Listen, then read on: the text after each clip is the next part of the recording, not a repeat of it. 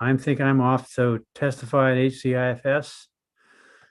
And I'm going to turn the chair over to Representative Meyer at that point.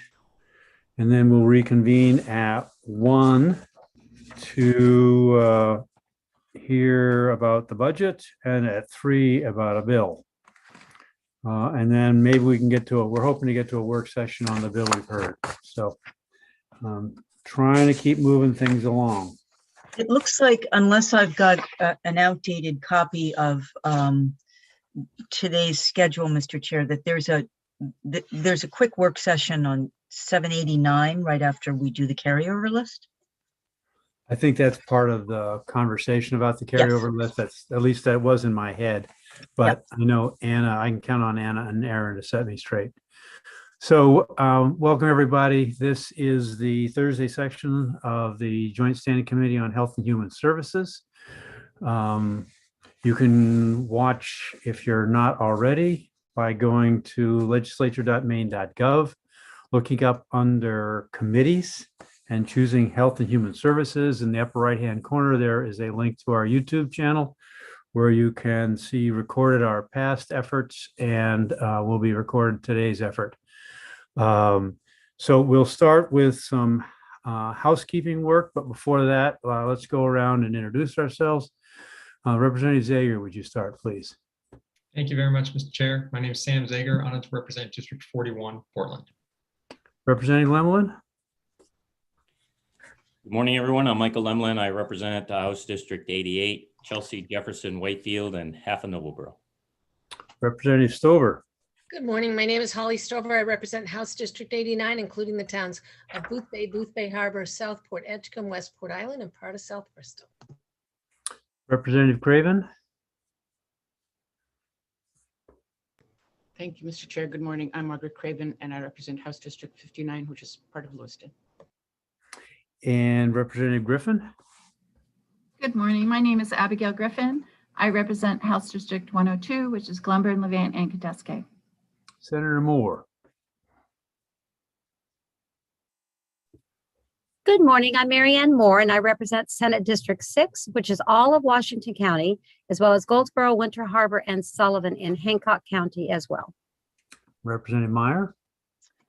Thank you, Mr. Chair. I'm Representative Michelle Myers, serving Southern Maine's House District 2, which is all of Elliott, where I live, and parts of Kittery and South Berwick.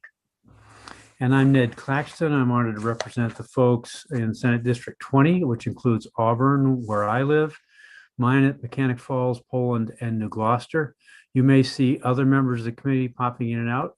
Right on cue, Representative Perry, would you like to introduce yourself? As soon as you find that unmute button. There, yes.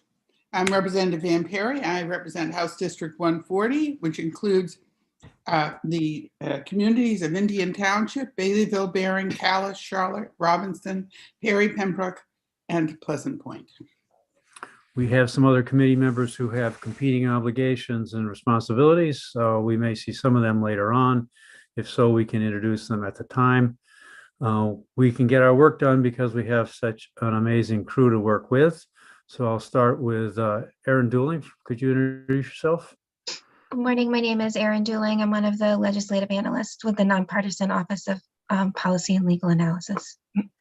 And Anna Broom. Hi, I'm Anna Broom. I'm the other legislative analyst, and I work in the Office of Policy and Legal Analysis as well. And Ms. Withy.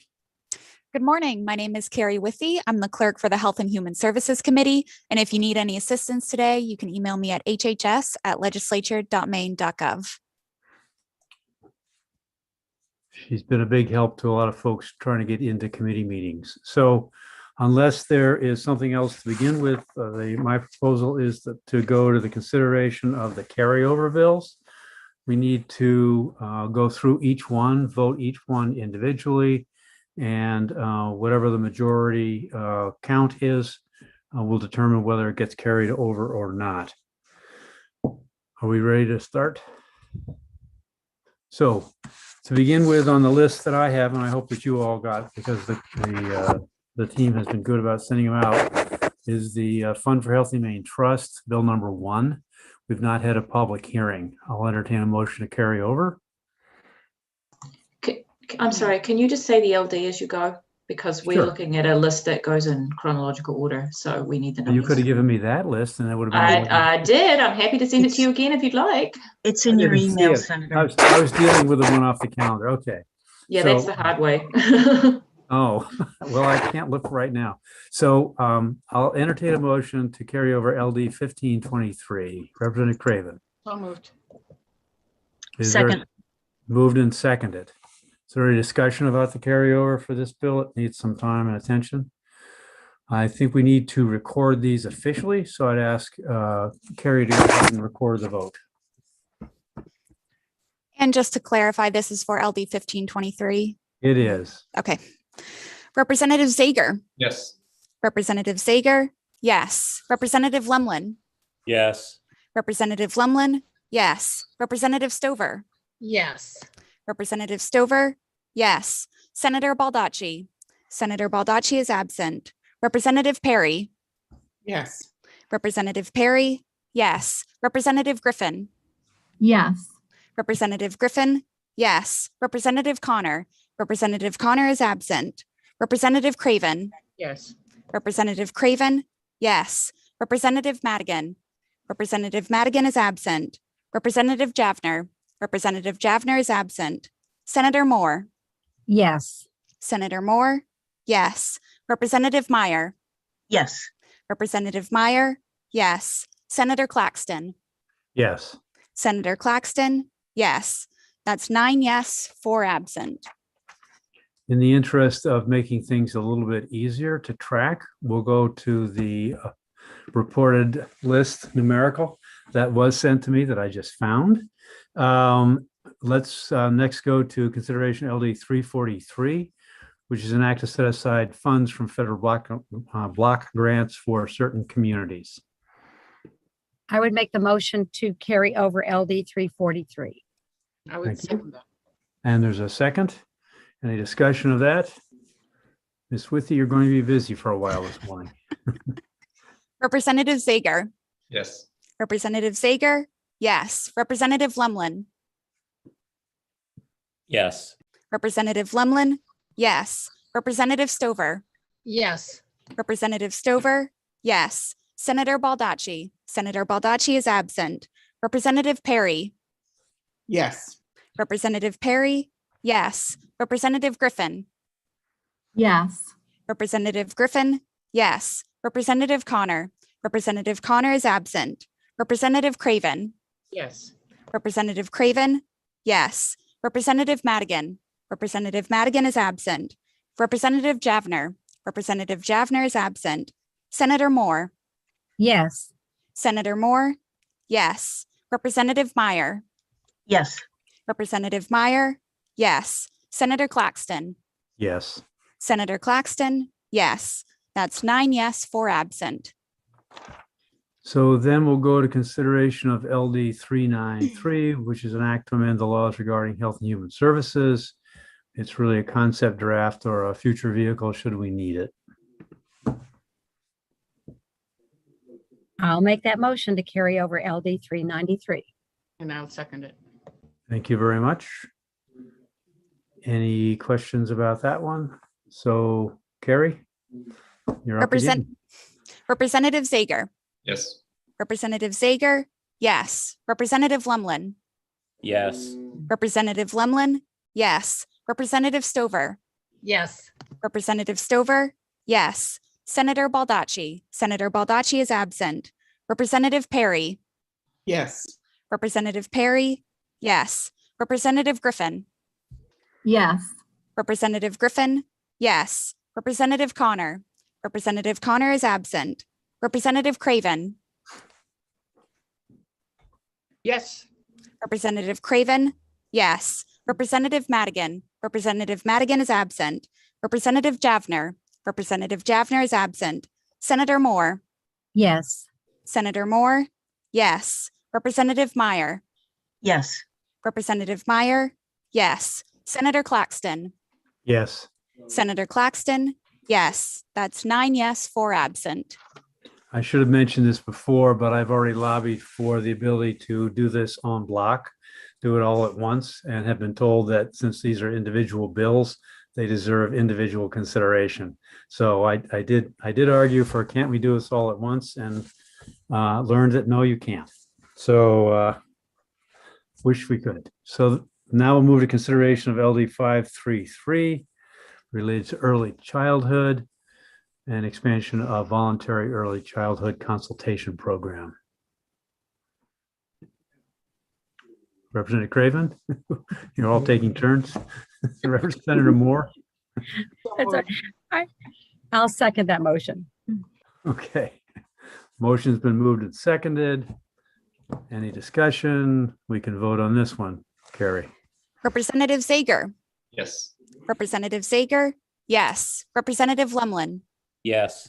Representative Lumlin, yes. Representative Stover, Yes. Representative Stover, yes. Senator Baldacci, Senator Baldacci is absent. Representative Perry, Yes. Representative Perry, yes. Representative Griffin, Yes. Representative Griffin, yes. Representative Connor, Representative Connor is absent.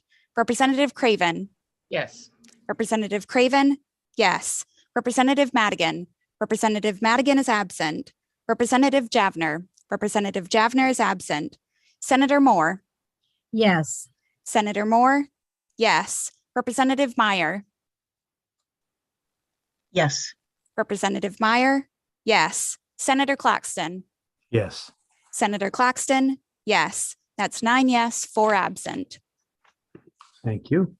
Now we can move to consideration of LD 632, which is being held in case there's additional work to do in helping some of the transitions for our kid care entities. Representative Perry.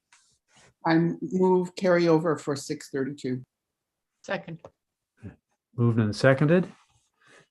I'm not seeing any discussion, hands raised, so we can go ahead and vote this one when you're ready, Carrie.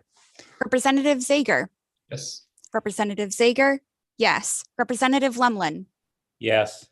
Representative Lumlin, yes. Representative Stover, Yes. Representative Stover, yes. Senator Baldacci, Senator Baldacci is absent. Representative Perry, Yes. Representative Perry, yes. Representative Griffin, Yes. Representative Griffin, yes. Representative Connor, Representative Connor is absent. Representative Craven, Yes. Representative Craven, yes. Representative Madigan, Representative Madigan is absent. Representative Javner, Representative Javner is absent. Senator Moore, Yes. Senator Moore, yes. Representative Meyer, Yes. Representative Meyer, yes. Senator Claxton, Yes. Senator Claxton, yes. That's 9 yes, 4 absent. Next is LD 867. This is a bill we got yesterday afternoon while we were up at the Civic Center and needs a public hearing, but we've run out of time. So I'll entertain a motion on LD 867. I'll make that motion to carry over LD 867. Second. Thank you, Senator. It's been moved and seconded. I'm not seeing any discussion. When you're ready, Carrie.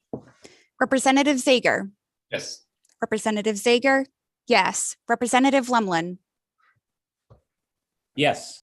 Representative Lumlin, yes. Representative Stover, Yes.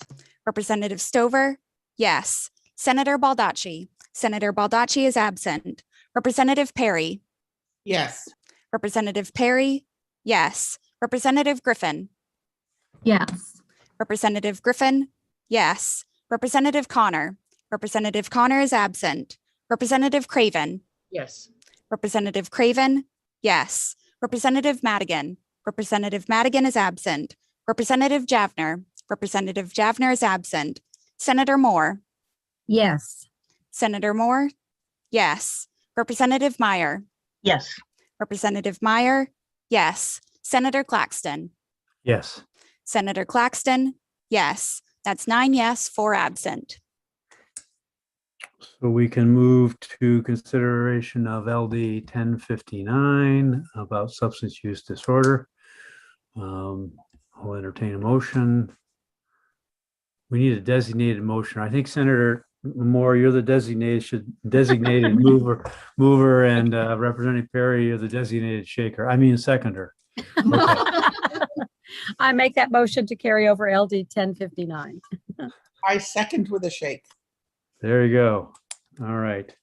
I don't see any further discussion. So we'll vote on that. Carrie, when you're ready. Representative Zager, Yes.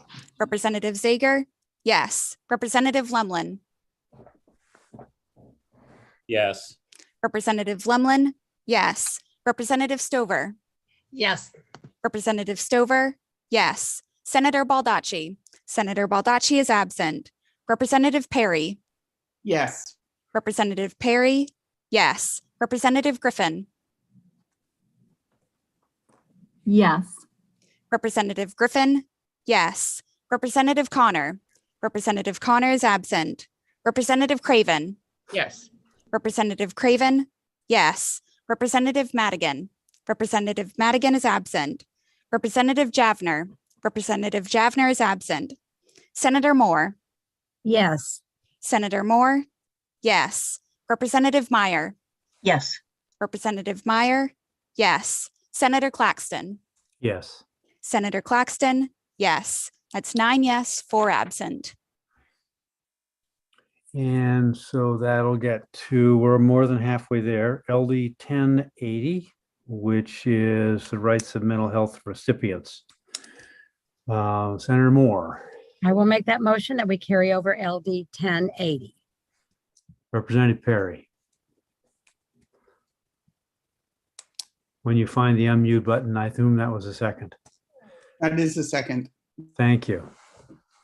Not seeing any discussion, we can vote on LD 1080. Representative Zager, Yes. Representative Zager, yes. Representative Lemlin, Yes. Representative Lemlin, yes. Representative Stover, Yes. Representative Stover, yes. Senator Baldacci, Senator Baldacci is absent. Representative Perry, Yes. Representative Perry, yes. Representative Griffin, Yes. Representative Griffin, yes. Representative Connor, Representative Connor is absent.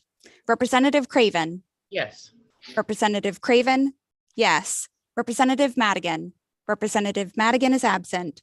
Representative Javner, Representative Javner is absent. Senator Moore, Yes. Senator Moore, yes. Representative Meyer, Yes. Representative Meyer, yes. Senator Claxton, Yes. Senator Claxton, yes. That's 9 yes, 4 absent. So we can move to LD 1428, related to naloxone, but really intended as a carryover vehicle if we need it in the spring or winter. Representative Perry, I move carryover of 1428. I'll second the motion. okay, moved and seconded, thank you. And not seeing any discussion, we can vote on this one. Representative Zager, Yes. Representative Zager, yes. Representative Lemlin, Yes. Representative Lemlin, yes. Representative Stover, Yes. Representative Stover, yes. Senator Baldacci, Senator Baldacci is absent. Representative Perry, Yes. Representative Perry, yes. Representative Griffin, Yes. Representative Griffin, yes. Representative Connor, Representative Connor is absent. Representative Craven, Yes. Representative Craven, yes. Representative Madigan, Representative Madigan is absent.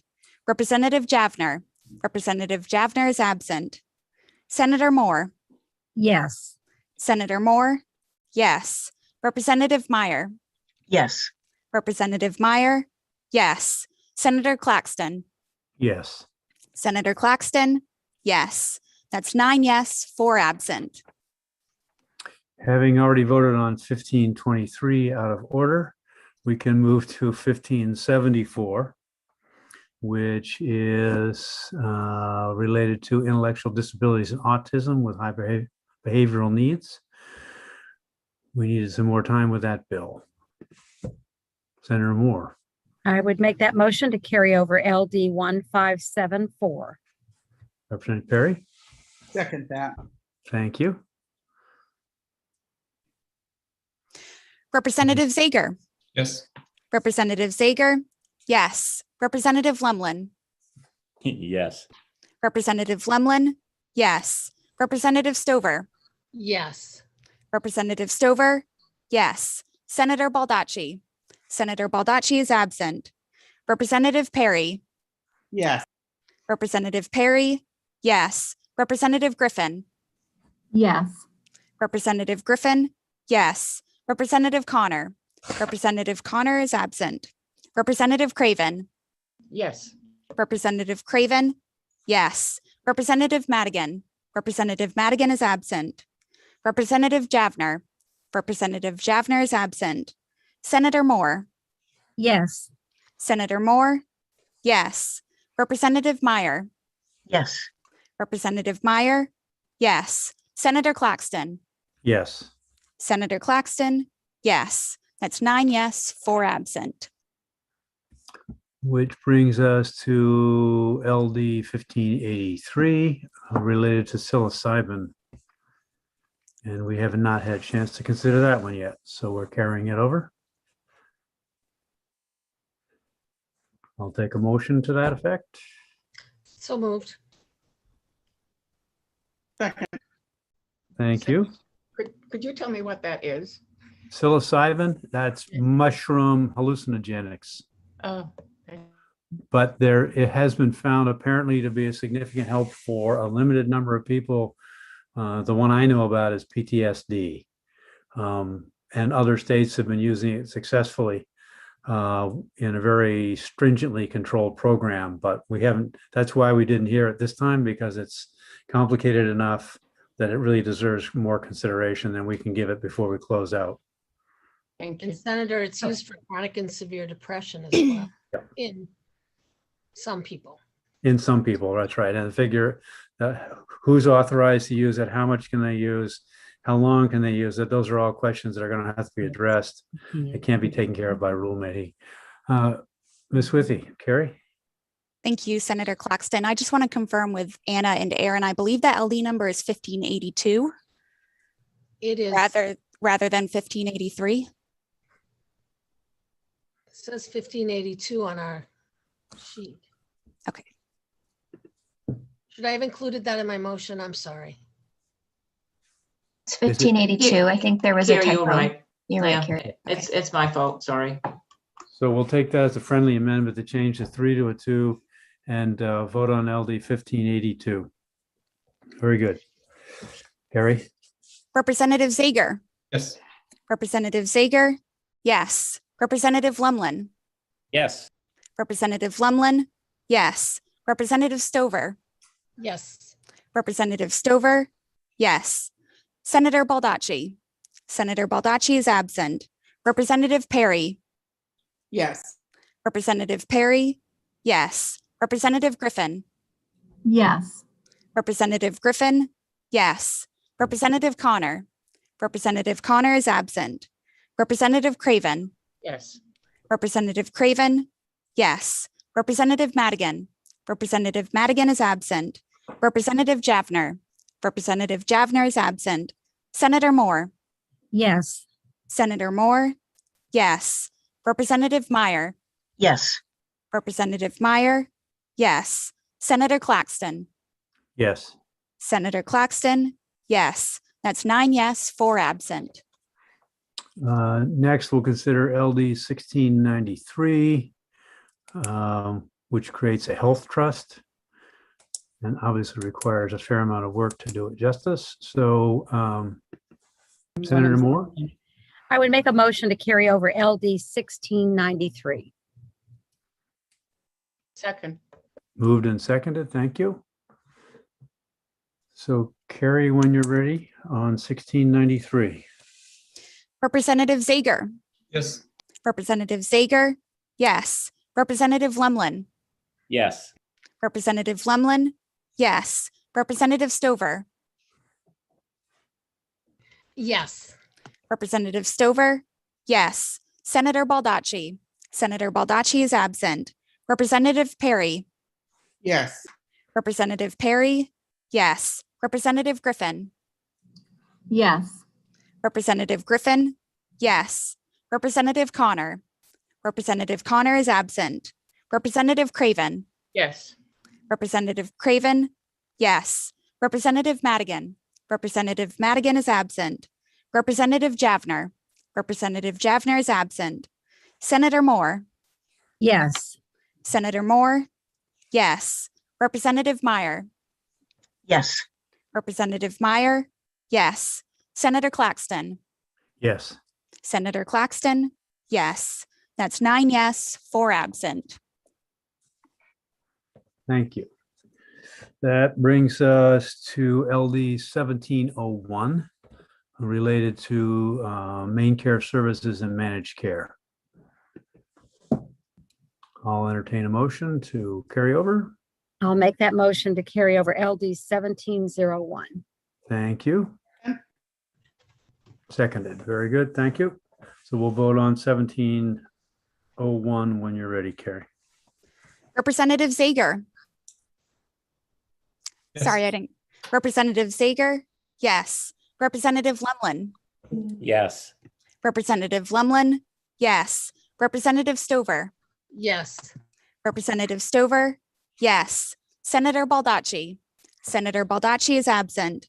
Representative Perry, Yes. Representative Perry, yes. Representative Griffin, Yes. Representative Griffin, yes. Representative Connor, Representative Connor is absent. Representative Craven, Yes. Representative Craven, yes. Representative Madigan, Representative Madigan is absent. Representative Javner, Representative Javner is absent. Senator Moore, Yes. Senator Moore, yes. Representative Meyer, Yes. Representative Meyer, yes. Senator Claxton, Yes. Senator Claxton, yes. That's 9 yes, 4 absent. Before we proceed any further, I need to touch base with our analysts. We have 5 bills we're hearing the rest of today and tomorrow, and have no idea at this point how many are likely to get carried over. So I would prefer to stop this process here Mhm.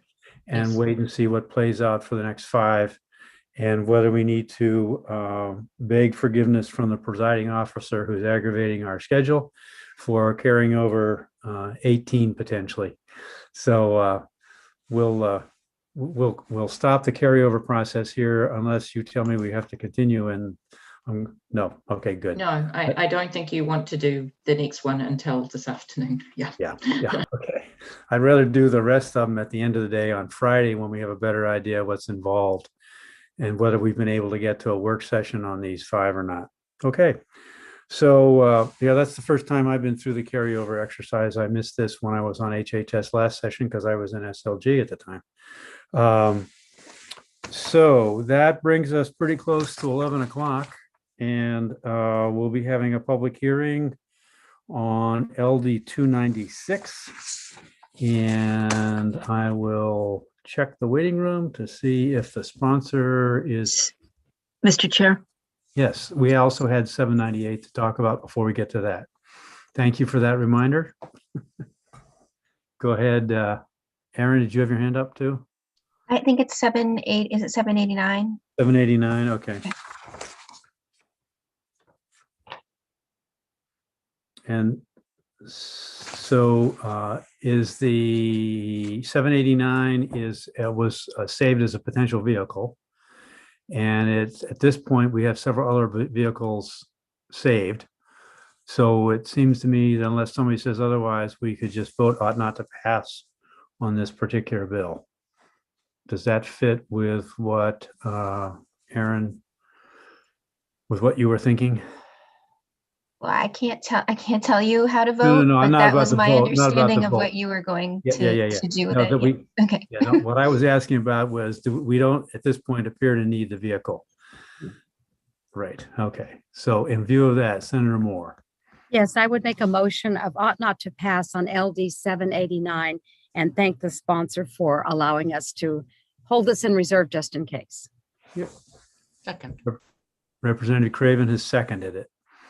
Yeah, no, I know better than to ask one of our analysts about how to vote. I get whooped upside the head every time I get close to that. All right. So I don't see any discussion about that. I'll entertain a motion. The motion's been made to ought not to pass and seconded. No further discussion. Carrie, you're up yet again. Representative Zager, Yes. Representative Zager, yes. Representative Lemlin, Yes. Representative Lemlin, yes. Representative Stover, Yes. Representative Stover, yes. Senator Baldacci, Senator Baldacci is absent. Representative Perry, Yes. Representative Perry, yes. Representative Griffin, Yes. Representative Griffin, yes. Representative Connor, Representative Connor is absent. Representative Craven, Yes. Representative Craven, yes. Representative Madigan, Representative Madigan is absent. Representative Javner, Representative Javner is absent. Senator Moore, Yes. Senator Moore, yes. Representative Meyer, Yes. Representative Meyer, yes. Senator Claxton, Yes. Senator Claxton, yes. That's 9 yes, 4 absent. So at this point, I'll ask Representative Meyer if you won't take the chair so I can go to HCIFS. I've seen that Representative Clucci has joined us. Welcome. Thank you. Good morning, everyone. Senator Claxton, Representative Meyer, and fellow distinguished members of the Committee on Health and Human Services. I am Kristen Cloutier, and I proudly represent House District 60, part of my hometown of Lewiston in the Maine State Legislature. And I am here today to present LD 296, an act to provide a tax credit to family caregivers. So first off, allow me to present a brief glimpse into my own personal experience with family caregiving. In 2012, my mother was living alone in Ocala, Florida. Her family was here in Maine. We visited with each other at least twice a year, her coming to Maine for Christmas and her children traveling to Florida to celebrate the arrival of spring. While things with my mother began to appear off over the course of some of those visits, it never occurred to any of her 3 children that she could have Alzheimer's. She was only entering her early 70s and had spent her entire life in great health. It wasn't long after her initial diagnosis from her primary care physician that we had moved her back to Maine and set her up with the memory care team at St. Mary's Regional Medical Center. Over the course of the next 6 years, the disease progressed quickly and aggressively, stripping away the parts of my mother that made her who she was.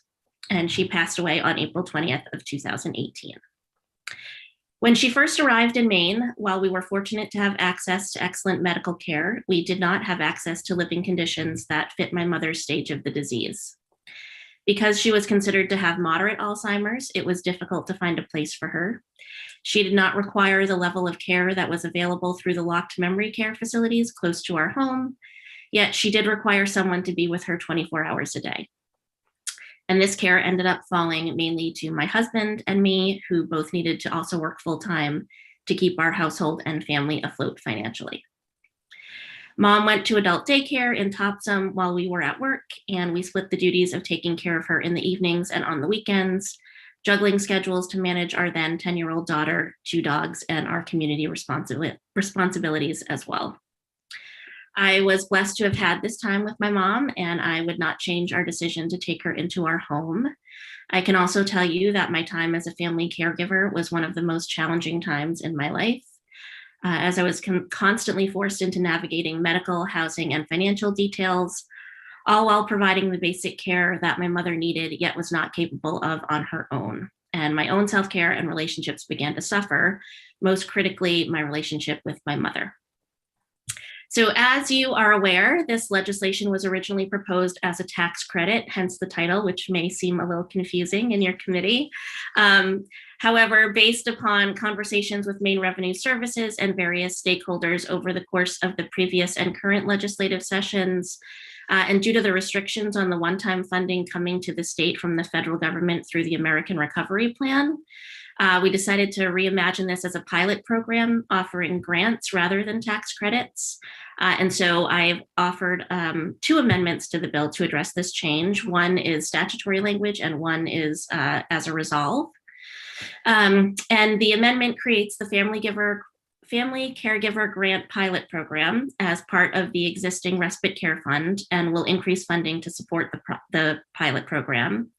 It directs the Department of Health and Human Services to convene a stakeholder group to assist in developing the Family Caregiver Grant Pilot Program, implementing the program, evaluating the program's impact, and contributing to the content of an annual report. I've worked extensively with the Office of Aging and Disability Services and the Maine Council on Aging, who have both advised me on how such a pilot program might work and the best strategy for moving forward. ODES in particular suggested the resolve, and so we're happy to entertain that if that is something the committee is interested in.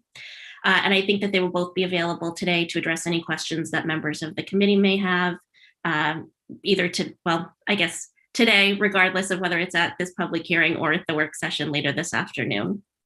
And that's just in closing, I know personally what family caregivers give of themselves, and it's pretty astounding, especially, over the course of this pandemic.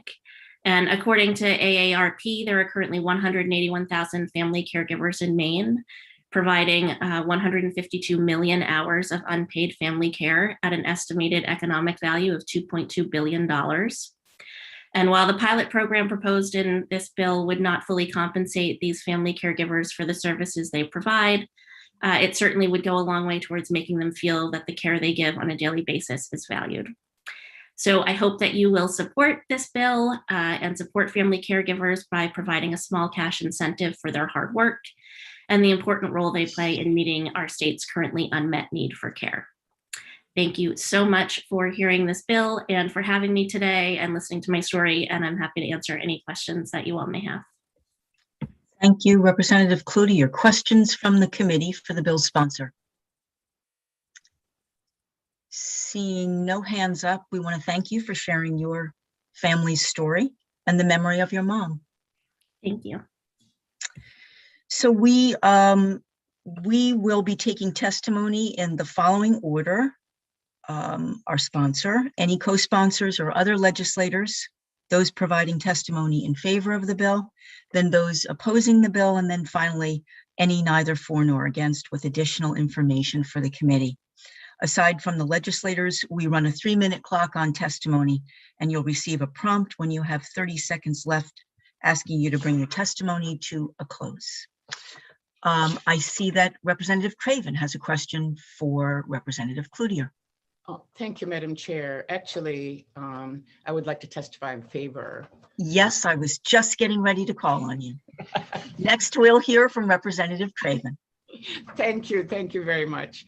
Representative Meyer and honorable members of the Health and Human Services Committee, my name is Margaret Craven and I represent House District 59, which is part of Lewiston.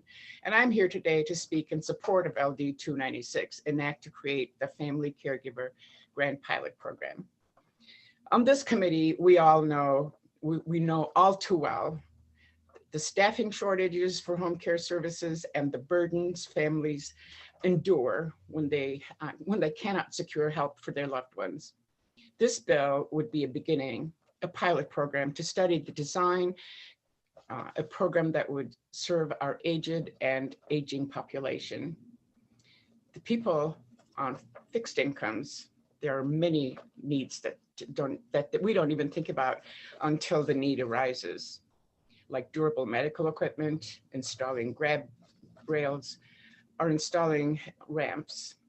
This benefit would go a long way towards paying for co-pays that come with, for example, motorized lift chairs or motorized recliners that help a person sit up once they start losing their mobility. According to AARP, In 2017, approximately 181,000 family caregivers provided 152 million hours of care in Maine. Those unpaid hours amounted to $2.2 billion. Nationally, the free care is valued at about $470 billion. I know I'm preaching to the choir here, but this is a great time to launch this experiment because we have one-time federal dollars to help our overwhelmed families. 60% of caregivers also have to work to make ends meet. Thank you for your time and attention. Thank you, Representative Craven. Questions for Representative Craven? Seeing no hands up. I believe Senator Bennett intends to testify in support.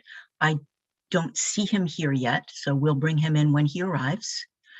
Testifying in support next is Amy Larkin. Welcome.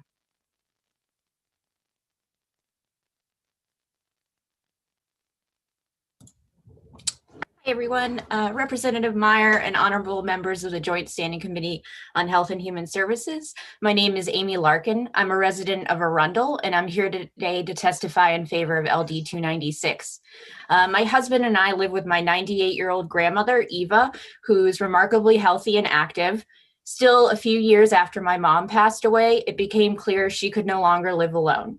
We're grateful to have made that decision and particularly thankful this past year. The pandemic has made things really hard for caregivers across the state while highlighting the importance of being able to receive care at home.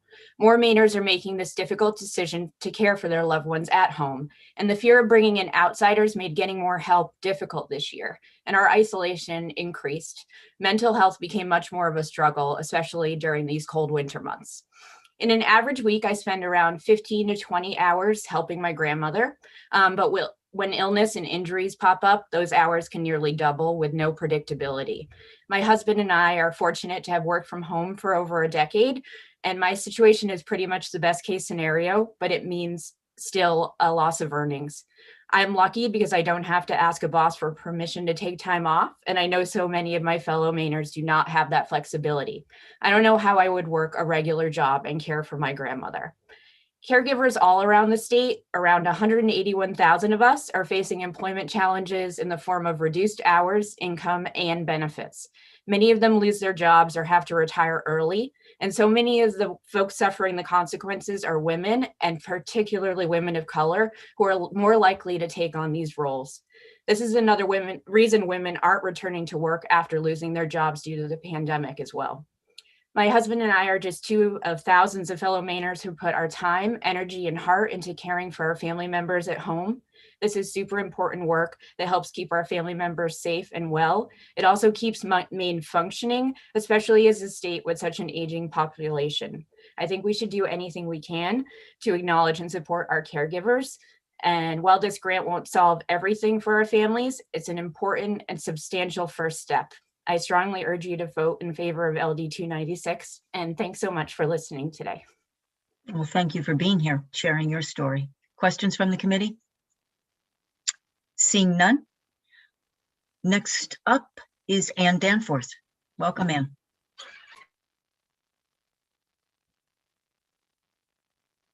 You're on mute, Ann. Thank you.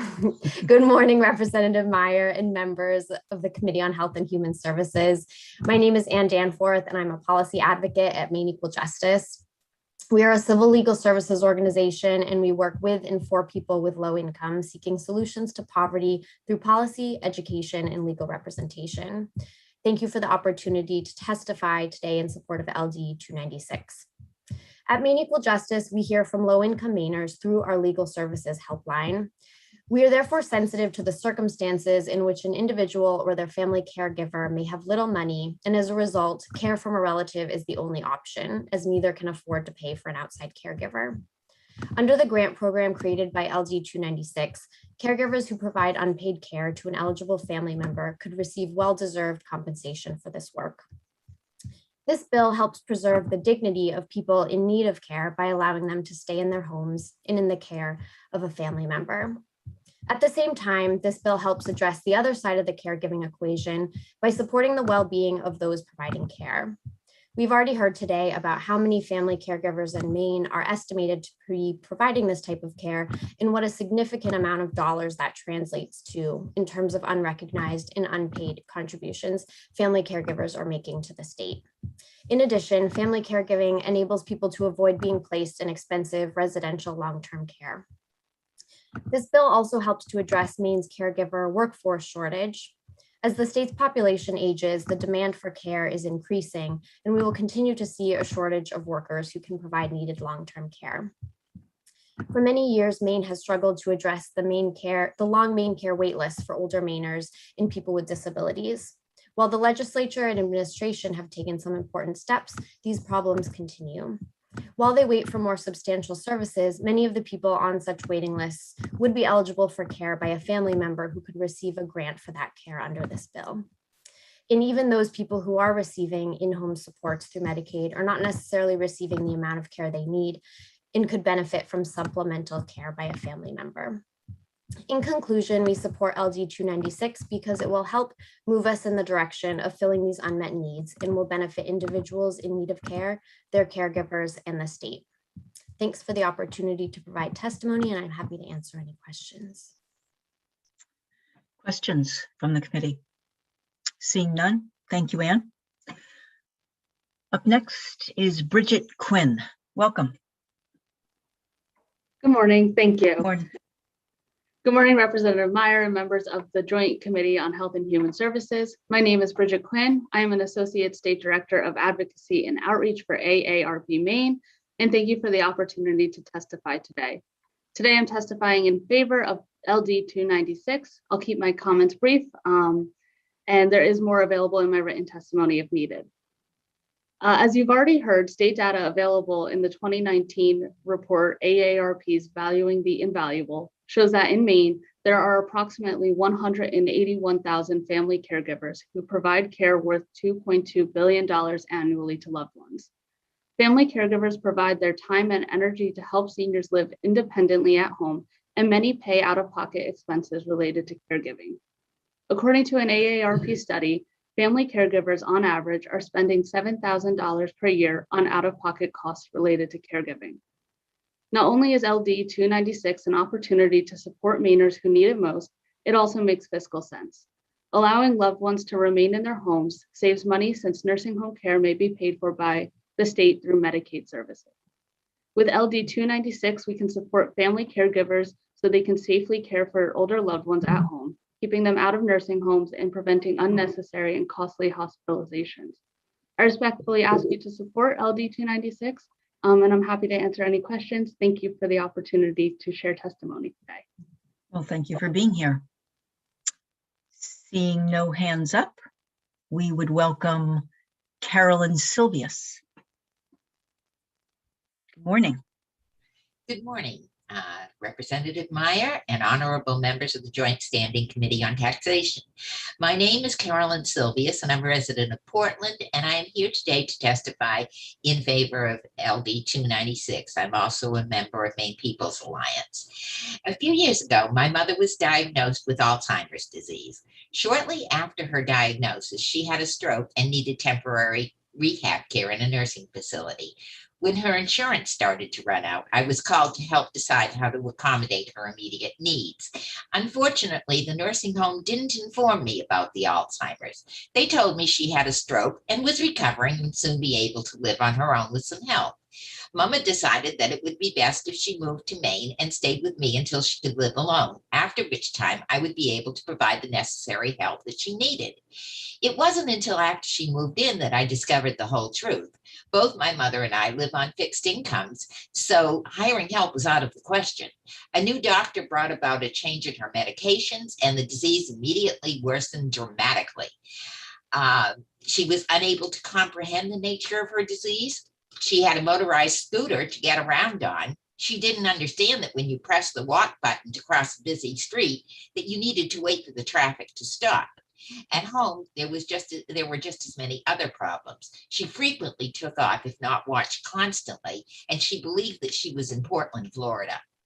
After a few months of the strenuous routine, for her own safety, I found it necessary to place her into nursing home care. This change caused the progress of her disease to accelerate.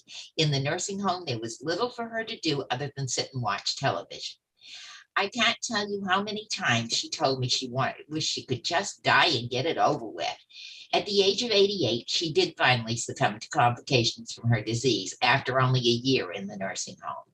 Had there been a more robust financial support system for caregivers in place at that time, I would have been able to get the training I needed and a better understanding of this terrible disease. I could have kept her in a caring, loving environment. She would have lived longer, been able to maintain her income so that she could provide for herself, and she would have had a better and happier quality of life in her last years. Please do whatever you can to help bring awareness to that caregivers must get the financial support that they need to provide care for their family members in the security of their own home. Thank you. Thank you for being here. If there are any questions, I'm more than willing. Seeing no hands up, thank you for being here, sharing your story and the memory of your mom. Thank you.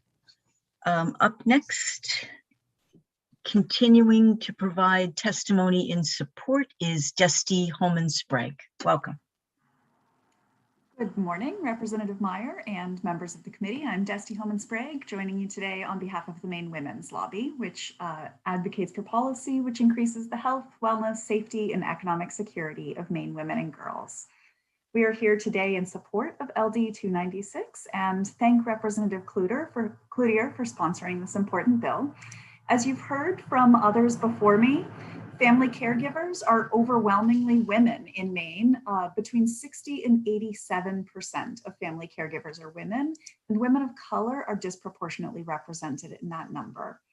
Caregiving has real economic implications on the lives of women who support their families in this way. The total individual lost wages for women who leave the labor force early for these responsibilities is over $100,000. And when the loss of Social Security benefits is factored in, an individual female caregiver can experience an economic loss of around $324,000, which also contributes significantly to the gender gap in retirement. As you've heard, Maine relies on this network of family caregivers to support our communities. But we know that these caregivers are really helping to fuel our economy. But while individuals are experiencing their own economic loss in order to do so, there are other real losses or real impacts within our communities. Studies show that female caregivers have greater interference and limitations in their work and social life as a result of this. And the disproportionate burden of caregiving leads to greater health problems, less positive outlook on life, and greater need for external supports. We know that these services are important, and we know that people want to provide these services when they're able to. This is an opportunity for the state to really ensure that we're supporting the families who play this role, whether by choice or whether by necessity.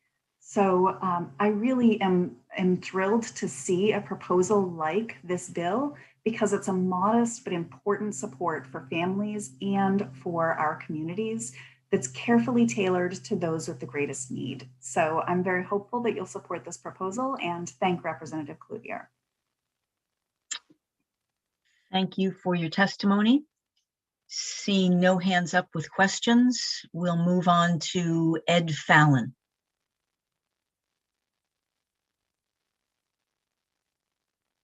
Ed Fallon. Yeah. Okay, good morning, Senator Claxton, Representative Meyer, and honorable members of the Joint Standing Committee on Health and Human Services. My name is Ed Fallon. I am a resident of Lisbon, and I am here today to testify in favor of LD 296.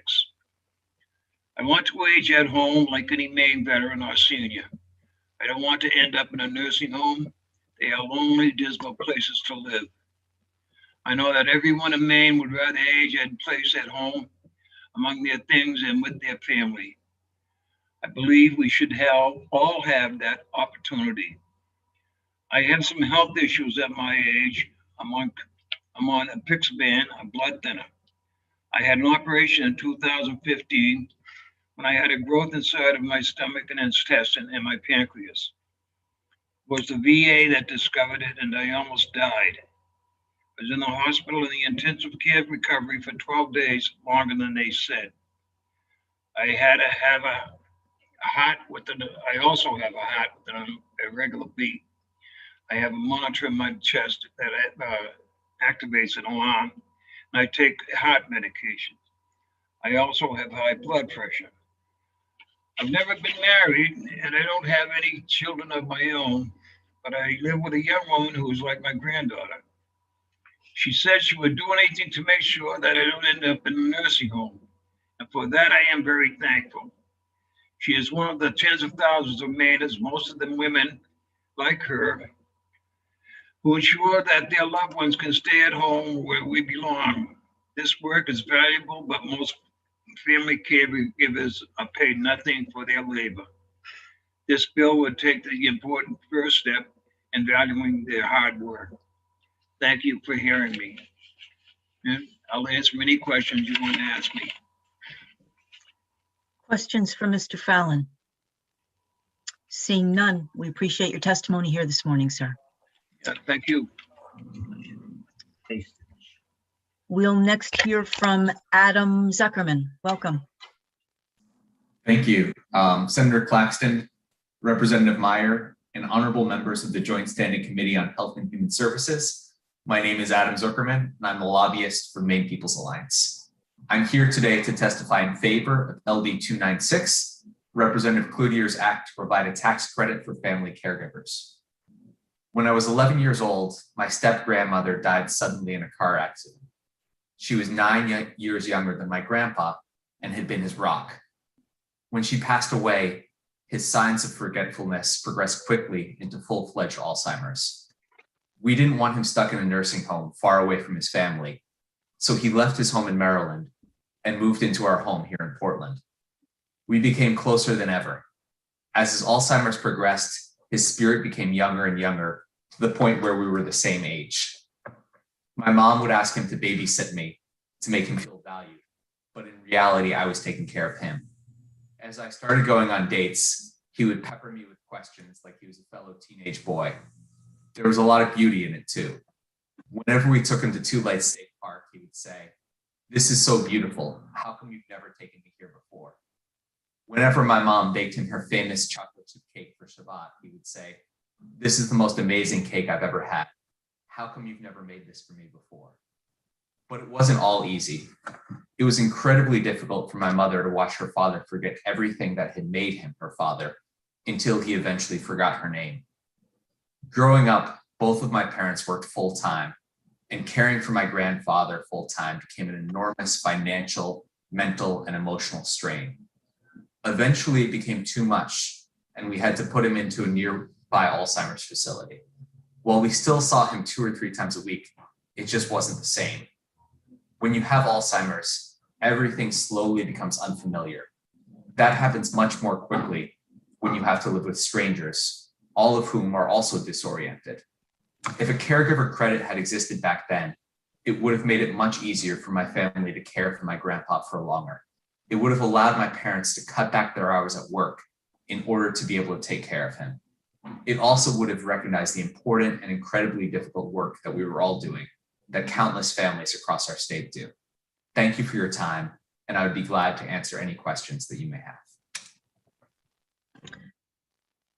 Seeing no questions from the committee, thank you for sharing that compelling story and the memory of your grandfather. We'll hear from Gina Moran. Welcome. Gina? Would you like to unmute? Yes, I'm trying to find my video, sorry. That's quite all right. Thank you. There you are. Representative Meyer and honorable members of the Joint Standing Committee on Health and Human Services. My name is Gina Moran. I am a resident of Auburn, and I am here to testify in favor of LD 296. Caregiving is hard work, and somebody has to do it. This grant program rewards the crucial but often unsung labor Mainers do in caring for loved ones at home. My sister went on family medical leave from her job to take care of our mother. As her bone cancer progressed, our mother was completely bedridden and needed 24-hour care. I've seen firsthand the economic hardships that taking care of a loved one causes for a family. I watched my sister struggle with food insecurity and go to food pantries. Because she couldn't pay for it, she lost her health insurance. In the end, my sister ultimately lost her job because she needed to take, because she didn't go back to work within a calendar year. Our mother was still alive and in need of care. Employers don't understand that we don't choose when our loved ones expire.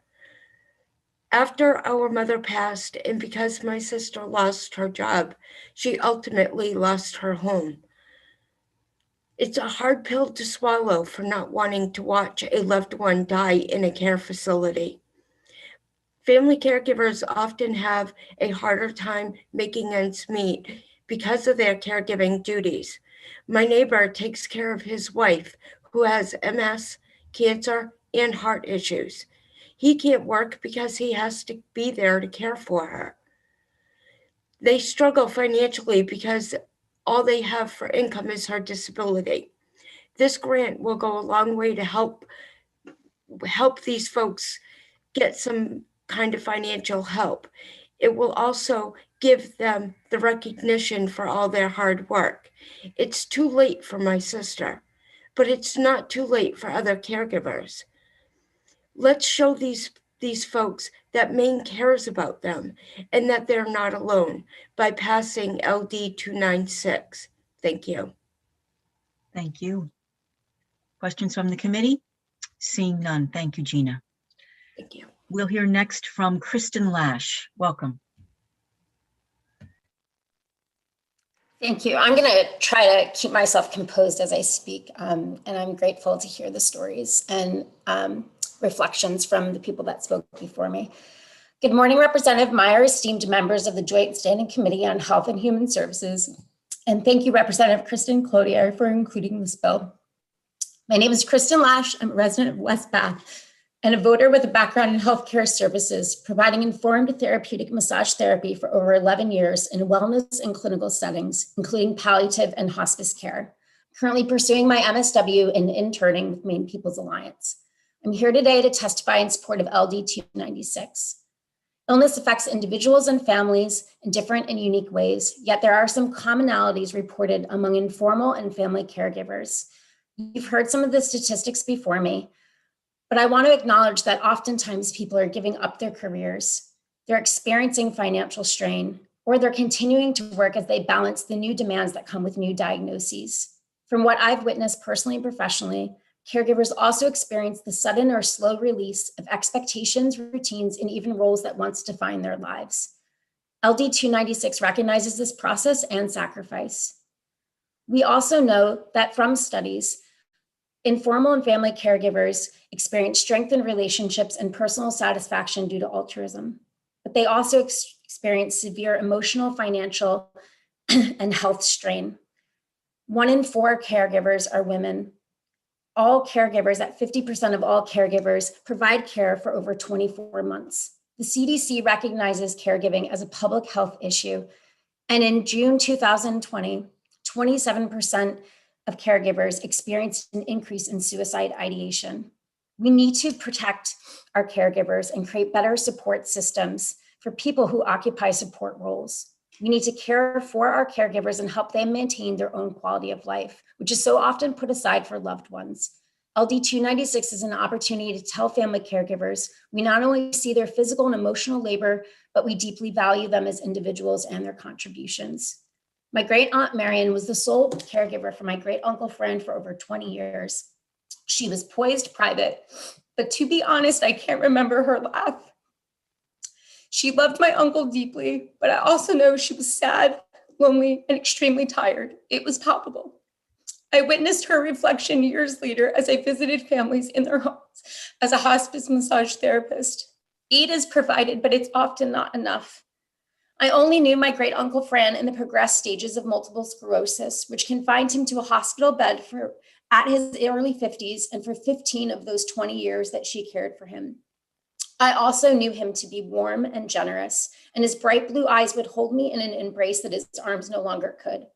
30 Illness seconds, Kristen. Illness is a lot like a child's memory, and it can lock individuals and identities into fixed places, and time and events are grouped by what came before and what comes after diagnosis. And I often wonder what time felt like for my Uncle Fran, but I wonder more what it felt like for my Aunt Marion, who was able-bodied, healthy, yet suspended in a liminal state and unable to move from that space because of the frailty yet persistence of my Uncle Fran's life and the lack of support she had. I wonder what the late night and early mornings held for her. And while she slept in the bed they used to share, I wonder if she ever rested.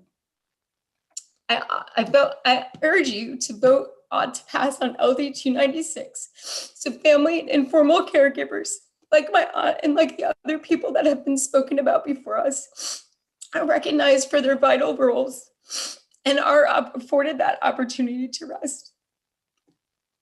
Thank you for having this today, and I appreciate you allowing me to emote like this and share their experience. We appreciate you sharing your story. Thank you for being here this morning. Next, we'll hear from Laura Ochoa. Welcome. Senator Shipman, Representative Terry, and honorable members of the Joint Standing Committee of Taxation. My name is Laura Ochoa, and I am a resident of Portland, and I am here today to testify in favor of LD 296. I am a full-time community health worker, providing healthcare services to migrant workers in the Latino community. I have many years of experience working in hospitals and home care.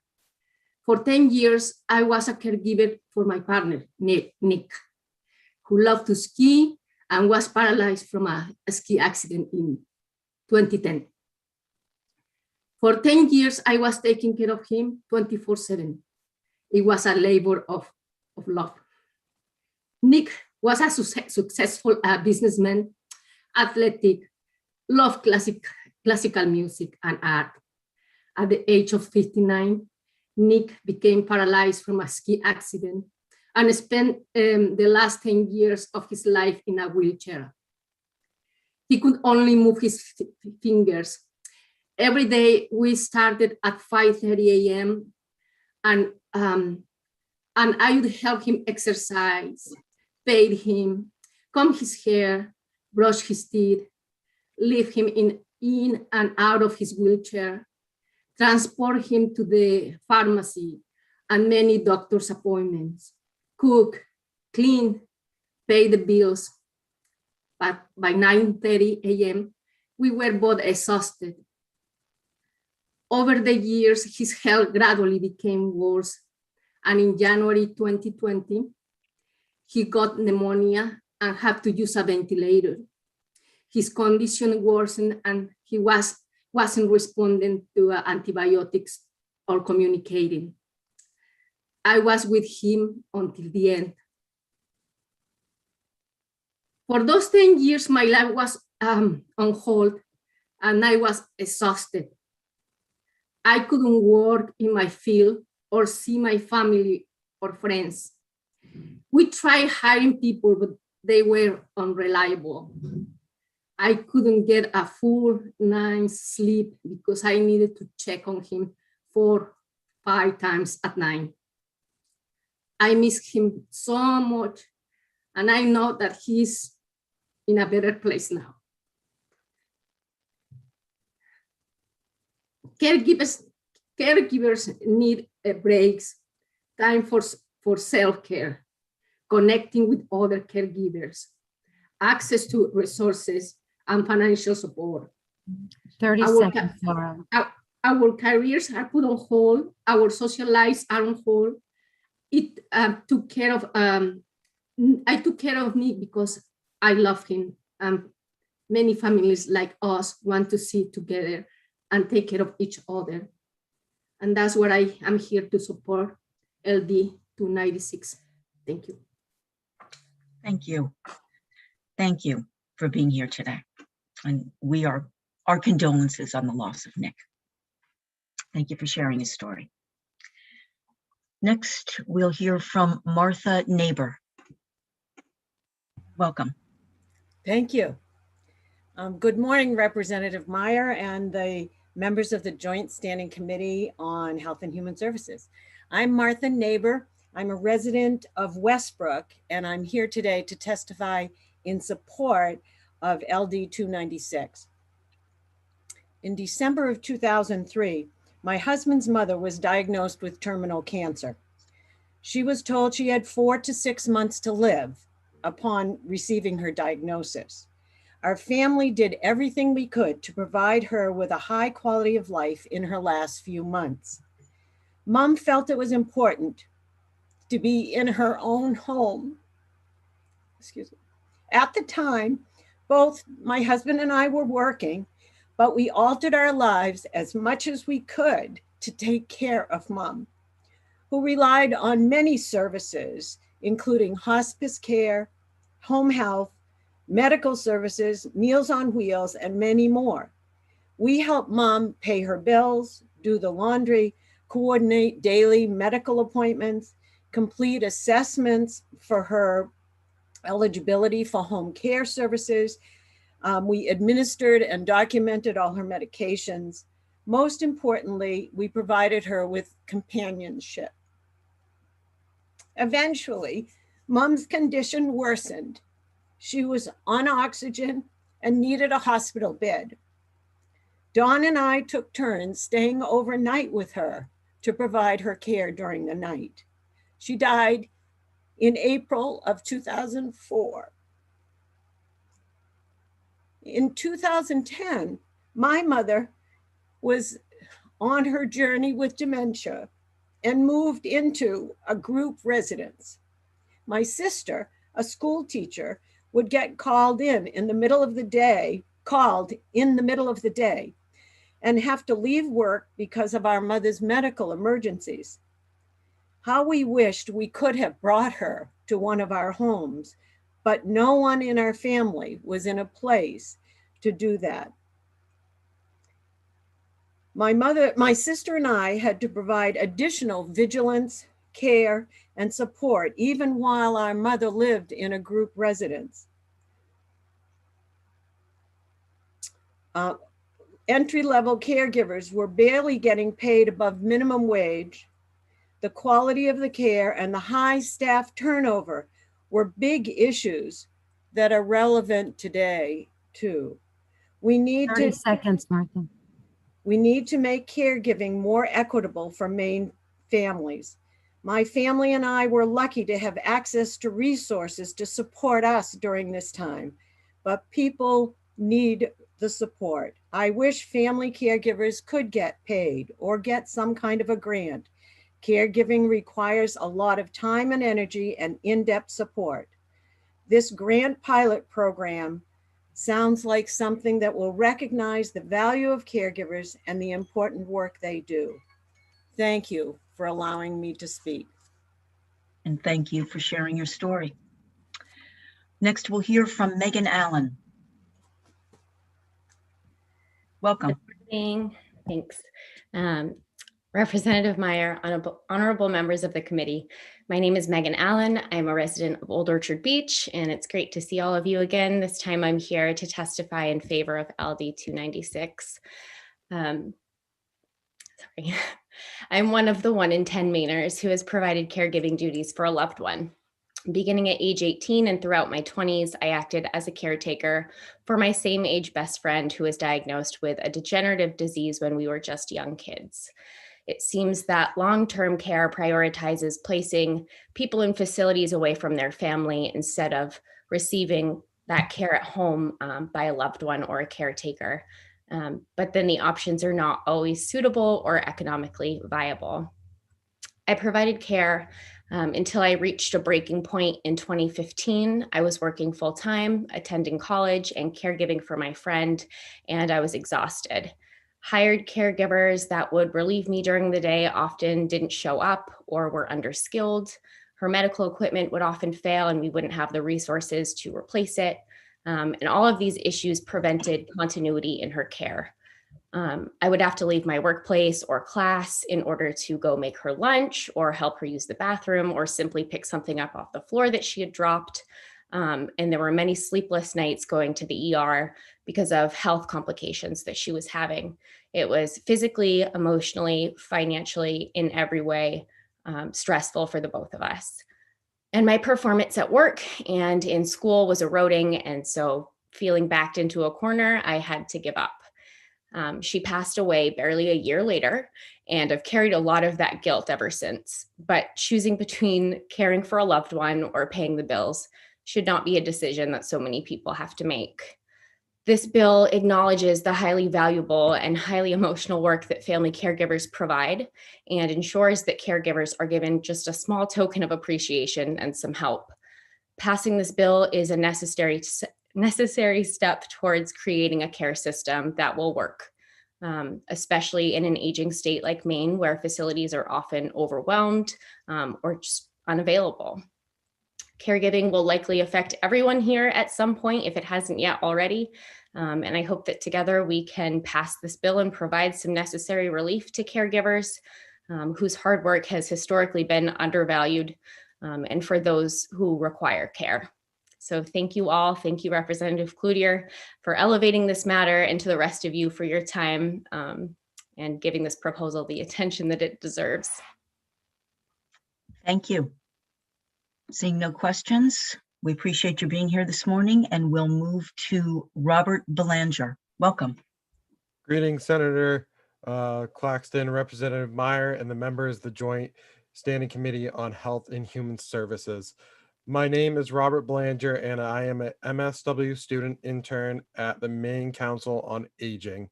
This is my first time I'm providing testimony in front of a legislation committee. The Maine Council on Aging is a broad, multidisciplinary network of nearly 100 organizations, businesses, municipalities, and older communities members working to ensure we can all live healthy, engage, and secure lives as we age in our homes and communities. I am testifying in support of LD 296. There are estimated 181,000 informal family caregivers in Maine. These are spouses, children, grandchildren, and other relatives caring for aging disabled adults who have difficulties living independently.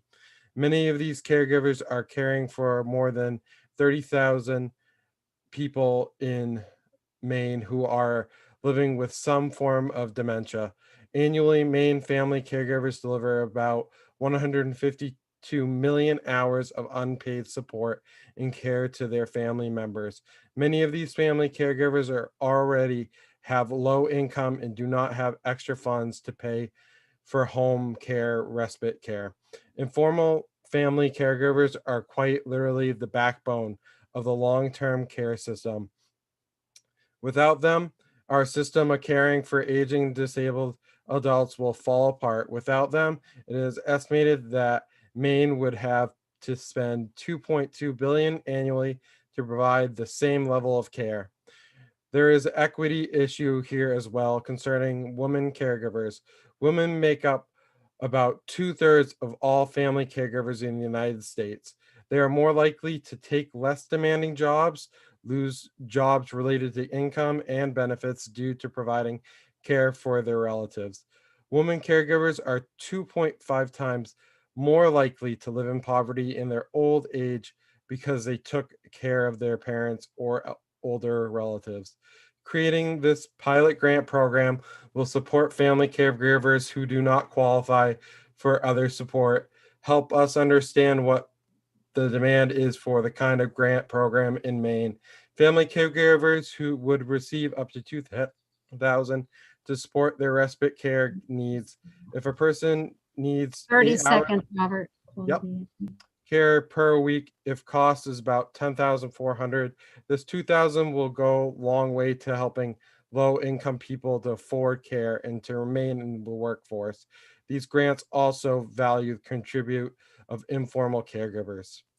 As people in need of support finding increasingly difficult to find paid support workers, they are turning to the family members for help.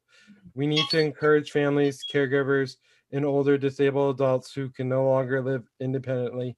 We also ensure the Maine's employed caregivers remain active in our shrinking workforce for as long as possible. For all these reasons, it is important that we take these steps. I urge you to vote in favor of LD 296 and demonstrate to the family caregivers our main values and contributions. Thank you, and I'm happy to answer any questions. Seeing no hands up, well done. Thank We'll you. move next to Sarah Austin. Good morning. Welcome. Thank you. Good morning, Senator Claxton, Representative Meyer, and members of the Health and Human Services Committee. My name is Sarah Austin. I am a tax and budget policy analyst at the Maine Center for Economic Policy, and I'm here today to testify in support of LD 296. I typically find myself in front of the Taxation Committee and have advocated for tax credits that boost low-income working families' incomes. State policies like the Earned Income Tax Credit help boost incomes of essential workers in our economy, like home care workers, grocery store clerks, and many others that perform essential jobs for little pay. The policy before you serves a very similar purpose, but focuses on unpaid family caregivers that do countless hours of work, keeping their loved ones safe and cared for in their homes for as long as possible. Family caregivers often face greater difficulty making ends meet because of their caregiving duties. Research shows family caregivers are more likely to reduce hours, quit a job, retire early, and delay job search because of caregiving responsibilities. A September 2019 survey by MESAP, my organization, indicated that 14% of private sector workers in Maine had quit their jobs or reduced hours for more than 2 weeks in order to provide care for a loved one. This pilot program would go a long way to better understand the needs of this important unpaid workforce in our state and would offer a modest boost of income for the caregivers that often suffer economically for the really important responsibilities that they take on.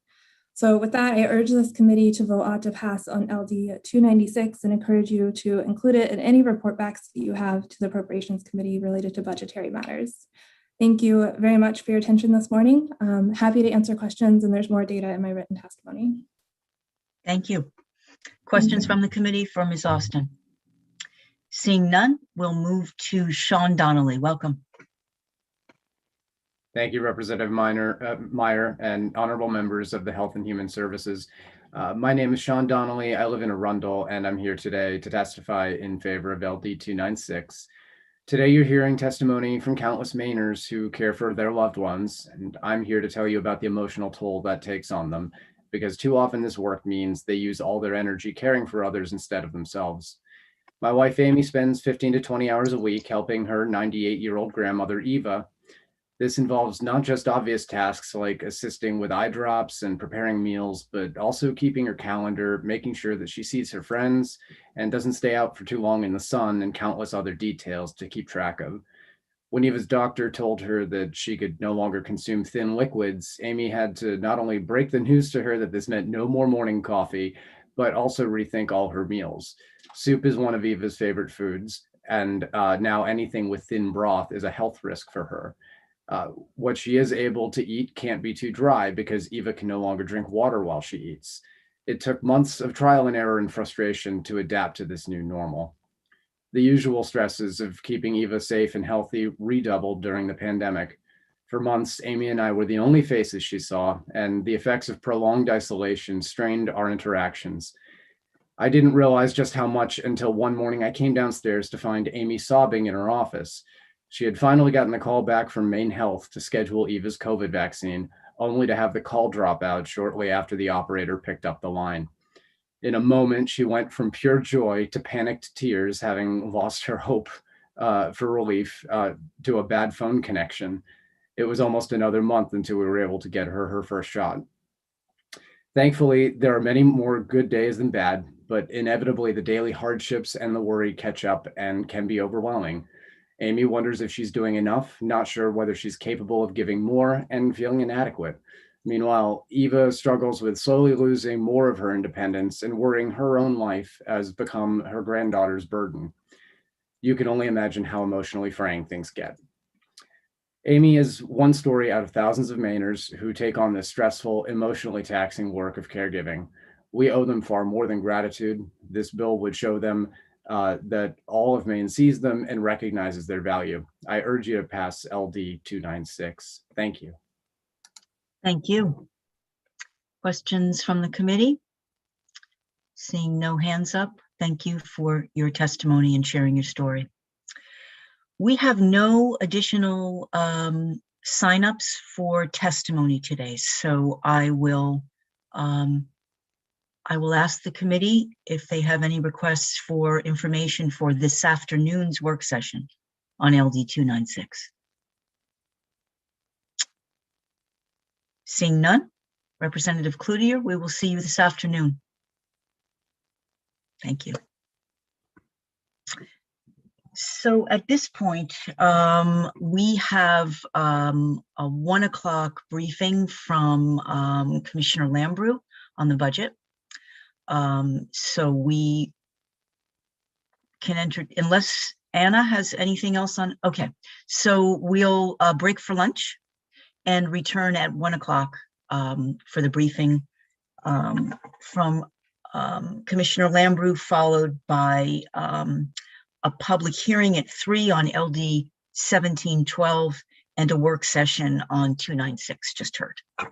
So I will see you at 1. Enjoy your lunch.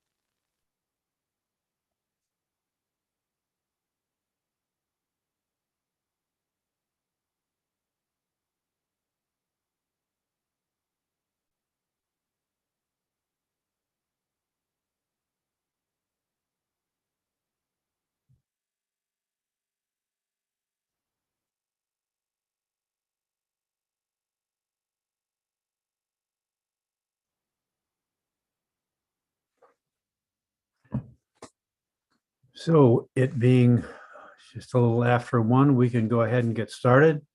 We have some folks to welcome to our afternoon while we get our DHHS budget update process started. We'll be working on the budget more on Monday and Tuesday, but this will help us set the groundwork. So I'd welcome Commissioner Lambrou and Associate Director Mann. Welcome back to the committee. And I see that we're also joined by Director Probert and Luke Lazur, whom we haven't seen in a while.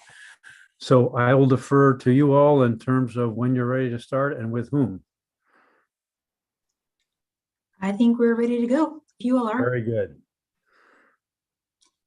Well, good afternoon. Thank you very much, Senator Claxton and Representative Myers, for having us join you this afternoon, and all members of the committee. It has been a while, but this is a very exciting presentation that we have for you today. We will be spending some time walking through what is a considerable amount of work that the department has been conducting. It represents, I think, a landmark opportunity for our department in the state of Maine to move forward. I will be providing the bigger picture overview content, and we'll have Deputy Director Benjamin Mann, who is in charge of finance, do some of the details of the non-main care budget, and then Director Probert talk in more detail about the main care parts of the budget. We expect this presentation will take about an hour. We want to make sure there's another hour for questions, as well as what Senator Claxton said earlier, which is some time on Monday and Tuesday, where we really can answer every question that you have. So I believe that Molly will be sharing our slides. So those will hopefully be coming up on the screen. But I would say as they're coming up, what you see today represents the work of many people at the department, all of our office directors, superintendents, and budget teams. It really is an all-team effort. So turning to the first slide, what we're going to do is, first of all, talk about the big picture, the different opportunities that we have. Second, spend a few minutes on the main jobs and recovery plan. And third, spend most of our time on the supplemental or Part 2 budget. So starting with the overview, we're going to talk today mostly about 2 proposals, the main jobs and recovery plan and the Part 2 budget, but also the bond proposal as part of the governor's 3 different approaches to address Maine's priorities: education, public health, our local communities, climate, our economy, and making good on the promise of state government. Together, they represent a clear path for a robust and widespread economic recovery and growth. The main jobs and recovery plan would invest over $1 billion of federal relief funds offered by the American Rescue Plan in 3 big buckets. First, immediate economic recovery from the pandemic. Second, long-term economic growth for Maine. And third, infrastructure revitalization. The bond proposal would rebuild Maine's transportation system and conserve lands and waters. We really won't talk about that in this committee. But the Part 2 budget does offer us, given the Maine's good financial position, a real opportunity to work with you all on a historic investment in Maine's public schools and meeting state's obligations for pre-K to 12 education for the first time in Maine's history. The proposal also includes a host of additional bipartisan priorities, such as initiatives to improve the health of Maine people and provide relief for Maine people most adversely affected by the pandemic or overburdened by rising property taxes. The proposal, which is balanced, does not raise taxes and leaves approximately $23 million in funding on the table for use at lawmakers' discretion.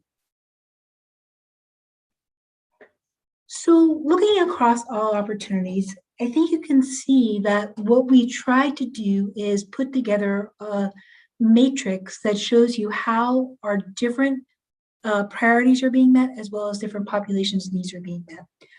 It's important to recognize that the American Rescue Plan has earmarked funding. That is, sections of the law that have dedicated funding for dedicated purposes, some of which comes to the state of Maine, some of which goes straight to people or businesses or providers. The American Rescue Plan unearmarked is the Maine Jobs and Recovery Plan. The budget is what we'll talk about here today, and the bond package is the fourth column.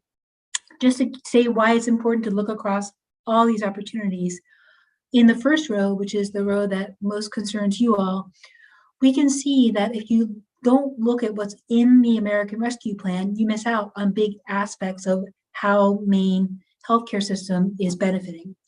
So there's significant COVID response in terms of trying to do testing, vaccination, and rebuilding our capacity, which we'll talk a little bit about later, that's not needed in the budget because of the federal investment.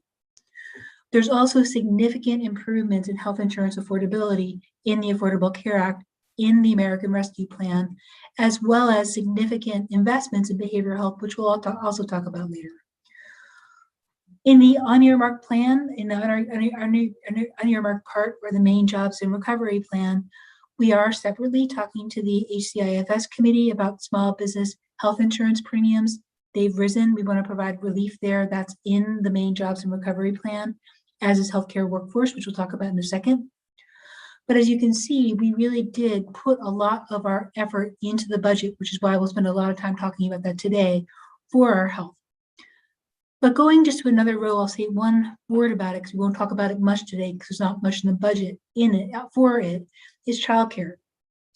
We have a historic opportunity in childcare that we are getting resources for from the American Rescue Plan and previous plans, which means that we only have to fill in the gaps, which we'll talk about in a second in the Jobs and Recovery Plan, and less so in the budget.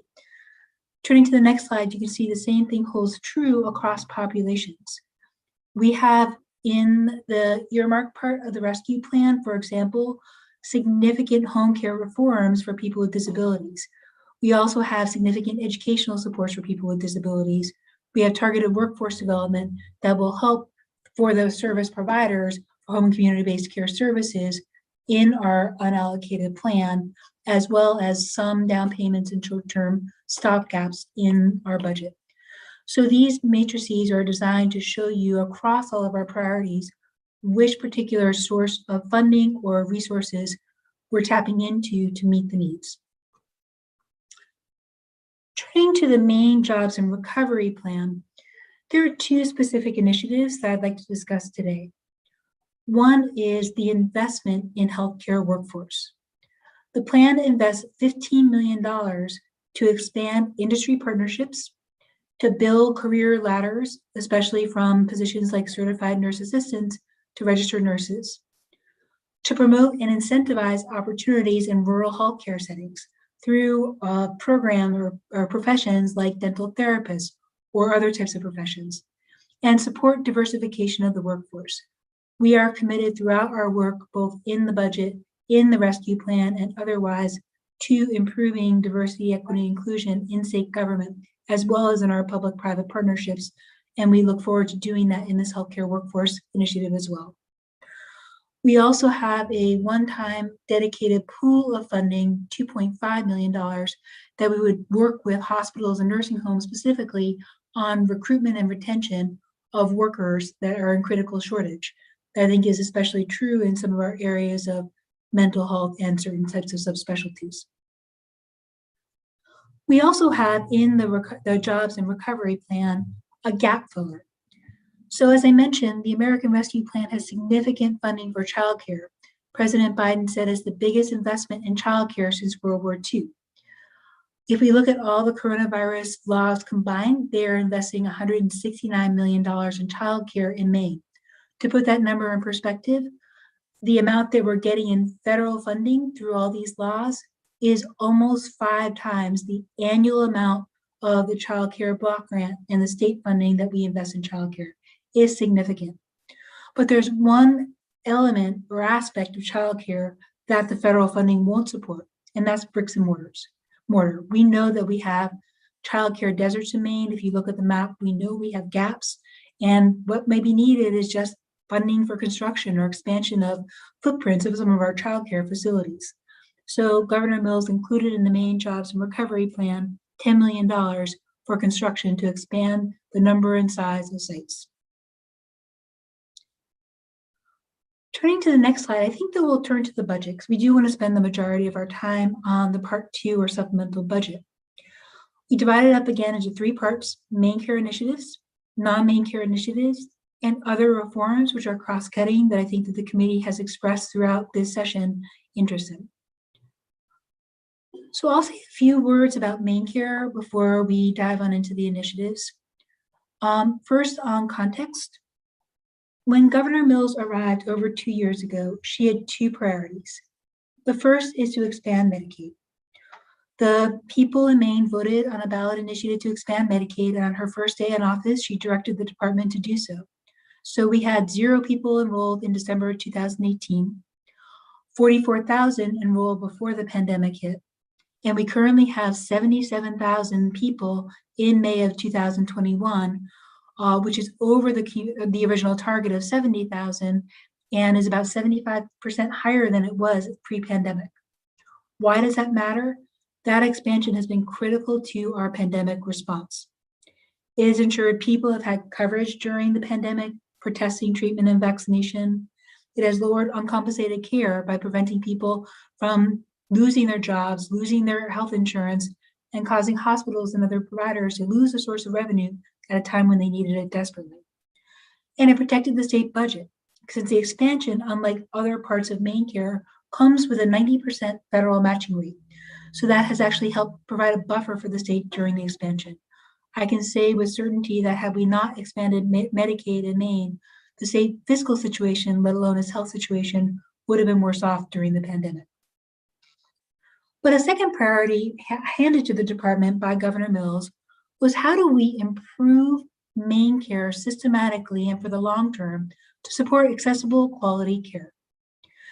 So we did take some short-term actions, and we'll talk about those in a second, while we also launched the comprehensive rate system evaluation, which Director Probert will talk about in a minute.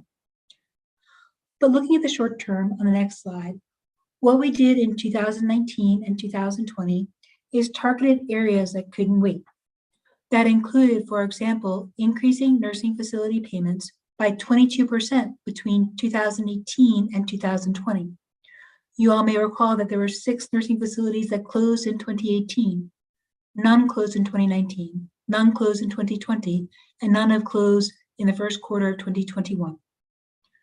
We implemented overdue rate increases of 23 to 30% for personal support services and direct care workers.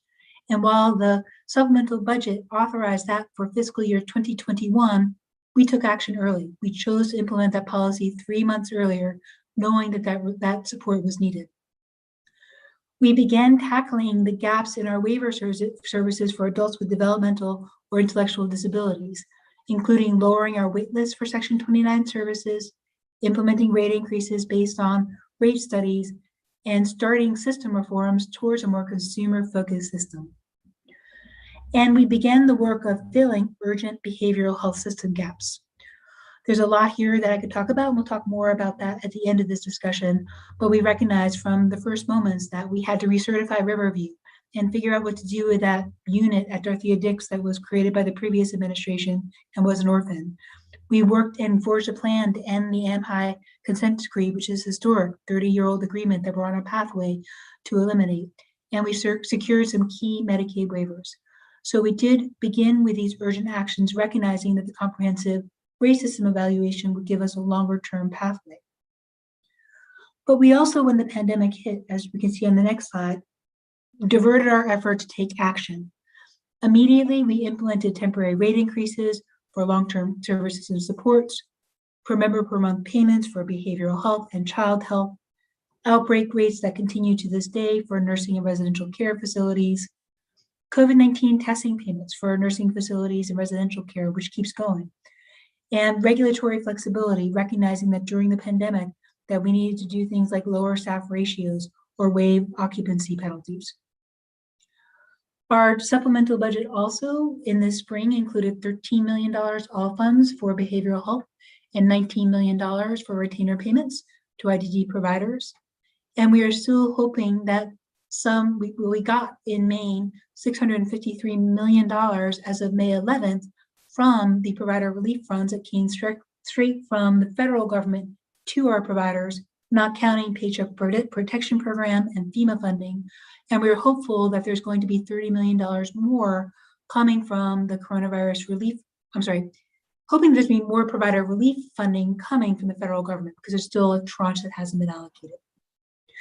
But separately last year, recognizing that the federal relief may not be enough, Maine did dedicate $30 million of the coronavirus relief funds, economic recovery grants to health care providers. And while only $5 million was applied for and distributed to eligible providers, Ben will talk in a second about our plans for that.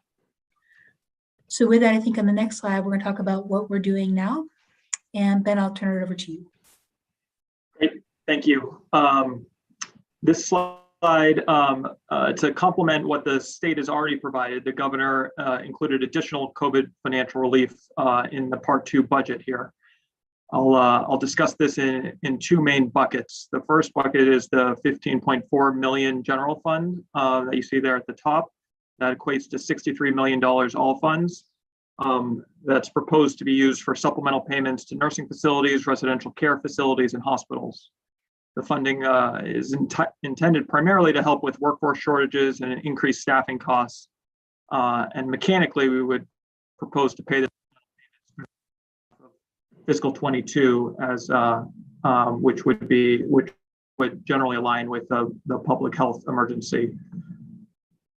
Moving on to the $25 million coronavirus relief fund that the commissioner just mentioned, this would be separate from the budget. It's not, you won't see this in Part 2 budget, but we are working with DECD to reinstitute those economic recovery grants, and we are in the process of and planning to do that. That $25 million would be split between hospitals and nursing facilities and residential care facilities. And finally, there is still funding remaining at the federal level. The Provider Relief Fund, which was originally created under the CARES Act, has not distributed all of the funding there. There's billions that remain there. Some estimate around 30 billion. The Consolidated Appropriations Act that passed on December 27th of last year also augmented that fund by $3 billion more. And the American Rescue Plan also makes funding directly available again to certain providers, community health centers, rural providers, and family planning, among others. So that's just a quick summary of one-time COVID relief funding that's included in Part 2. I'll go back to the commissioner for the teeing up the rest of Maine Care. Yep, and that is because we recognize that we are still in the pandemic and we do have a need, especially for hospitals, which continue to this date to have 104 people inpatient with COVID-19 in our nursing facilities, which also continue to have outbreaks. They, more than other healthcare providers, continue to be on the front lines of the pandemic, which is why we include both the budget proposal as well as our efforts outside of the budget to support them. But the bigger share of the supplemental budget is dedicated to Maine Care reform. Why can we do this now? Why are we doing this now? The first is because we're ready to do so.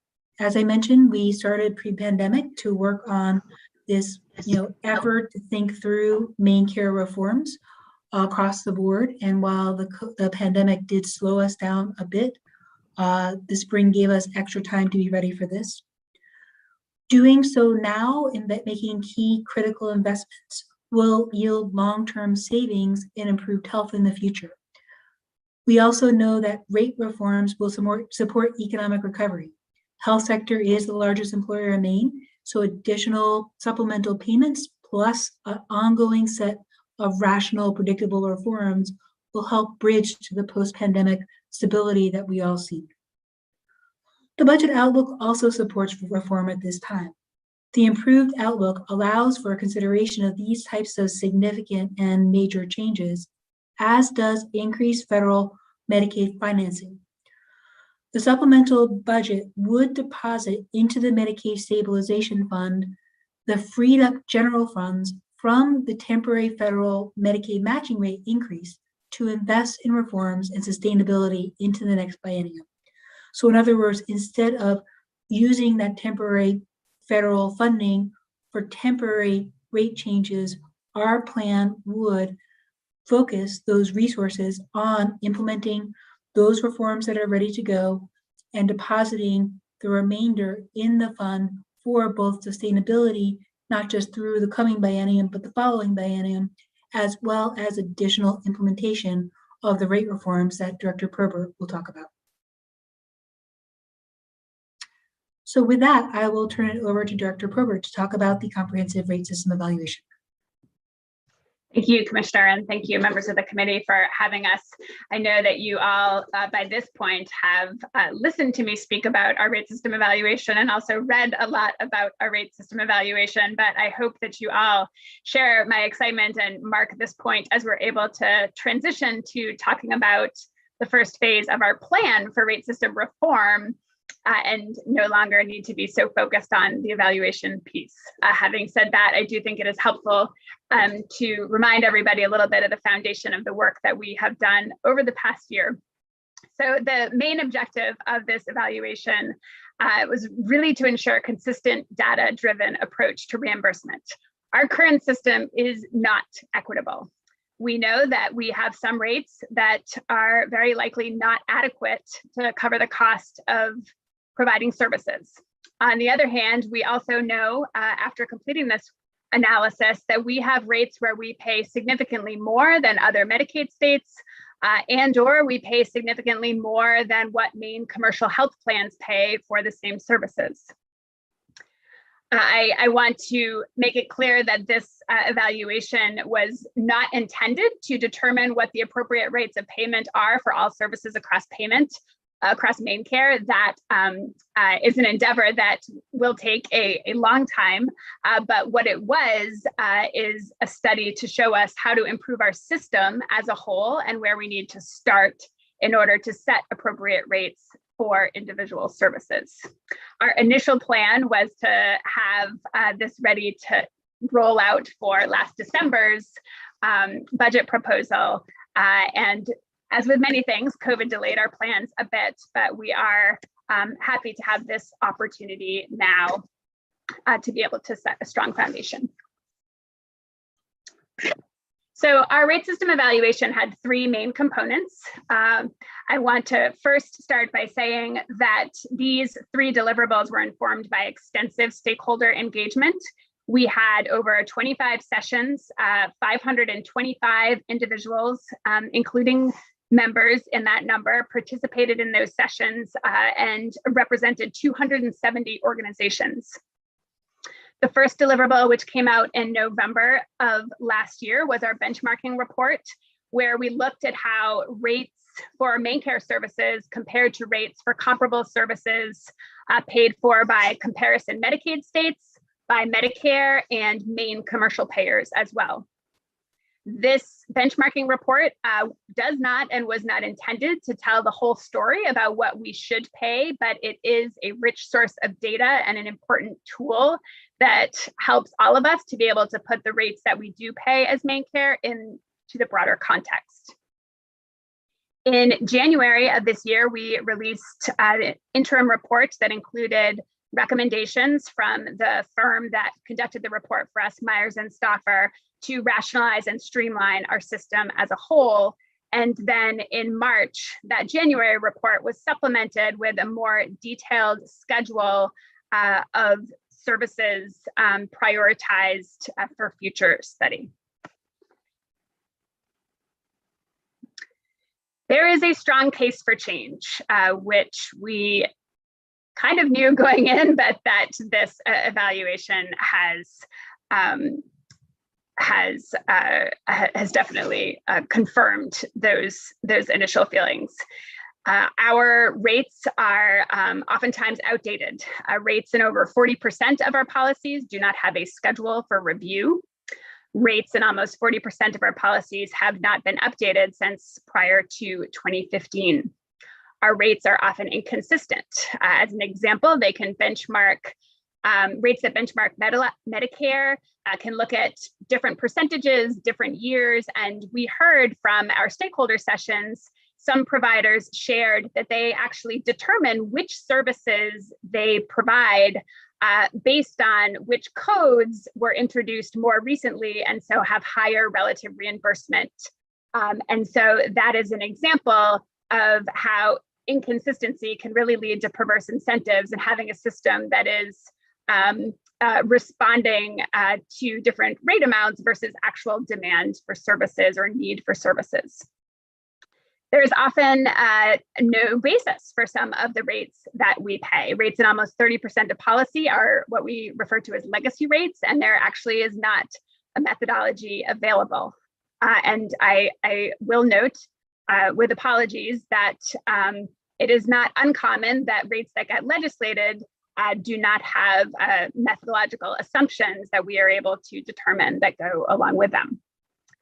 And lastly, the rate methodologies that we utilize are often very complex. They are complex for providers. That was a very common theme from our stakeholder sessions, and they are complex for the department to administer. One example, again, from our stakeholder sessions is nursing facilities spoke at length about the complexity of our cost settlement process, the burden of that process, and how they did not always feel that the outcomes were fair. So this slide, I ask that you be a little bit patient with me because I know that it's a lot of information and it's very colorful.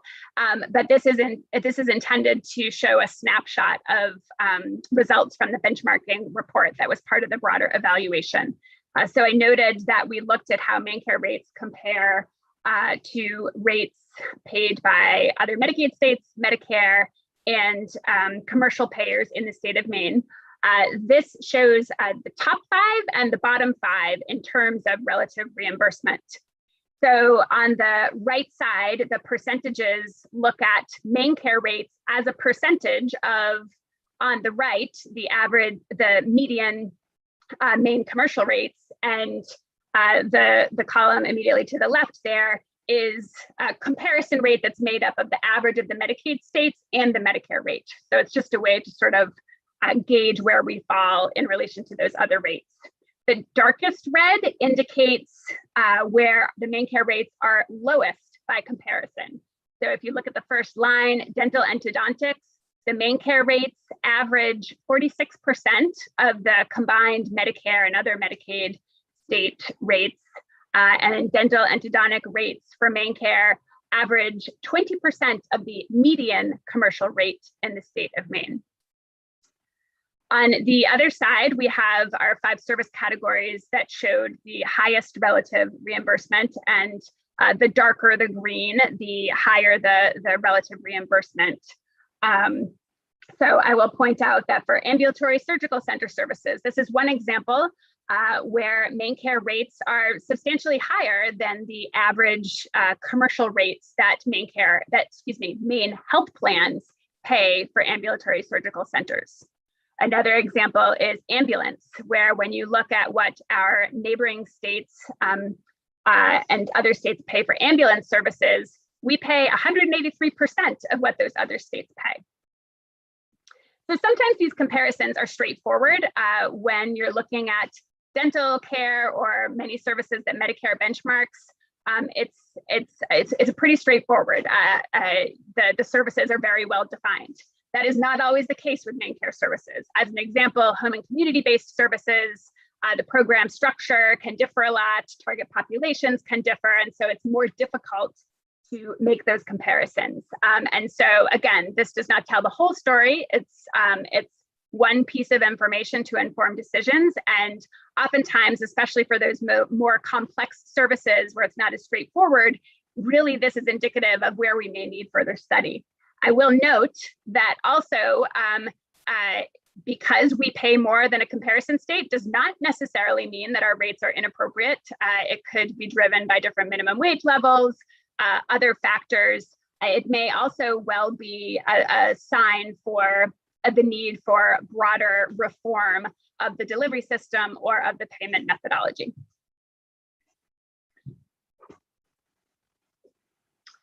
So the recommendations that Myers and Stauffer gave to the department, some of these are common sense. We should have consistent benchmarks. When there are not good benchmarks available, we need to conduct rate studies. And we should have a regular system for adjustments to make sure that the rates that we pay are keeping pace with the cost of services, with changes to the service models, et cetera. I mentioned on the previous slide the administrative burden of cost settlement methodologies. Myers and Stauffer specifically recommended that the department look at moving away from cost settlement.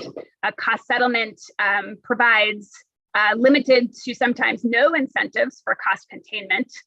What you get paid is in no way tied to the quality outcomes of the service that you deliver.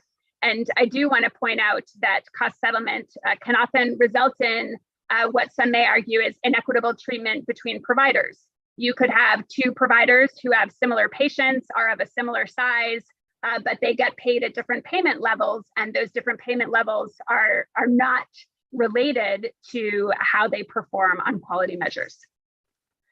Along that same theme, the other recommendation from Myers and Stauffer, which reflects plans the department already had, is we need to continue to make progress on our efforts to tie payment to performance on quality as well as cost. And the department has the goal of moving 40% of main care dollars to payments tied to performance by the end of calendar year 2022.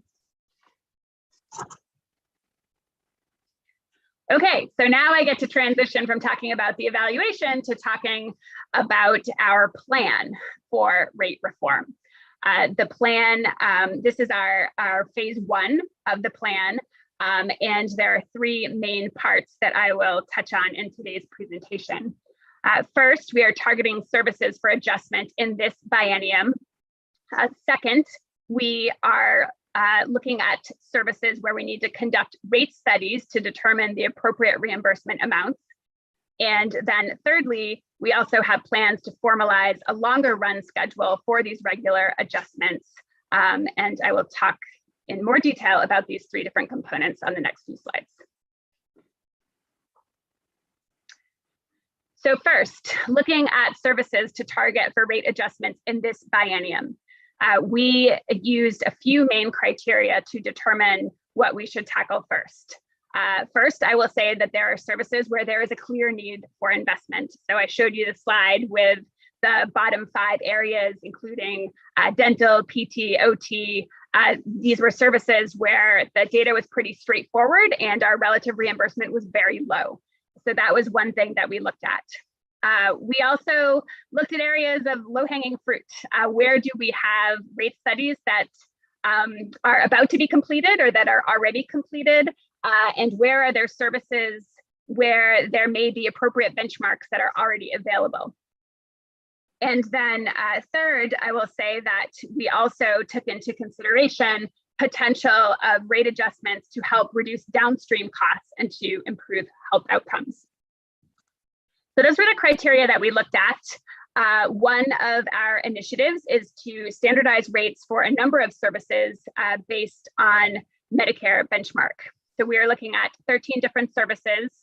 Currently, the rates that we pay for individual codes within those services range from 52% of 2020 Medicare all the way up to 111% of 2020 Medicare. We are proposing to standardize the Medicare percent benchmark to the most current year at 71.4%.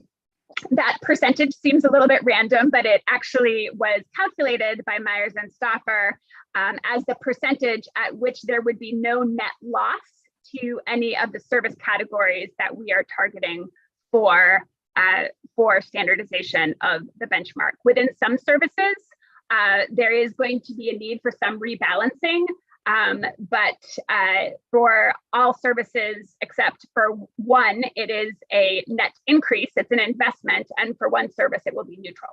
And I can go into more detail on that later if folks are interested. And then I will mention that in terms of services where we have rate studies that are close to complete or completed, we are going to take advantage of that for dental services, which, as I've said, are very due for adjustment, substance use disorder intensive outpatient services, as well as residential SUD treatment rates.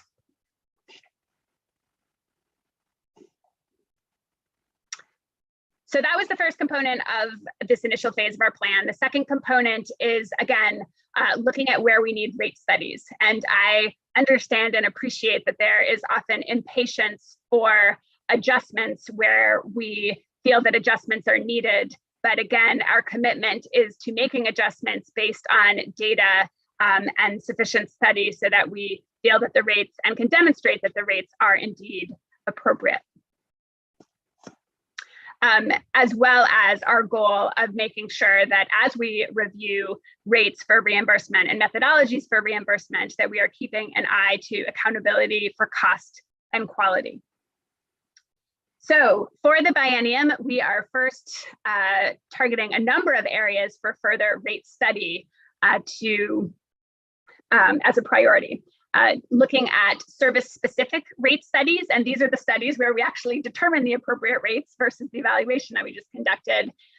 We are prioritizing targeted case management, ambulance services, PNMIs, PRTF, family planning, and primary care 2.0, which is our plan to reform our primary care support program.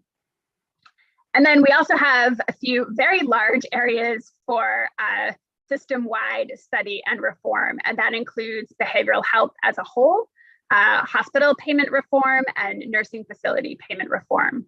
I do want to note specific to hospitals that we did drop a number of initially proposed initiatives that looked at, for example, IMD outpatient reimbursement, standardizing psych rates. We recognized that it would make sense to look at those reimbursement rates as part of a more comprehensive study so that we would be better able to ensure appropriate reimbursement along with our goals of standardization. And I also would note that we have also delayed 340B implementation in part because some of the providers that are impacted by those changes, it also makes sense to assess reimbursement for current services. All right, and so the last piece of this initial proposal for our plan, we have an initiative related to providing a cost of living adjustment. So we are looking at the services that don't already receive a cost of living adjustment, that are not benchmarked to Medicare, that are not cost settled. And so that leaves us with 16 services, and for FY23, we would provide a standard percentage increase to reflect increases that those services have experienced in wages, prices, and other inputs. We also plan to formalize a longer run schedule, both for conducting additional rate studies that need to be conducted, but also for regular adjustments.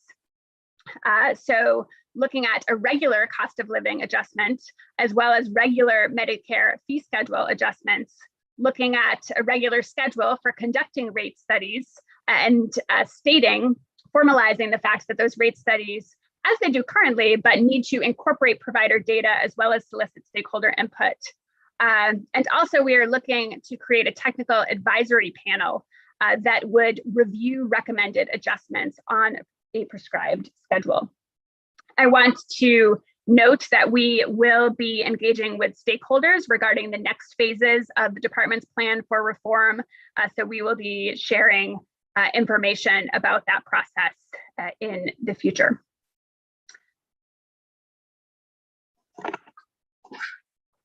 Okay, so now I will get into some numbers. So regarding our rate system reform proposals for phase 1 of reform, the Medicare benchmark standardization, this looks at 13 services. It includes the services that you saw on that bottom 5 list in terms of relative reimbursement, such as OT, PT, and nurse anesthetists, as among others. That would go into effect for FY23, and the cost is $9.7 million in general fund. The second row is looking at the cost of living adjustment that I referenced. With apologies, this should actually say 16 services, not 18. That was an error. That cost of living adjustment for FY23 is $8.4 million in general funds. Dental rates, we are proposing to benchmark dental rates to Maine commercial median dental rates. There will be a couple different buckets with different percentage benchmarks. That would be for FY23, and the cost is 2.8 million general funds. I will note that later on, I will talk about our initiative to expand dental coverage for adults.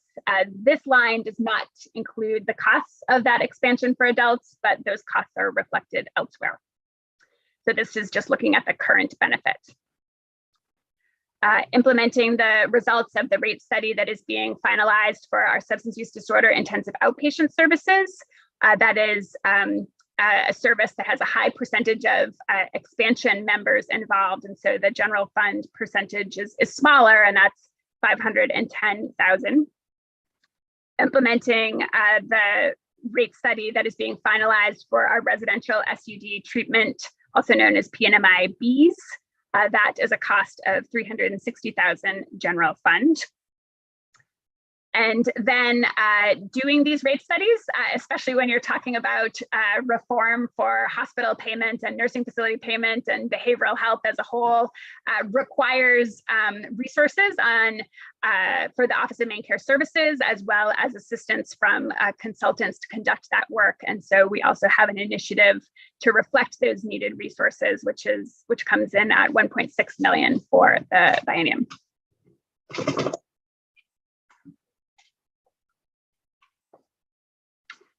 All right, so that wraps up our rate system reform piece of the Maine Care initiatives. And now I will talk a bit about what we're referring to as our value-based initiatives. And I often talk about value-based everything. In this instance, I am using a broader definition of the term value, and really talking about the broader perspective that Commissioner Lambrou spoke to, thinking about the impact of these services to our economy, to our state healthcare system as a whole. So not just thinking about Maine Care and DHHS, but really what do these initiatives mean for the state of Maine? What these initiatives have in common is that they are focused on evidence. So looking at what has been demonstrated to work in other parts of the state and the country. They're focused on prevention. We know that prevention and early intervention can reduce and prevent longer-term costs. And we also know that prevention and early intervention improves health outcome and quality of life and productivity and people's ability to live enjoyable and meaningful lives. All right, so to get into some details, we are looking at implementing a new hospital supplemental payment that is going to be tied to the provision of value-based care. So this is really building off the focus that started with our Maine Care ACO program that focuses incentives for both cost and quality. And this will be an extension of that focus that we will hopefully be able to increase that focus over time. Next, the Diabetes Prevention Program. This is actually a program developed by the US CDC. It is evidence-based. It is found when implemented with fidelity, as we plan to do, to reduce the likelihood that people develop diabetes. And so again, saves longer-term costs and also greatly improves quality of life. Expanding our adult dental benefit, as I referenced. So right now we cover mostly emergency services for adults, and this would expand that coverage to a comprehensive benefit. We know through many studies that this can have a positive impact on reducing emergency room visits and costs, improving quality of life in terms of people's self-image, their relationships, their ability to get jobs, and function in the economy. I know that there's been a study that also shows that there is analysis that this would benefit the economy at large. Permanent supportive housing services. So the emphasis here is on the services to enable individuals who've experienced chronic homelessness to obtain and maintain their housing. This has been a really exciting project in collaboration with Maine Housing, as well as with a number of homeless services providers across the state of Maine. I will share that one of those providers has been in this field for 34 years and says that this project he thinks is going to be have the biggest, most meaningful impact on homeless individuals in the state of Maine. So that gave me goosebumps. It is, again, an evidence-based approach. It's been shown that you get people into permanent housing and give them the supports they need, and their health outcomes go up, their costs go down, and their ability to integrate and contribute more broadly is greatly improved. And again, this is in part made possible because of the high percentage of individuals who are on expansion. I realize I probably need to speed up because I'm taking too long, so I will go a little faster. We are also expanding coverage to children and pregnant people who are low income and not eligible for regular Maine care because of their immigration status. That includes taking advantage of a CHIP option for which there is federal match available. Second page of our value-based initiatives, looking at behavioral health, coordinated specialty care. Our Director Pollard from OBH is one of the experts in this area, looking at transition-aged youth who've experienced their first episode of psychosis, and having an integrated model for those individuals. We have waiver initiatives. We've received approval for a part of those so far from CMS to enable us to expand treatment beds for SUD. We also have a number of pilots that, similar to our Maine Mom initiative, focus on parents with substance use disorder and providing them supports to be able to be successful in recovery and remain unified with their families. And then lastly, a big part of the rate study that we have planned for behavioral health broadly in this biennium include looking at developing the model of the certified community behavioral health clinics. This is an integrated model that is value-based, and we have a number of organizations in the state that have grants to develop the model further. The rescue plan is providing additional grants for providers. The rescue plan also is offering enhanced match for mobile crisis services. There's a planning grant that we hope will be released soon so that we will be able to look at how we can take advantage of that as a state. And these are our value-based initiatives. In the interest of time, I think you all have this, so I'm not going to read through all of the lines.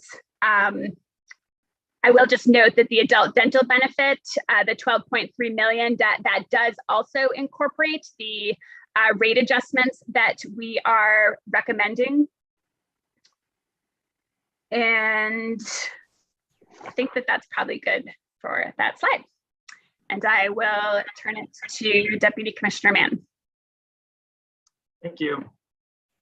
So this slide simply summarizes the rate reform and value-based initiatives that Director Probert just reviewed. So it totals to 45.9 million general fund. That translates to 153.8 million all funds. And the way that we spoke a little bit about this earlier, but in order to sustain these increases, we're proposing to transfer 90 million into the Medicaid Stabilization Fund from the 6.2 percentage point FMAP bump related to the public health emergency. Just mechanically, you'll see how this happens in the budget, and we can get into this more during the work sessions, but it happens in two different ways. We're proposing language to transfer 45 million from the carrying balance. And we also have an initiative included in the Part 2 budget that adjusts the upcoming quarter 1 of fiscal 22. It reduces the allocation for main care in that quarter by 45 million, so that there is 90 million total going to the stabilization fund. You can see the two areas that we highlight here for uses of the stabilization fund. One of which is to implement additional reforms as rate studies are concluded. This is phase 1 that we just went through over the last several slides. And we also want to ensure that we can sustain the reforms, not only in this biennial, the upcoming 22-23, but also in the 24-25 biennial. I'd highlight and remind the committee that we also have a maintenance of effort requirement in place during the public health emergency. And then we have to unwind the folks that have been newly and kept on the roles of main care. We are up around over 50,000 new members since the start of the public health emergency, due to the fact that we are not closing out anyone from main care coverage during that time. And we also are in the working with CMS on a deferral related to the service provider tax, which will have potentially effects on our revenue sources and funding levels for main care. So that's a summary of the initiatives that we have discussed so far and that Michelle went over. I think looking forward, we're going to shift gears a little bit to discuss some of the adjustments to previously approved, previously proposed biennial budget initiatives. You can see here that, I think this is an acknowledgement that the fiscal situation has changed from when we originally proposed the biennial budget.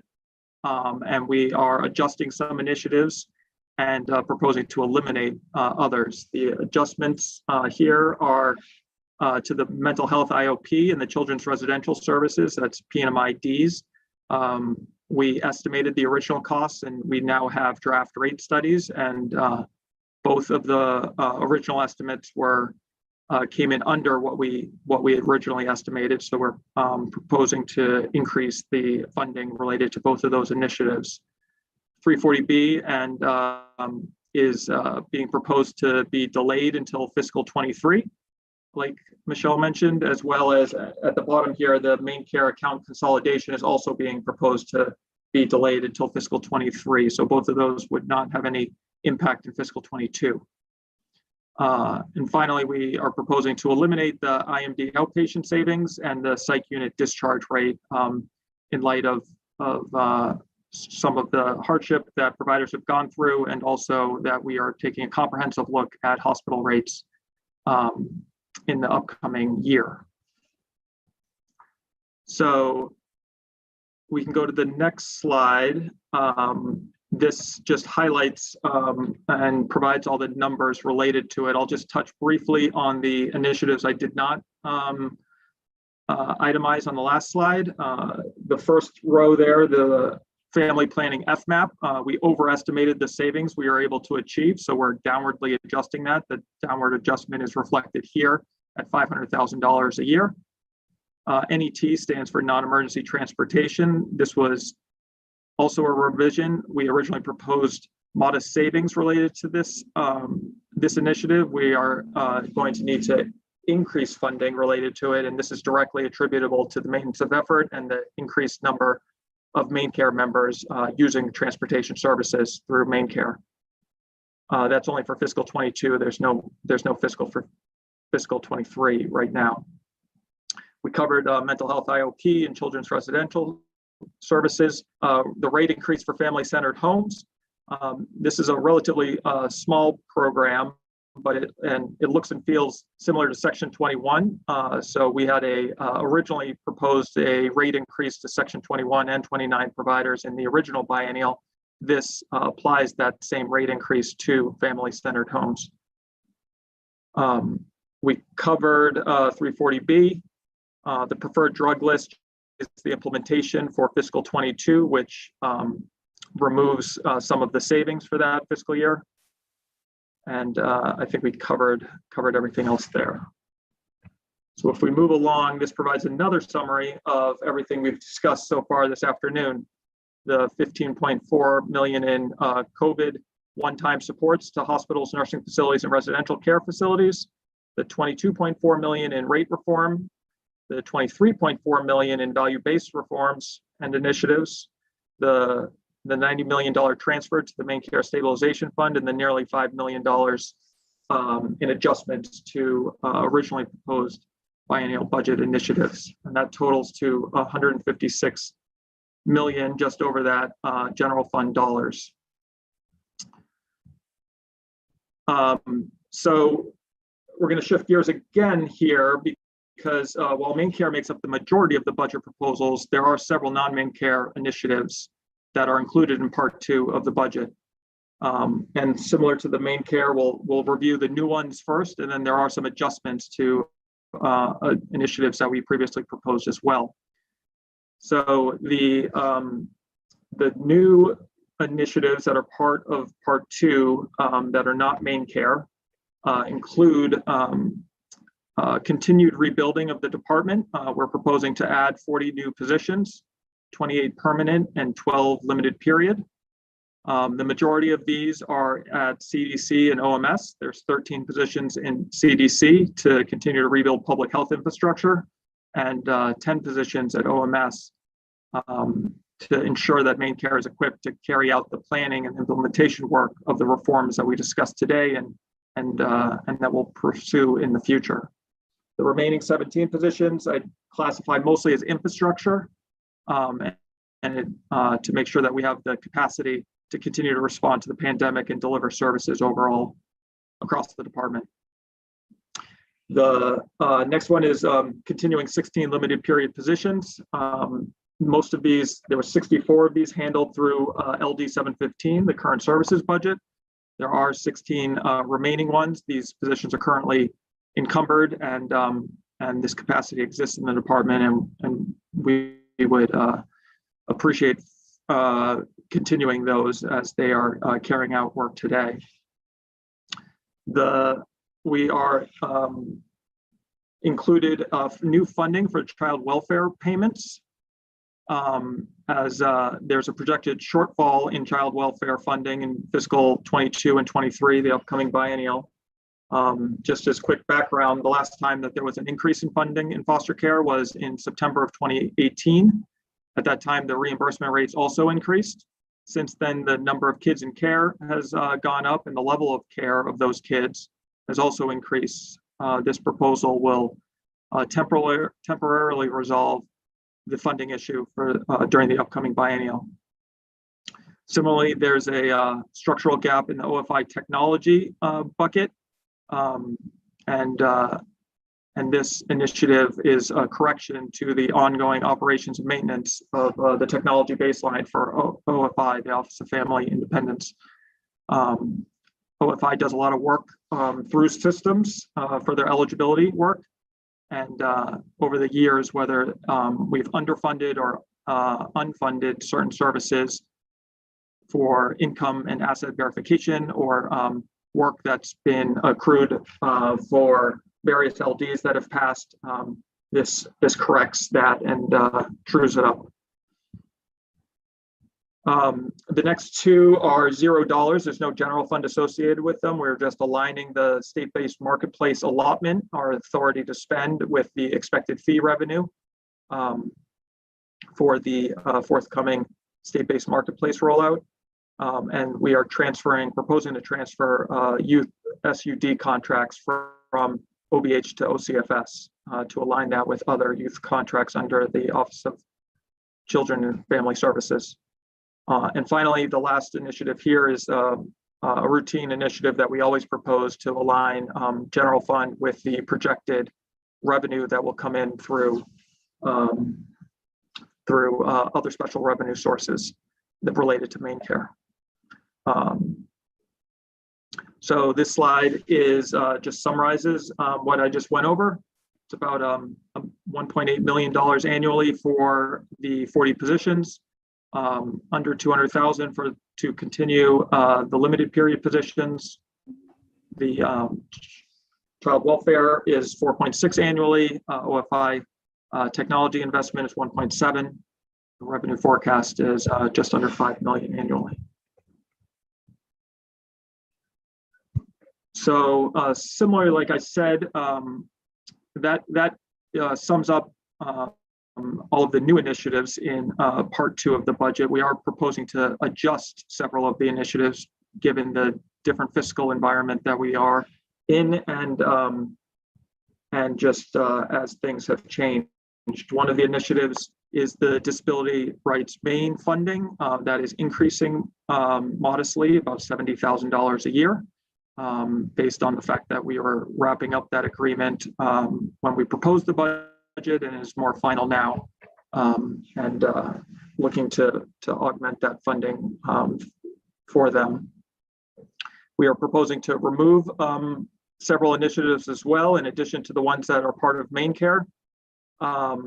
There's several broad savings initiatives that were originally proposed, such as space consolidation in the Commissioner's Office account, and savings at ODES and OCFS that we would recommend eliminating and taking out of the budget. And you'll see those represented in the Part 2 budget. They say, recommend to be deleted since they were originally proposed in the biennial, and we are now removing it. 2 initiatives were inadvertently left in the budget, which means that we did not propose a language to remove it from that, and it was intended to do so. That is $500,000 annually for the main care account, main care admin account, excuse me, and an enhanced FMAP opportunity through ODES that we are not going to be able to realize in the upcoming biennial, but we hope to do so in the following biennial. So that is a quick summary of the non-main care portion of the budget, and I'll turn it over to the Commissioner to wrap it up. Yep. And I'm gonna just take a second to do this since we're 2 minutes over 2 o'clock. I want to make sure we get to your questions. But just to say, we have put the main care slides and some appendice tables that might be of use on our website. We also posted a behavioral health plan for Maine. I won't go over that in detail here. We broke out the mental health and substance use disorder response. But when you take them together, and there are some overlapping initiatives, I think it's important to note that we are, with our budget and with the federal fundings, making $100 million investment in behavioral health, which is truly exciting. On home and community-based care services, the rescue plan does include that, again, once in a lifetime initiative to increase the FMAP for those services, which will provide at least $75 million in dedicated funds for these services. Initial guidance just came out a week ago. We have some stakeholder sessions being planned for next week and the week after, and the plan is due June 12th. This will be used in part to supplement wages for existing direct support workers and create incentives to attract new workers. Those are plans that you'll be seeing in the coming days as we work on the plan for the Center for Medicare and Medicaid Services. And last but not least, I have to say we're very excited to continue our rebuilding of public health. We included in this budget $10 million for Maine CDC. We just got a grant award or announcement last week for another $8.8 million to be dedicated to mostly the public health workforce. And we are working with our Maine CDC colleagues on the $177 million that we've gotten through supplemental epidemiology and laboratory capacity grants to rebuild that capacity. So we'll all take a deep breath and stand ready to answer any and all of your questions until 3 o'clock. Thank you, Commissioner and Deputy Director Mann and Director Probert for laying that out for us. That's high level and sometime in the weeds, and we'll get we get more specific in the next couple of days. Are there questions from the committee at this point that you'd like to bring up? Yes, Representative Craven. Thank you. I really don't have any particular questions, but it's like, wow, this is an amazing budget. In all my years in the legislature, I've never really seen services be funded and put forward like it is. So thank you. Feels good. I can't imagine the person hours that went into generating that layout. I do think it's been valuable to begin to get rolled up expenditures by category to begin to address some of the concerns we've had along the way that we've passed along in the form of legislation. So other questions or comments we have until, yes, Senator Moore. Thank you, Senator Claxton, and thank all of you for this very informative presentation. It's just been mind-boggling. I guess the one question that I would have would, on our slide 23, where we talked about the summary of the initial proposals, and we talked about the 13 services with that we were going to increase to the benchmark standardization, and then also the cost of living adjustments to the 15 services. Do we have a list of what services those are covering by chance? Michelle or Dr. Probert? Yes, I can either send those out. I can also read them off, whatever is preferable. I think sending it out would be the best. To try to write it down as fast as we can, but that way, because I've had that question come up to me, from some of my constituents asking, what is going to be raised, what is it, and so forth. So that would be very helpful. Absolutely. Great, thank you. Other questions? I had a couple about our cost of living adjustments going to be built into current rates as we go along so that we're not catching up every 5 years or 15 or 10? So this biennial budget looks at fiscal year 23 specifically, part of our longer term plan, which we'll be engaging with stakeholders on, and likely having an LD with that, is going to look at regular adjustments for cost of living as well. Yeah, and I'll just add that, I came from federal government where every year we did Medicare cost of living adjustments. Everybody who is familiar with Medicare knows it's a system that tries to do regular updates and then periodic, reforms. And what we're trying to do in this process is get on that kind of rhythm where we do these rate analyses to level set. We do those periodically on a schedule. So it's not another 15 years before we do them. We identify services where regularized cost of living adjustments make some sense. But I think we also would like to do this benchmarking report every 4 or 5 years as well. So we are not falling so far out of whack. So that's part of this longer term vision that we will again work with you all as well as stakeholders in the fall. So should we be ready for legislation in the next session, we could do that. But I would just note that the amount of work even to implement this first tranche of rate reforms and value-based initiatives that are ready to go is significant. So that plus the accelerated rate studies that are on that slide of behavioral health, thinking about hospital payment reform and nursing facility payment reform, that's a lot of work. So I just say that in part because I know there's other ideas that you all have about what else and additionally we can do. I will just say that what's on the plate of OMS in this proposal is significant. And I do think that Molly sent out to the committee in advance a crosswalk where we try to identify your LDs and how what we're seeing here today kind of matches up with it to give you a sense of, again, where to look for assessment. Thank you for that. Yeah, I was just articulating a sense that a couple times when we've included cost of living increases in our legislation, it clearly made sense so that we didn't have to do the catch up. So building that in future will be a good next step. Representative Meyer. Thank you, Mr. Chair, and thank you, Commissioner. Deputy Commissioner and Director Probert.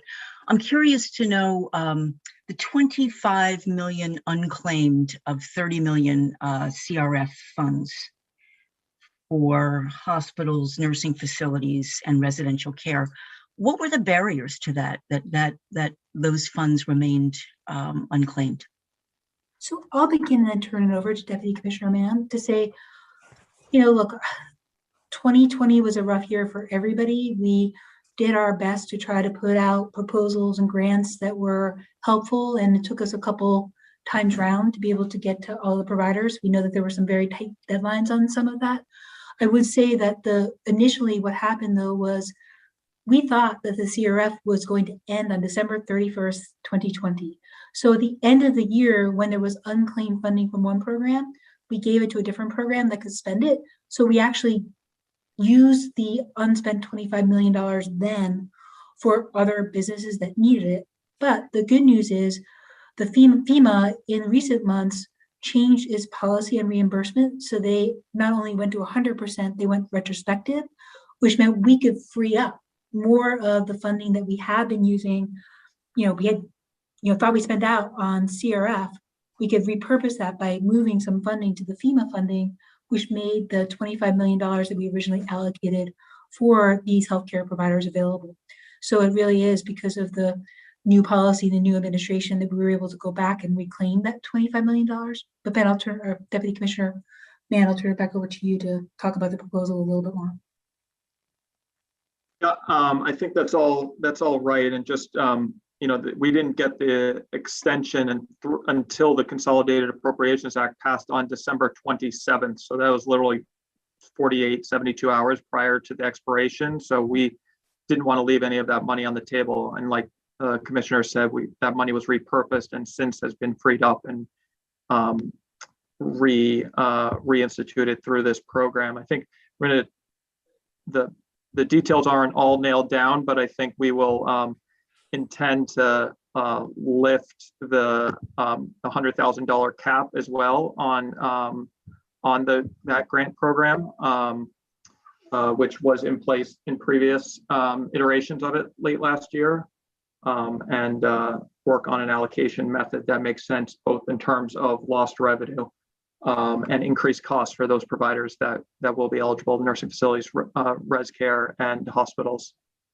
I would just also highlight that COVID has not affected all providers equally. There's some, whether it's geography or luck or other purposes, that some providers, whether they're health care or the other economic recovery grant program, which was broadly offered across the state and over 2,000 organizations did receive funding.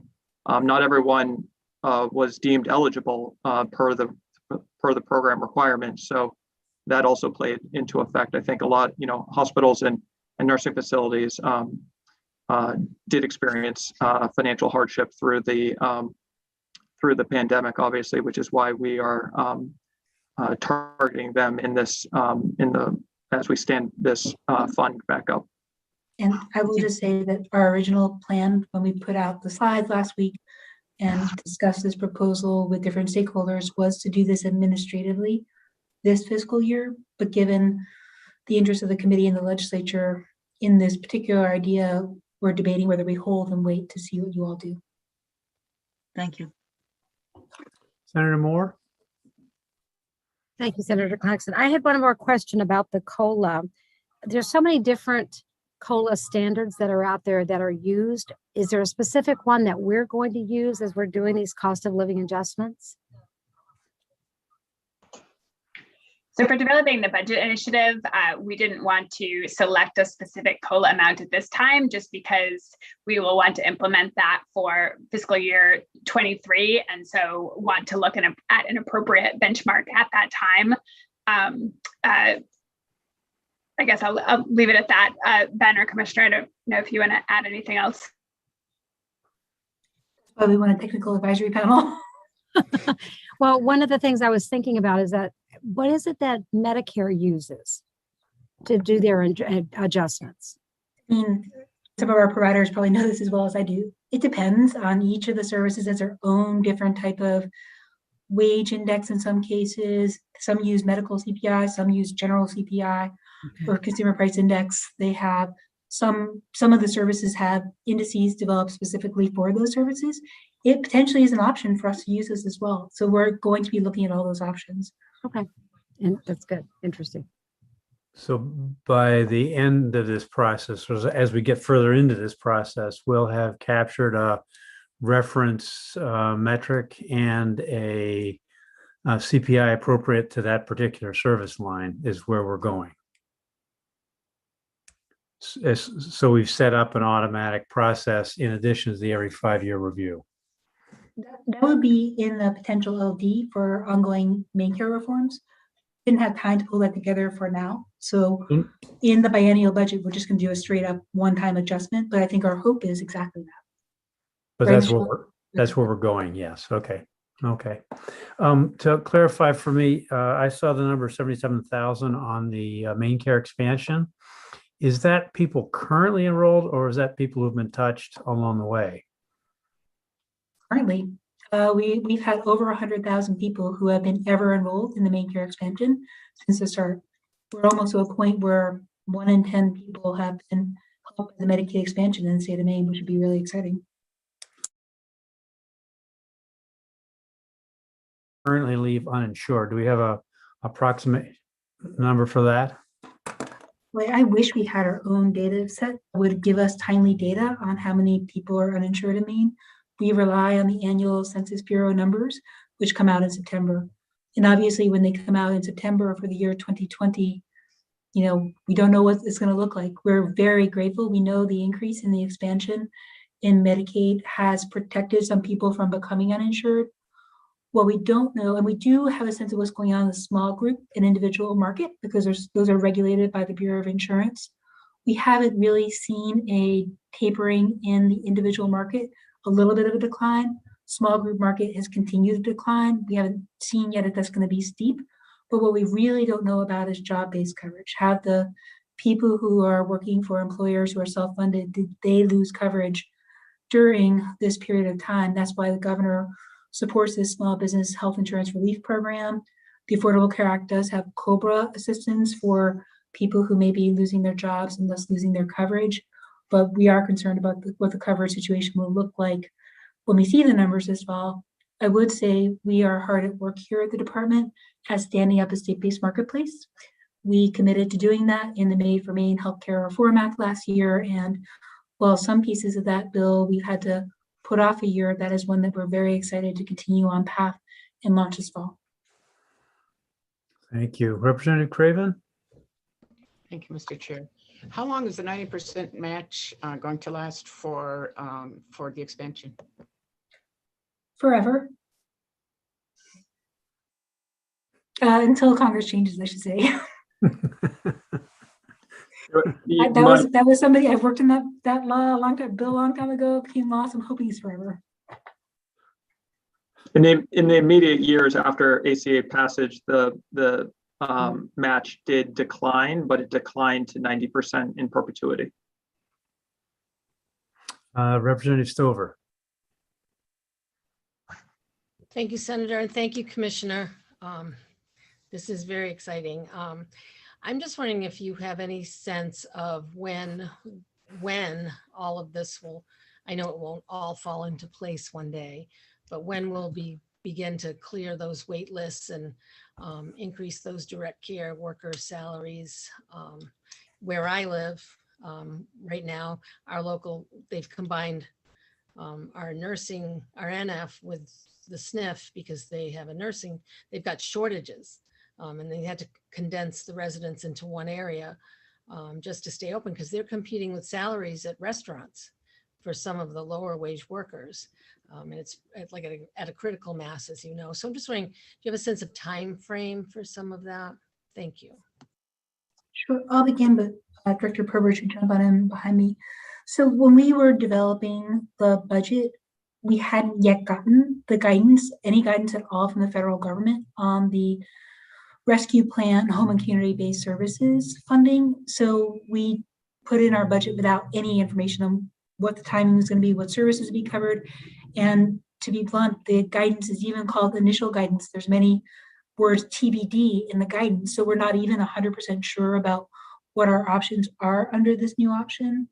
All that said, I think it's safe to say that the team who's working on this, the Office of Aging and Disability Services, Paul Sostier and his team, they're very eager to do the kind of stakeholder listening sessions, see what are the options, and see how quickly they can implement it. Well, we have heard a lot of states complaining about the aggressive timeline that CMS has laid out with again, the plan due less than a month after the initial guidance came out. I think we share your sense of urgency. So we are going to roll up our sleeves and see what we can be doing in the coming weeks. And we hope, before you even vote on the final budget, that we will be able to put that plan in front of you all so you can see what we're planning to do with that new federal opportunity. But Director Probert, do you want to talk anything more about our immediate plans? I will just note that, we have taken some significant actions that we feel have helped with the direct care worker wage situation. Commissioner Lambrou mentioned the personal support services. We have a large initiative for sections 21 and 29 that is directed towards wages as well.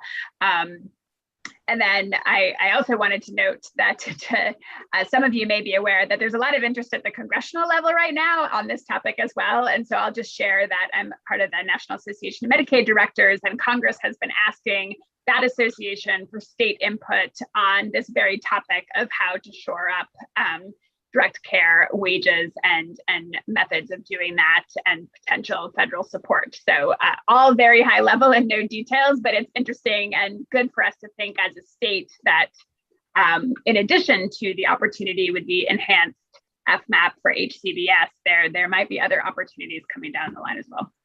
Yep, and I might take a moment, because the question is related, to talk about our healthcare workforce thinking, our initial thinking, and what we do with that, because it is relevant.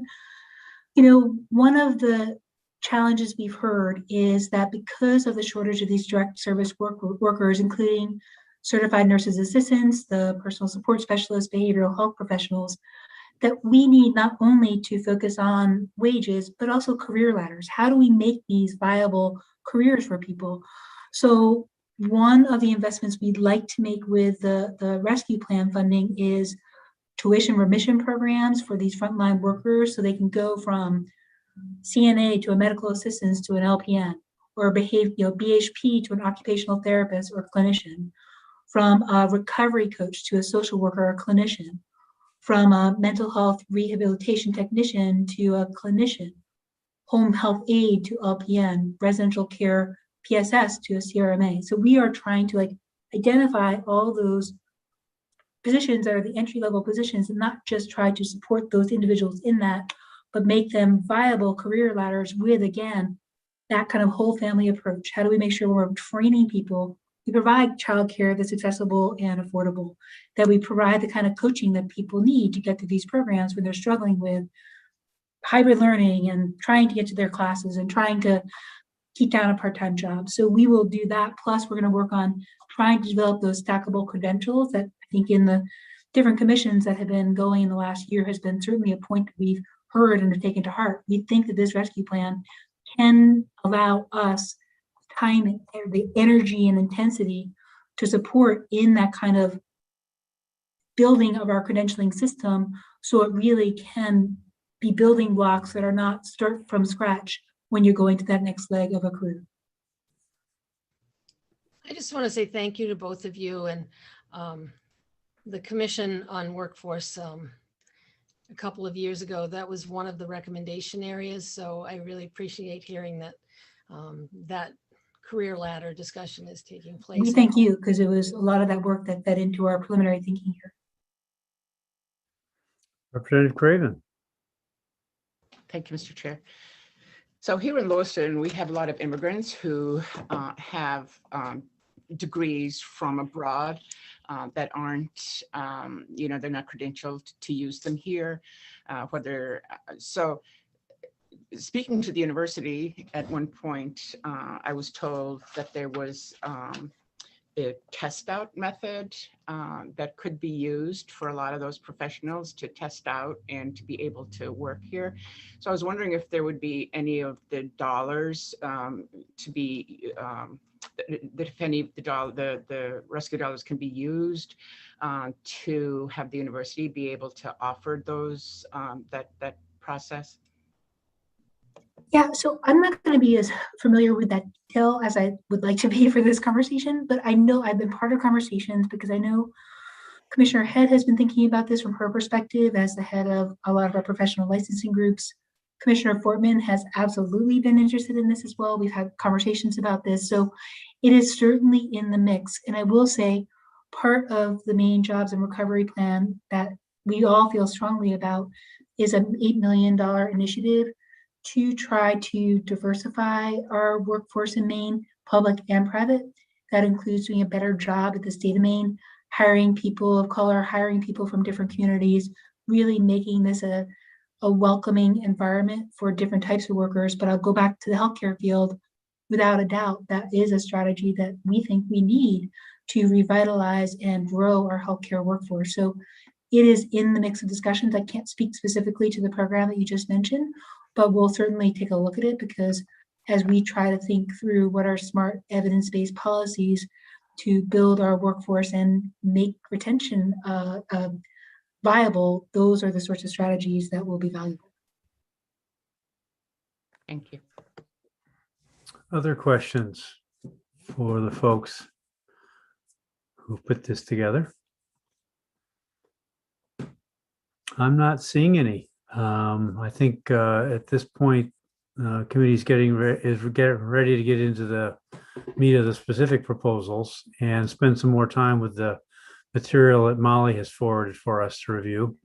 Senator, do you mind if I don't? Because I did skip over that last slide really quickly. Can I just make 2 more points that I jumped over in the interest of questions? Please. Okay. So behavioral health. It is a big area. We know that there is some overlap between substance use disorder services and providers and mental health providers and services, but there are also some distinct areas.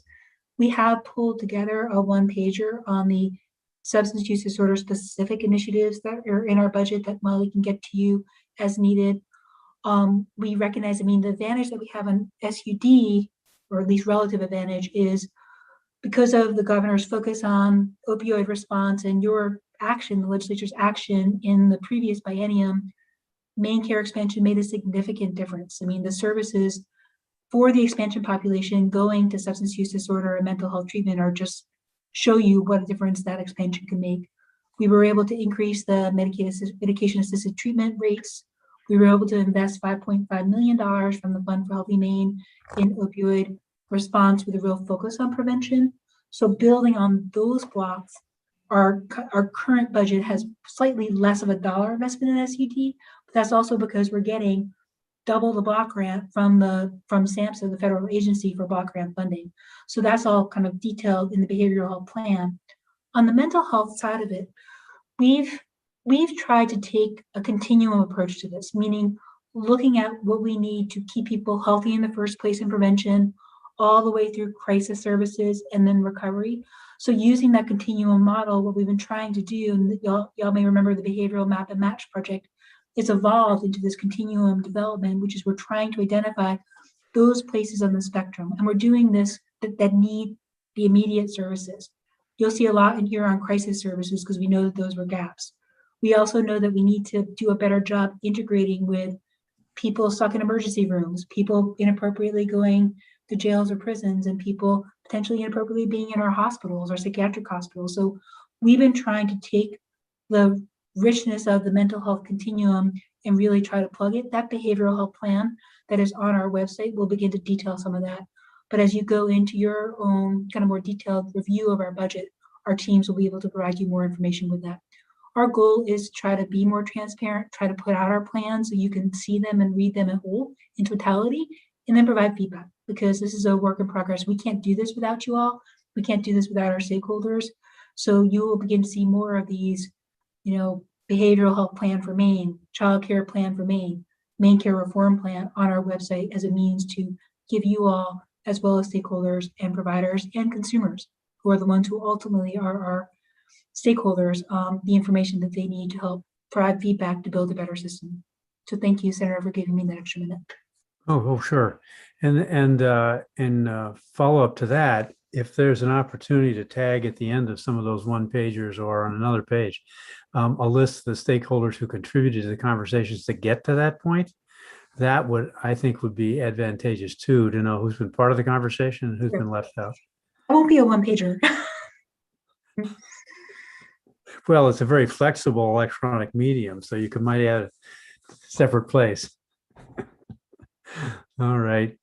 Are there, Dr. Pollard has done a good job in a couple of conversations we've had recently about laying out her vision for the continuum of behavioral health care. So I think we have a better understanding of what she's thinking anyway, and where they're trying to get to. Other questions?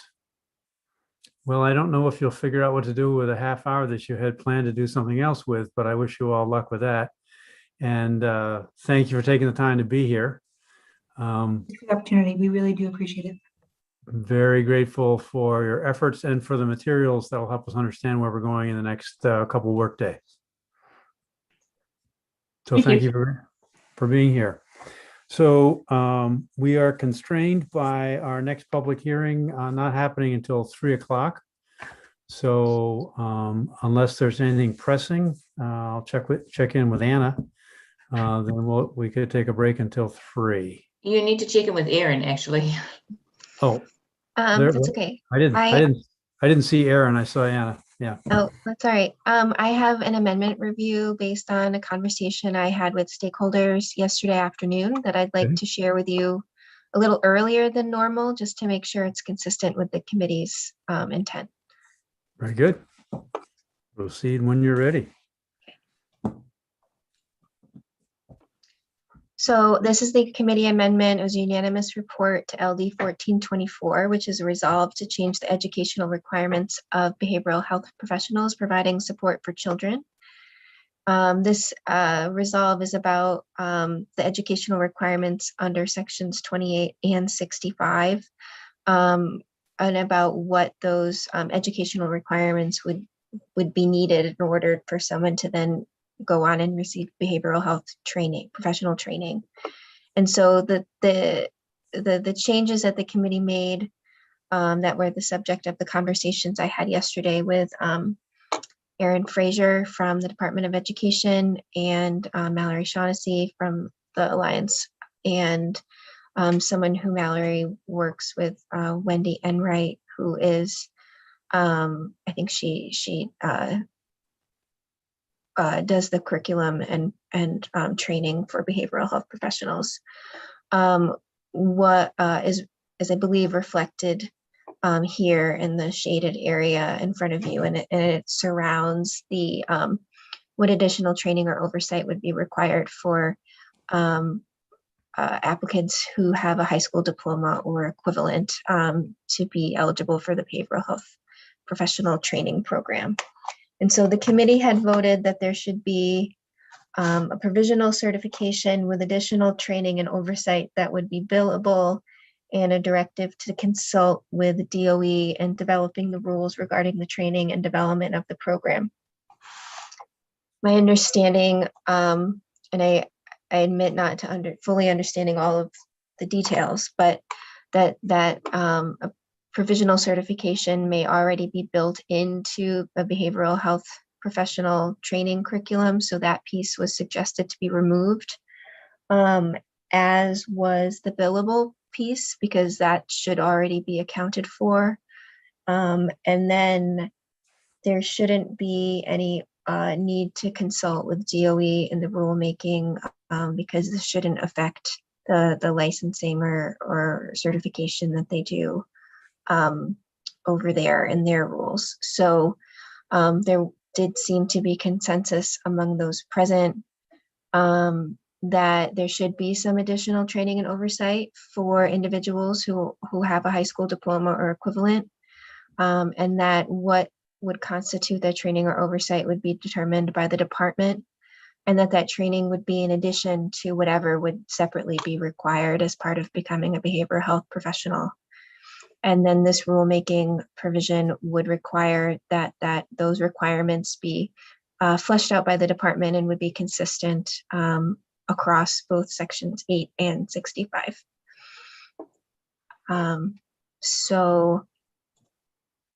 It's a little earlier. Usually bring it back more in final, but because of these changes, you are the deciders of what the policies you put forward out of committee. I just wanted to make sure that you knew what those discussions consisted of and what changes were proposed to be made. Any feedback in response to that? Does it seem to have captured the intent of the committee? I see some head nods, so I think it looks like it's okay. Great, thank you. Sure. Thumbs up. All right.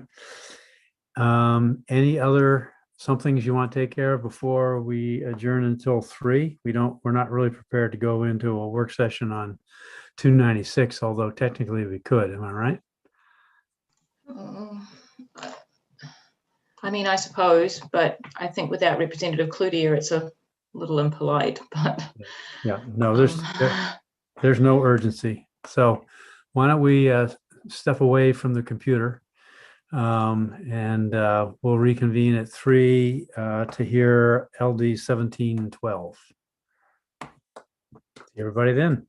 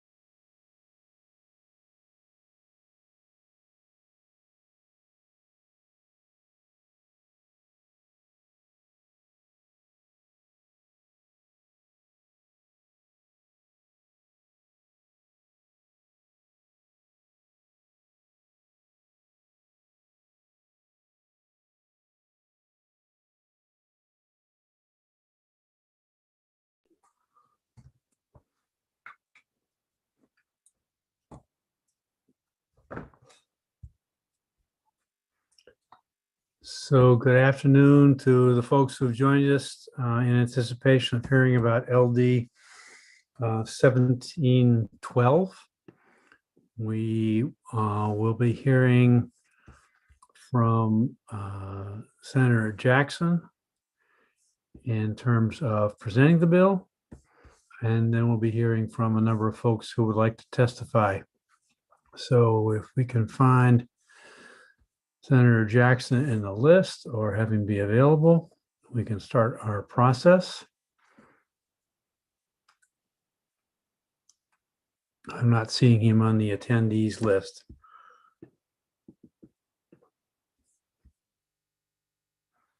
So if Carrie wanted to call Rosemary in his office, she might have the best information about where he is.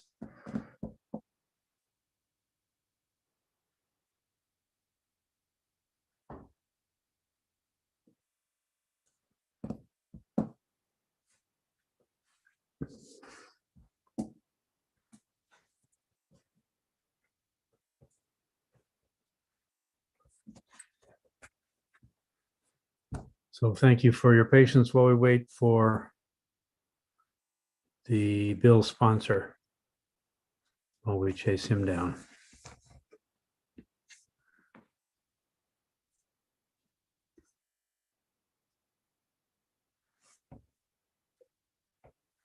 He's probably not used to committees starting on time.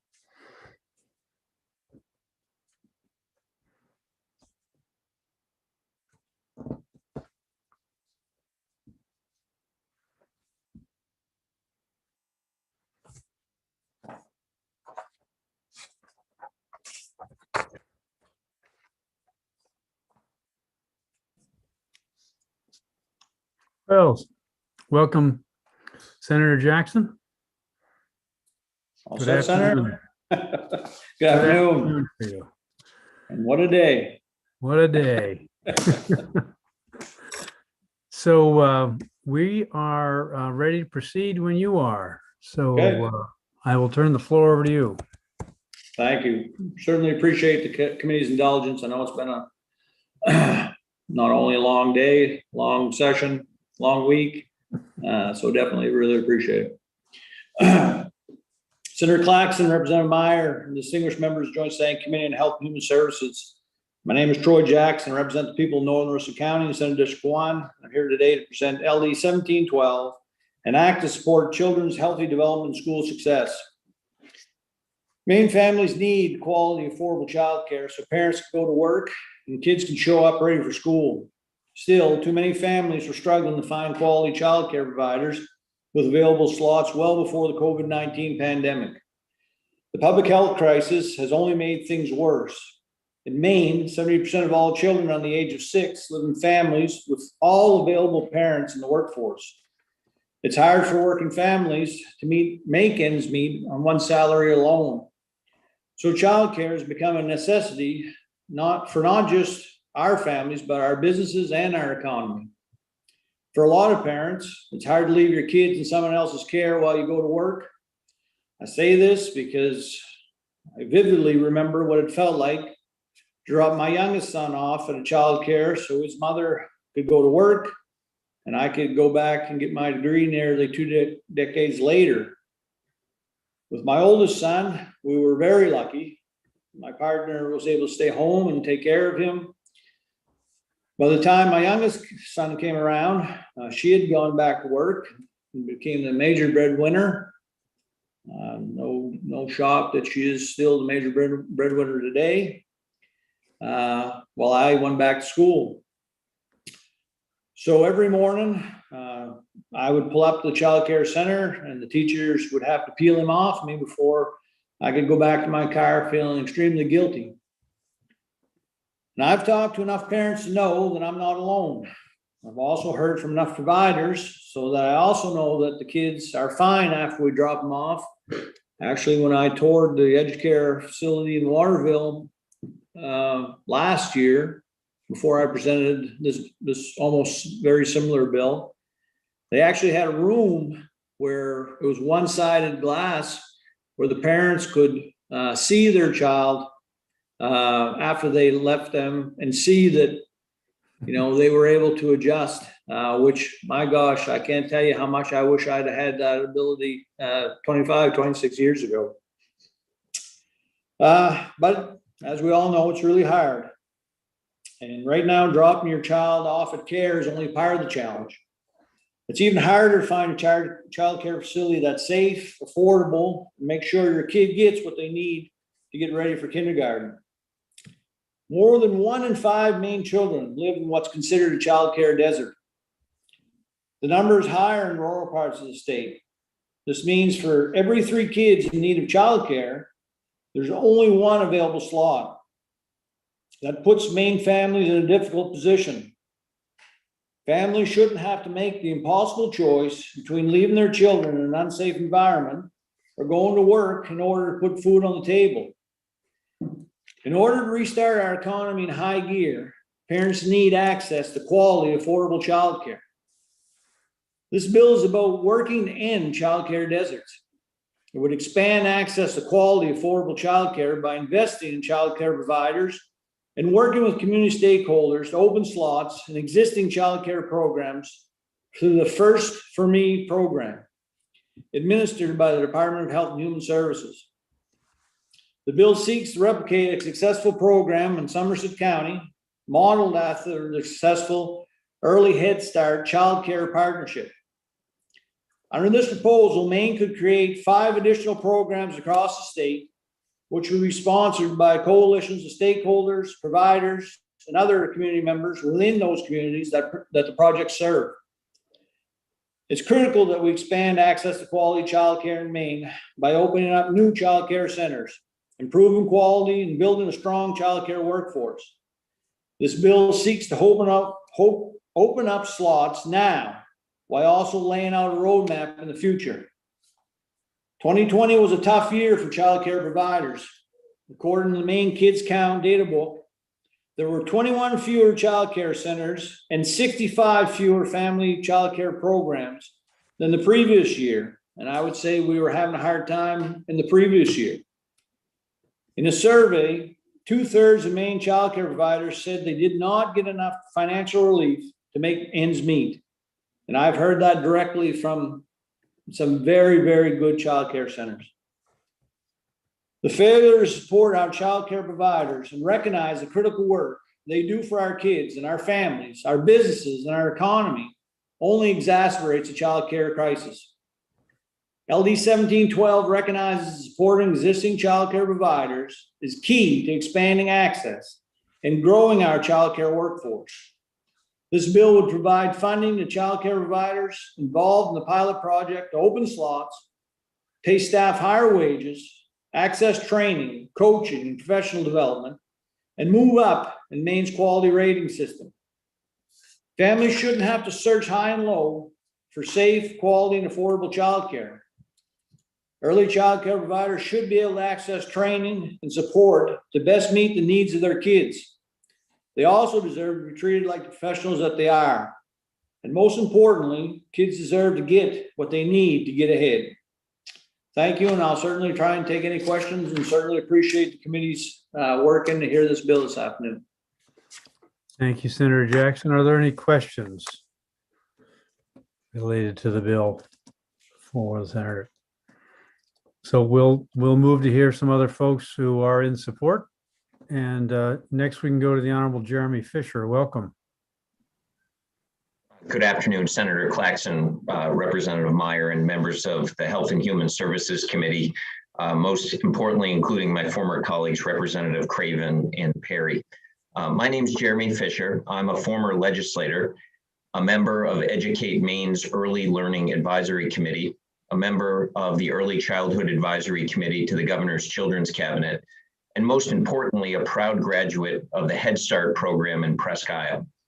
I'm testifying today in support of LD 1712 because I believe deeply in both the economic and very personal impacts of comprehensive, high-quality early care and education services for kids and families. In Maine, 50% of children don't enter kindergarten ready to learn. Research shows that a child's first few years of life are the most critical for brain development. Nurturing and stable relationships with adults promote healthy brain development. So do safe, stimulating experiences. And together, these relationships and experiences foster the development of strong social, emotional, cognitive, and language skills, all of which are essential for success in school, work, and life. I was part of the Maine Early Learning Investment Group, which is now part of Educate Maine. Me-League, as we called it, was formed by a group of business leaders to put our money where our mouth is on this issue. We spent years and our own money exploring how to cost-effectively expand access for Maine kids.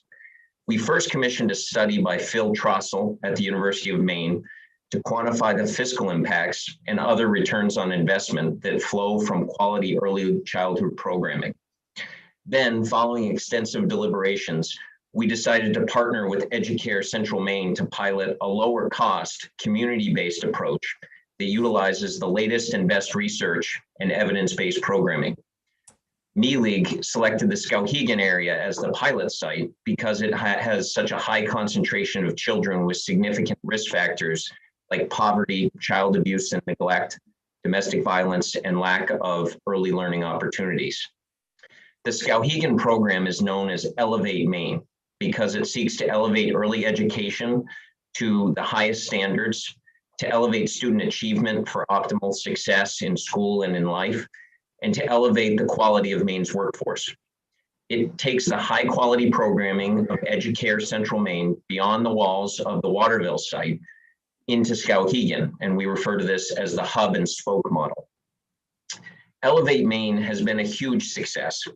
We established clear goals and benchmarks at the very start, and then we carefully tracked the progress and efficacy using an independent evaluator. Last year, we issued our first report, and that shows overwhelmingly positive outcomes for both kids and their families. I've provided a copy of that report to the committee. Elevate Maine has fostered strong partnerships between parents and educators and the professionals who mentor, coach, and train them. We know that this program works. What we need is to do more of it across the state of Maine.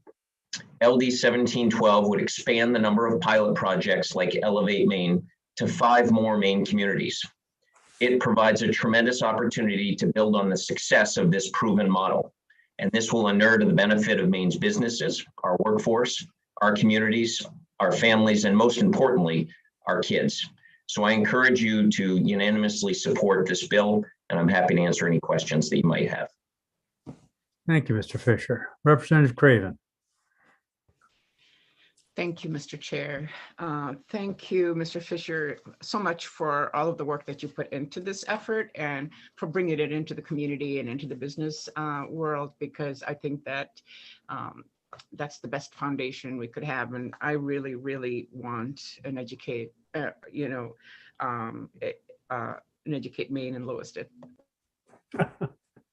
Thank you, Representative. Any other sort of questions?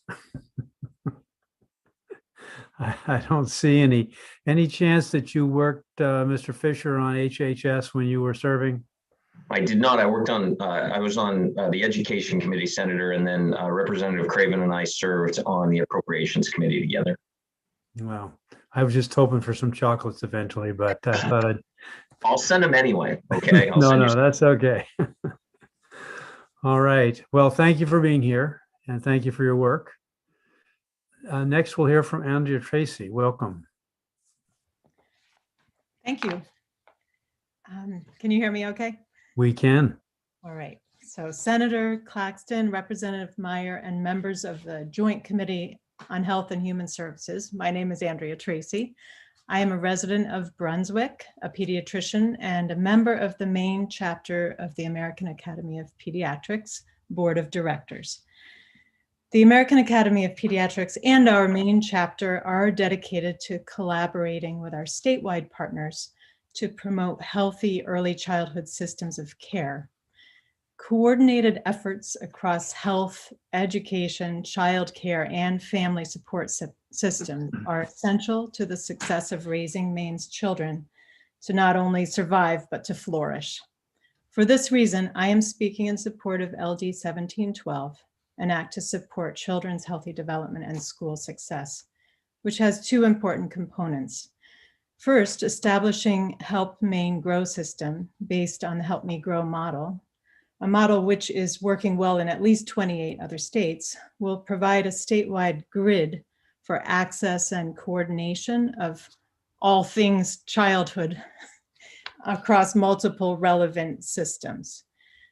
Second, First for ME Early Care and Education Program will provide funding for propelling Maine's early child care centers toward higher quality, more comprehensive care and education. Let me focus on the unique phenomenon of the growing brains of very young children and why it is so crucial that we tend them well. Early experiences really matter. Brain growth in the first year of a child's life is rapid and robust, with an overabundance of neurons and synapses, sensing, testing, and processing feedback. What this growing child experiences can actually alter the structure and function of the brain. Some nerve pathways get used more and become reinforced, while other less used pathways diminish through pruning, resulting in physical changes in the brain. More importantly, how the brain ends up after these first few years of growth determines how that child will be at handling life and all the stressors that come with it. Positive early life experiences are actually protective, establishing the necessary foundation for healthy brain development, resilience, and ultimately healthy outcomes. When children grow in a secure, stimulating, nurturing environment with strong relationships to caretakers and a sense of belonging in their little worlds, they develop in healthy ways. 30 seconds. Our communities are stronger when early childhood systems work together to promote children's optimal healthy development. On behalf of all who care for Maine's children, please vote to support this critical legislation. Thank you. Thank you. Are there any questions for Dr. Tracy? I'm not seeing any, so thank you for taking time to be here. Next, we'll go to Angelina Cluthis. Good afternoon. Hi, good afternoon. Thank you so much for having me, Senator Claxton, Representative Meyer, and the honorable members of the Committee on Health and Human Services. My name is Angelina Cluthis, and I am in favor of LD 1712. I'm here today to wear two hats.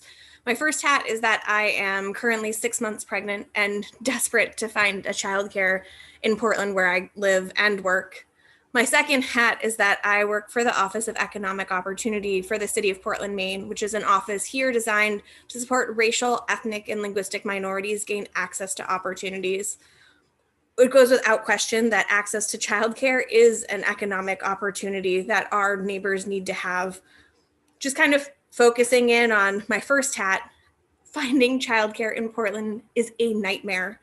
It isn't much better in other parts of the states, I'm sure. I've been looking for a childcare center or an at-home center since before conception. I know I am the most or one of the most privileged people out there. I work every day with childcare providers, community members in the workforce development field. I knew exactly who to ask and exactly how to get on wait lists and when I should start, and I still don't have a solution. This is not the reality of most people. I planned my pregnancy. I started this waitlist process. I'm on 20 different waitlists in the greater Portland area, and my spot ranges from 145 at my favorite place to 28. Finding a provider for me is the equivalent of a new part-time job. And I know I'm lucky because I can do a little bit of my part-time job during my full-time job that most people don't have that same privilege. I feel incredibly blessed to have the support of friends in the childcare industry who have guided me through the process. And I count myself to be among the most lucky because I knew that childcarechoices.me existed from the beginning of my search. I know this isn't true for other people. In my position at the Office of Economic Opportunity, we saw this terrifying gap in services months ago, and we created a childcare journey map. It's kind of like a decision tree to show the menu of options out there so people could learn how to navigate through the system. Like first up, how old is your kid? Because it makes a difference. Second up, do you need help paying for it? Here are some of your options, et cetera, et cetera. This journey map has been translated into the top 7 languages spoken in the state of Maine. It is not enough. When I first thought about needing to find childcare for myself, I thought, oh, why don't I try calling 211, right? It's a wonderful resource. It's funded by some great people. Maybe they can connect the dots for me. They gave 30 me seconds. one resource, and it was Head Start. I don't qualify for Head Start supports because of my income. I'm not, there's some really strict income requirements. That said, only 4% of Maine families are accessing CCSP, the child care subsidy of eligible families. That's 4% of eligible families. Most people don't know about it. This bill addresses that issue.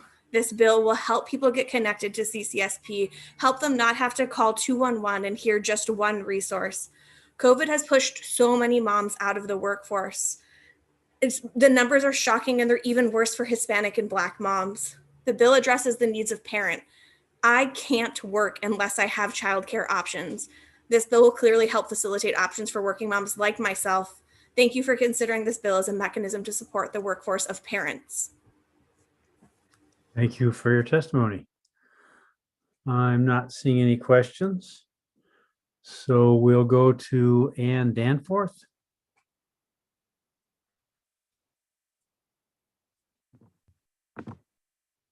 Good afternoon, Senator Claxton, Representative Meyer, and members of the Committee on Health and Human Services.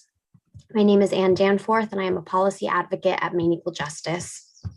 In 2017 and 2018, Maine Equal Justice worked in partnership with a diverse set of stakeholders to identify the primary contributing factors of poverty and to identify potential solutions. The initiative, which is ongoing, is called Invest in Tomorrow. After holding child poverty forums in various parts of the state experiencing higher levels of poverty, we conducted follow-up meetings, interviews with stakeholders statewide, and conducted an online survey with over 180 respondents. From this, we identified the need for more quality and affordable childcare and early education as a primary focus for the initiative. At Maine Equal Justice, this learning reinforced what we have been hearing from our clients for years. A lack of affordable childcare is a major barrier to financial stability. This bill would help to begin to address these barriers. It would build access to high quality childcare and would help create a childhood system that is better coordinated, more accessible to families and children, and more holistic in the supports provided to families. Removing barriers to affordable quality childcare and better connecting families with supports would improve families' well-being. Reduced childcare costs and increased childcare availability increases parental employment, primarily among mothers and those from low-income families. At the same time, high-quality early learning experiences help set a child on a path to success in school, leading to higher education and a career, with low-income children and English learners benefiting the most. Our state's future prosperity and workforce depend on our youngest children getting what they need to learn, grow, thrive, and become adults who will strengthen our communities and build our economy.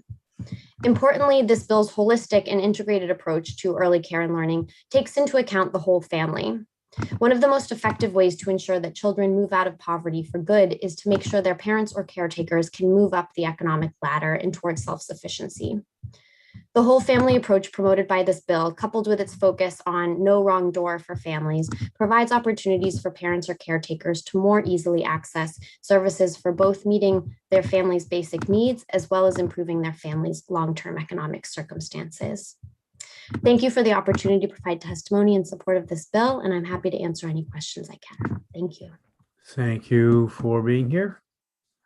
I'm not seeing any questions, and so then we'll go to Becca Matasovich. Welcome. Thank you. Good afternoon, Senator Claxton, Representative Meyer, and distinguished members of the Committee on Health and Human Services. My name is Becca Matasovich, and I'm Executive Director of the Partnership for Children's Oral Health. The partnership is a collaborative effort funded by philanthropic dollars to build a broad network of individuals and organizations to create a Maine where no child suffers from preventable dental disease. And I am here today to speak in strong support for LD 1712. As someone who's been a teacher, a parent, a public health professional, and a children's advocate, it warms my heart to see the top leadership in both our Senate and House, as well as so many members of this distinguished committee stepping up to co-sponsor this very important bill. I've devoted my entire adult life to different approaches to helping children grow, and I am thankful for the commitment that you are, both individually and as a committee, demonstrating to our children. This bill makes a very wise investment in improving support for families with young children and increasing both the access to and effectiveness of the services that they need and deserve. While I support this bill through a broad lens on children's health and well-being, I also support it specifically from an oral health perspective. In my day-to-day work, I hear constantly about the challenges for families with main care who need to establish a dental home for young children.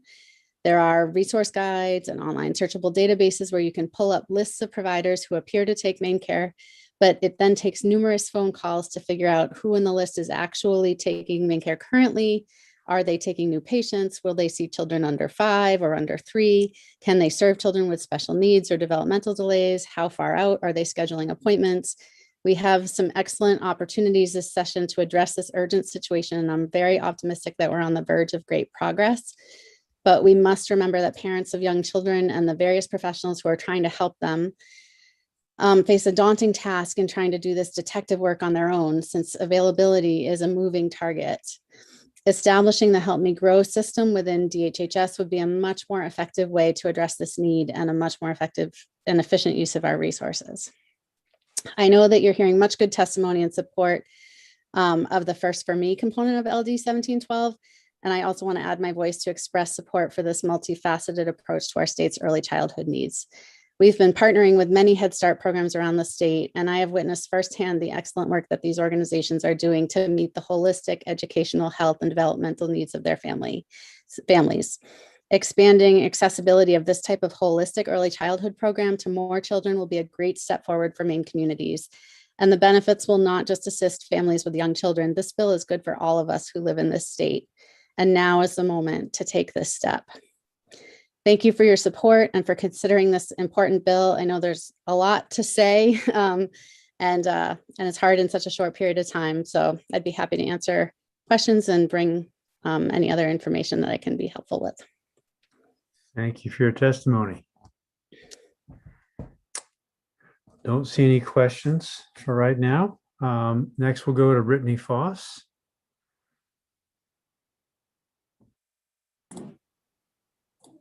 There you go. Hello, can you guys hear me? We can. Awesome. Senator Claxton, Representative Meyer, and esteemed members of the Health and Human Services Committee, thank you guys so much for listening to us today. My name is Brittany Foss, and I'm an education coach and supervisor for the infant and toddler classrooms at Educare Central Maine. I'm also a mother of an infant, so there he is. Oh, there he is. So I am talking to you today in support of LD 1712. So as you've heard today, this would provide the support needed to create a system where parents have access to all of the resources that are already established in our state. As an early childhood educator myself for a little over 10 years, a system such as this is so exciting and in my opinion, so important. Navigating through the process of finding resources that are available is a difficult task for families. Whether it's childcare, health screenings, or early intervention services, finding the right starting point can sometimes be so frustrating that families and children may go without. Imagine you're a parent of a 3-year-old who's had some developmental challenges, but as your child transitions to a preschool classroom where the expectations are higher and his peers are older and more skilled, you start to realize those challenges are beginning to hold him back from his academic and social learning. You were reluctant to admit it before, but now it's clear he's in need of some early intervention services. So where do you go? Who do you reach out to? And how do you get everything coordinated while keeping your daily routines, like your full-time job, your after-school activities, and enjoying time with your family? Oftentimes, this process is very daunting for families. As an educator, I have firsthand experience trying to work with families to find a way to connect with all of these services. I've seen this process be challenging and become a more stressful situation than a helpful one. In the state of Maine, we have many initiatives that are able to provide these services, from childcare to screenings to the early intervention and behavioral support. And sorry, I lost my place here. But the current problem is that families and early care and education programs and others don't always know how to connect with these programs. So the LD 1712 is the hub and spoke model previously mentioned by Mr. Fisher. 30 seconds, Brittany. As an educator at Educare Central Maine, I've been able to be a part of this model on a smaller level while we try to connect families to all the services to create a comprehensive approach. So I'm asking you today to support the bill LD 1712, and I'm willing to answer any questions you have to the best of my abilities. And thank you for your time. Thank you. I'm not seeing any questions so far. So we'll see what come up later. Now we'll go to the Honorable Brownie Carson. Welcome, sir. You're unmuted, but invisible.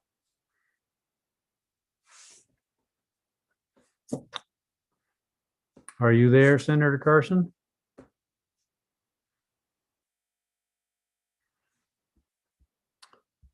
We'll come back to him then and go to Kerry Woodcock.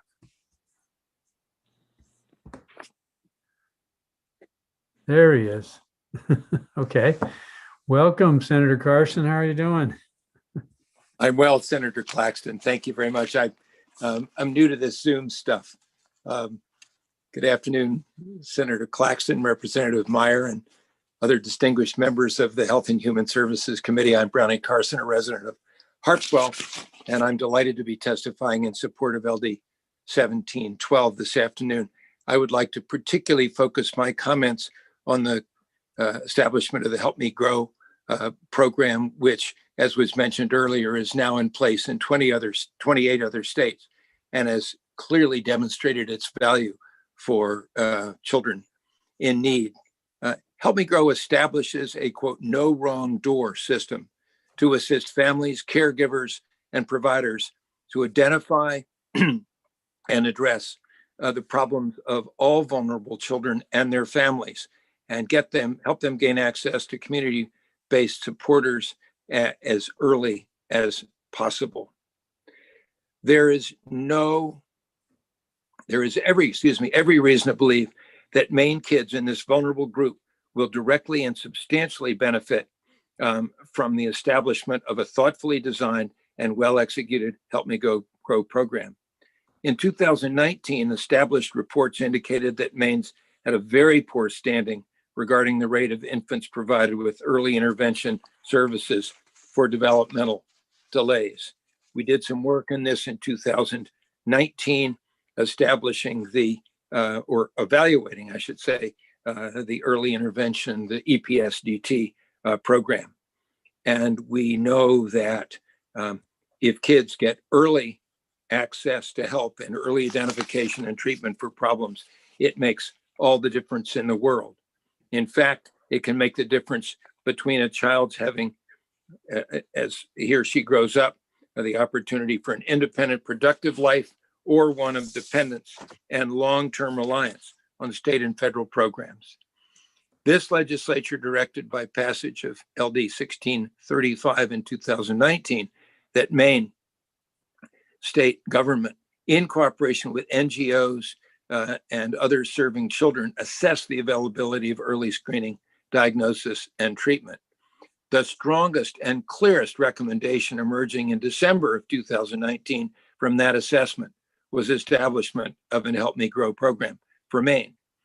In doing some work on this issue while I was in the legislature from 2016 to 2020, I found extensive knowledge about and enthusiasm for establishing a Help Me Grow program among children's advocates, among pediatricians and other healthcare providers, among rural health professionals, among DHHS program staff, especially those committed to the well-being of our children, and among legislators all across the board.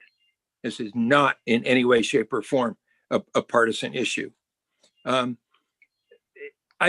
me say in closing that I understand, having done a little bit of research, there are some federal funds available through COVID-related relief and rebuilding measures recently enacted by Congress, and also that there is strong interest inside the DHHS in actually creating a Help Me Grow program for vulnerable children and their families. I believe this is an extremely high priority. Our children are our future. In closing, I would like to say thank you for allowing me this opportunity to testify in strong support of 1712, the Help Me Grow program, and also, of course, the expansion of early childcare, quality early childcare, as is evidenced by EduCare and related programs. This is a tremendous opportunity for us. We have an opportunity to move forward now, and I believe establishing Help Me Grow and expanding quality early childcare in statute, in Maine law, is the right way to go. Thank you so much. I'd be glad to answer questions if you have any. Thank you, Senator Carson. Are there any questions? I don't see any. I'm glad we got the technical difficulties out of the way. We've been practicing for the last year or so. So it was pretty ugly. It was pretty ugly there at the start. Carrie Woodcock, I noticed it looks like you're driving. Would you like to join us later when you get to where you were going? I'm actually not driving. I'm a passenger, so it's okay. All right. but thank you. Just trying to watch out for you. Your turn then.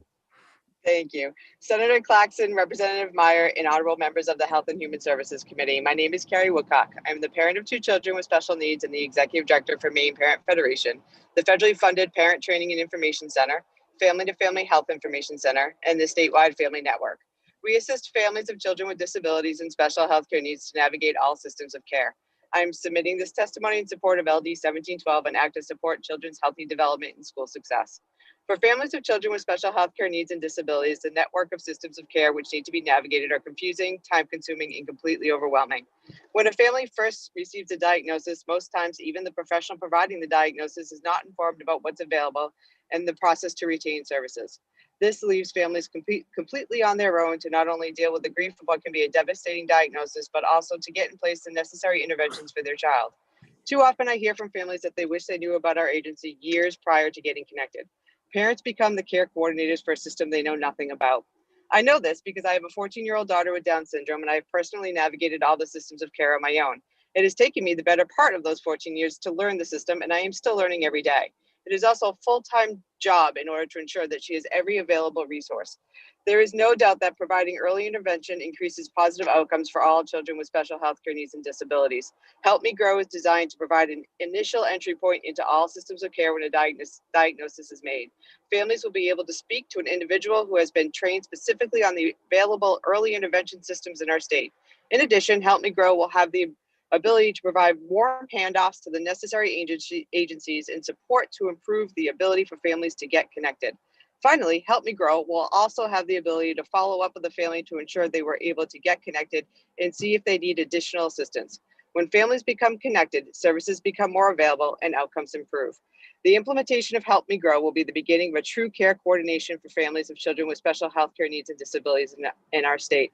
I can unequivocally say that when speaking to families, the number one need they have is for real care coordination. Help Me Grow will be a real step to getting families connected. And as a parent, I cannot understate the importance for my daughter of those connections. It is for these reasons that I urge you to support LD 1712. Thank you for your consideration. Thank you for your testimony. I'm not seeing any questions, so we can go to Casey Falkingham. Welcome. Thank you. Can you hear me okay? We can. Awesome.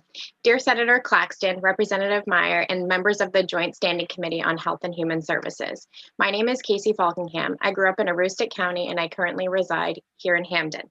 I join you today on behalf of Maine Women's Lobby, where I am completing my final field placement as I pursue my Master's of Social Work at the University of Maine. For over 40 years, the Maine Women's Lobby has advocated for public policy which increases the health, wellness, safety, and economic security of Maine women and girls with a focus on the most marginalized populations and communities. We write today in support of LD 1712, an act to support children's healthy development and school success. We thank President Jackson for sponsoring this bill. Before I came to Maine Women's Lobby, for 10 years, I served as an advocate and educator at 2 domestic violence resource centers in Maine. Much of my work was focused on supporting young children and their single mothers in finding safety and healing from abuse and trauma. I've seen firsthand how the siloed nature of behavioral health care and mental health services leave children and their mothers or parents, especially those with limited resources, feeling vulnerable and alone. What I've learned over the past decade in the field is that the most pressing problems facing women in Maine are incredibly complex. The challenges before us are related to both economics and health, safety and education, individual family needs and available community resources. Because these issues are so complex, they require solutions that are comprehensive, innovative, and include all the partners at the table. LD 1712 is exactly the holistic, systemic solution we need today. We know that affordable childcare is inextricably linked with the economic security of women. Almost 70% of mothers are in the labor force, and about 42% of mothers are the sole or primary breadwinners in their homes. Black and Latina mothers work at even higher rates than white mothers and are likely to be the primary breadwinner in their households. Inability to find childcare significantly decreases a mother's ability to access employment, especially for families headed by single mothers. Furthermore, children are less likely to experience abuse or neglect when families have access to safe, positive childcare and support to practice nurturing parenting skills. LD 1712 includes consistent support not only for the child, but the whole family unit, including wraparound home services and parenting coaches. LD 1712 is a comprehensive approach that seeks to solve these interconnected challenges with an interconnected solution that includes supports for workforce development, increased access to screening and care, and an interdisciplinary support system for working families. By addressing these complex challenges holistically, we have a greater chance of addressing child poverty, stagnating wages, and educational gaps for working families. And those are solutions we can all support. We urge you to vote yes on LD 1712, and I'm happy to answer any questions to the best of my abilities. Thank you. Thank you for being here. I'm not seeing anybody else. Jason Judd, we'll hear from. Welcome. Thank you. Senator. Senator Claxton, Representative Meyer, distinguished members of the Health and Human Services Committee. I'm Jason Judd. I'm the Executive Director of Educate Maine and a member of the business organization Ready Nation. Educate Maine is proud to be a co-leader of the Maine Spark Coalition as well, which is dedicated to achieving Maine's education attainment goal that is 60% of Maine adults having a credential of value by 2025. Expanding high quality childcare is one of the most pressing issues our state faces and one that's really important to the Maine Spark Coalition. As a business-led education nonprofit, I talk to employers daily about the ongoing workforce challenges. Lack of high quality childcare always comes up from our employer members. As you're hearing from others today, too many working parents with young children must make a choice between spending a significant portion of their income on childcare, finding cheaper but potentially lower quality childcare, or leaving the workforce altogether to care for their children. Whether because of limited availability, high costs, or program hours that don't work with parents' schedules, childcare challenges are driving parents out of the workforce. We can't afford to continue to let this happen. Parents who are unable to find reliable childcare are significantly less likely to be employed than those who do. The scarcity of childcare imposes challenges, making it difficult for parents to stay in the workforce, which exacerbates our shortage of workers and damages families' economic security. Although these challenges affect all parents, mothers are also more often in low-wage jobs with non-standard hours and inconsistent schedules. Not surprisingly, childcare is more of a challenge in rural Maine. Earlier this year, I was pleased to be part of the Council for a Strong America's report release called Early Childhood Program Scarcity Undermines Maine's Rural Communities, and its video highlighting the disproportionate challenges that rural children face in accessing high quality early programs and other supports. The report and the video are linked in my written testimony, and I encourage you to take a look as you continue with this hearing. These children and families are counting on your support. This proposal builds on the strong work of Elevate Maine Somerset, which was an early childhood initiative in Somerset County championed by the Maine Early Learning Investment Group, a group of employers who care deeply about high quality early education. I think you received a copy of the report that outlines the child, parent, and provider outcomes of this high quality early childhood model. I'd really encourage you to review the report, which demonstrates why this model should be replicated and available to other communities across our state.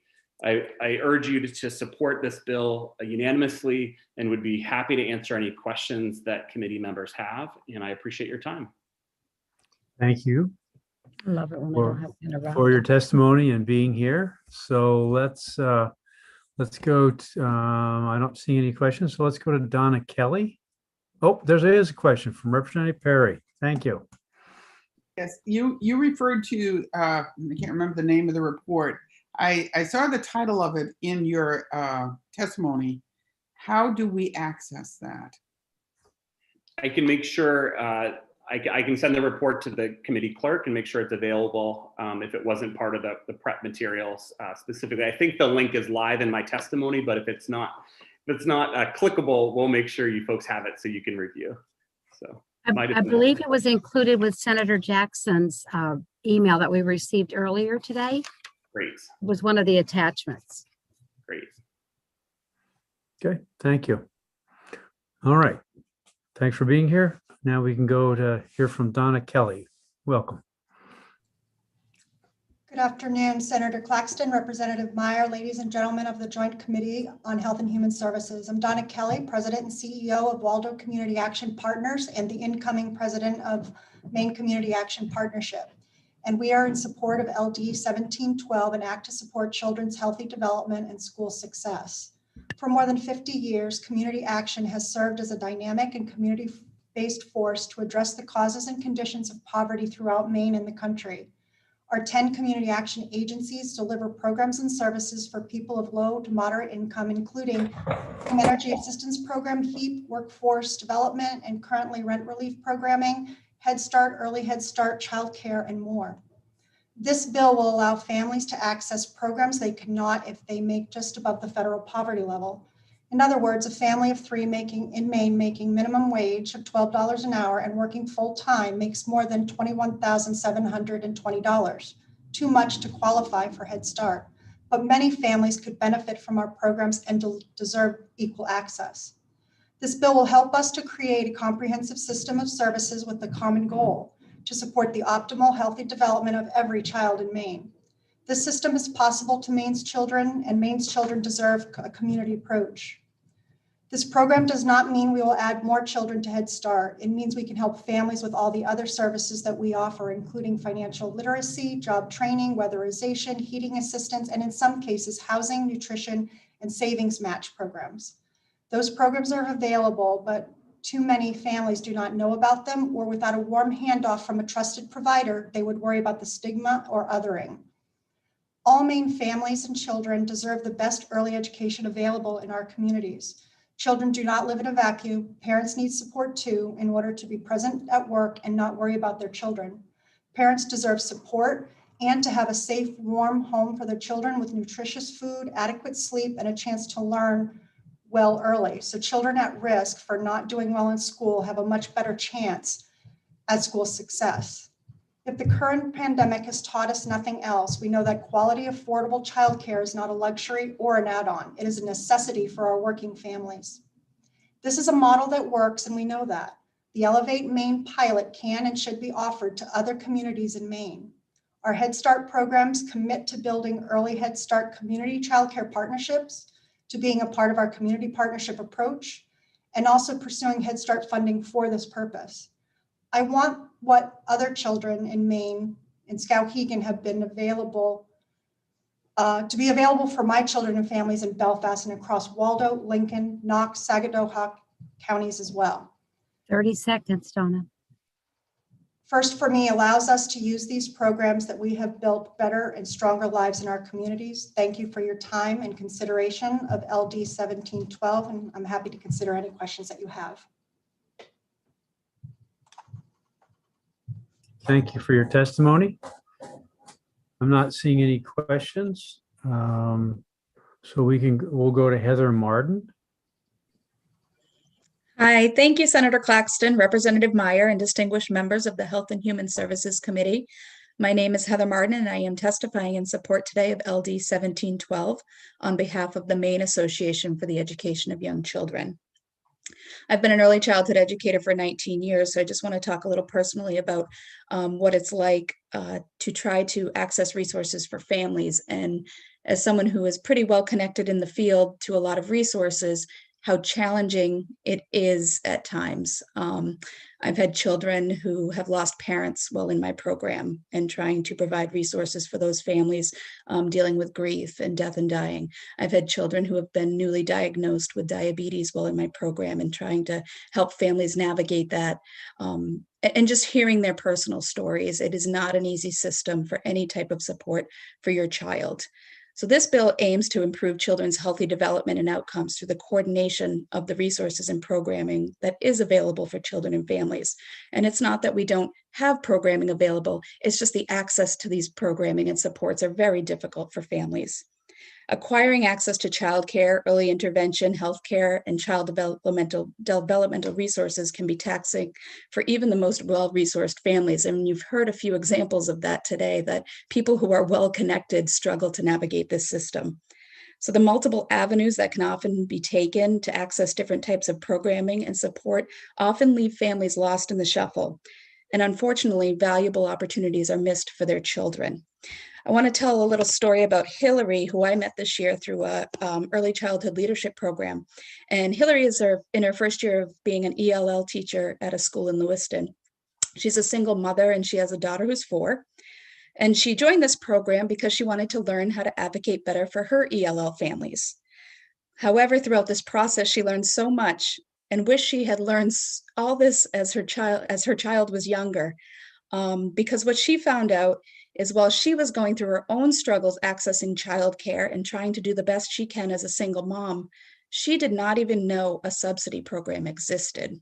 And her child's now 4 and had bounced around to babysitters and daycare providers. So she had this, revelation of, why did I not know that? Where was this support in my community or around me? Why, all those questions. And she just wondered, if she was just learning this, how many more families did not know what was out there? And I will tell you again, as working in the field for so long, it's a lot of families. I also do training for other early 30 childhood seconds, educators. Heather. Yep. And I can tell you that there's a lot of resources even within the childcare programs that are not known about. So obviously childcare programs play a key role in these coordinated resources. Access to childcare is vital for parents in the workforce, and high quality childcare is vital to support healthy outcomes of children. LD 1712s would provide quality improvements for childcare programs as part of this system. And we hope you all support that. Thank you so much. Thank you for that testimony. I'm not seeing any questions, so we can go to Joni Sprague. Welcome. Good afternoon, Senator Claxton, Representative Meyer, and members of the Health and Human Services Committee. My name is Joni Sprague, and I coordinate the Maine State Parent Ambassador Program, and I'm here to read portions of testimonies from some of the parents that couldn't be here today in support of LD 1712. Jennifer Smith of Holton shared, I'm a parent of a child in the ACAP Head Start program. Parents and families connected to ACAP, as well as all Head Starts in our state, not only access high quality childcare, we access whole family services and supports.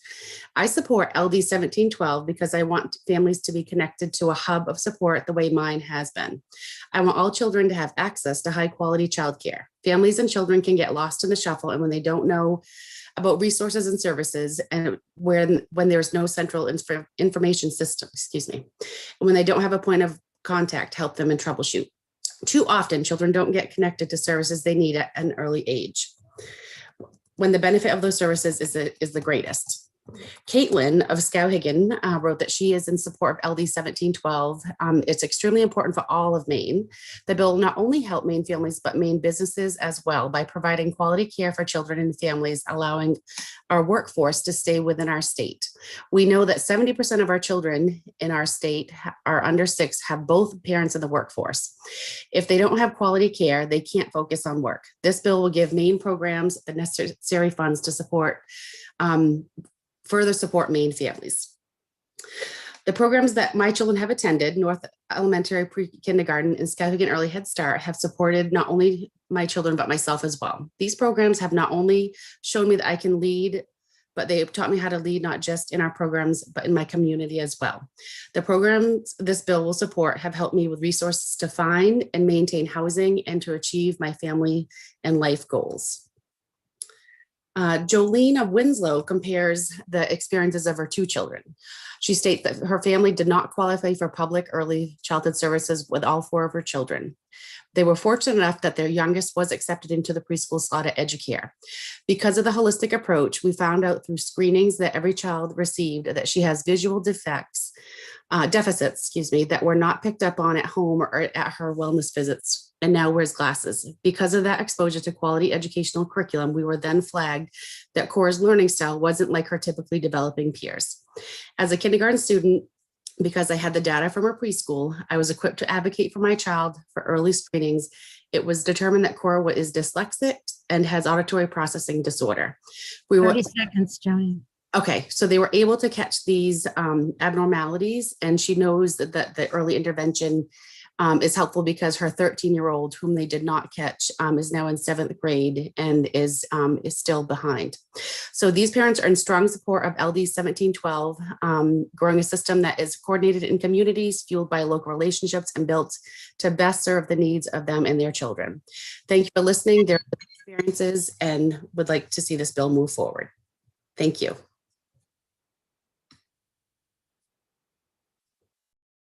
And thank you. Next, we'll hear from Catherine Susi. Good afternoon, Senator Claxton, Representative Meyer, and members of the Health and Human Services Committee. I'm the director of a coalition in Portland called Starting Strong, and together we work to improve outcomes for young children and families in our community. I'm also the parent of a 2-year-old and a child care consumer, and I'm submitting this testimony in support of LD 1712. Starting Strong is focused on increasing access to high quality early childhood care and education as a key strategy towards supporting the overall success of young children, their families, and really our whole community. Our commitment to ensuring that families and their children receive high quality early childhood care and education is based on extensive research, which points to the positive long-term outcomes, but also significant gaps that exist in our community.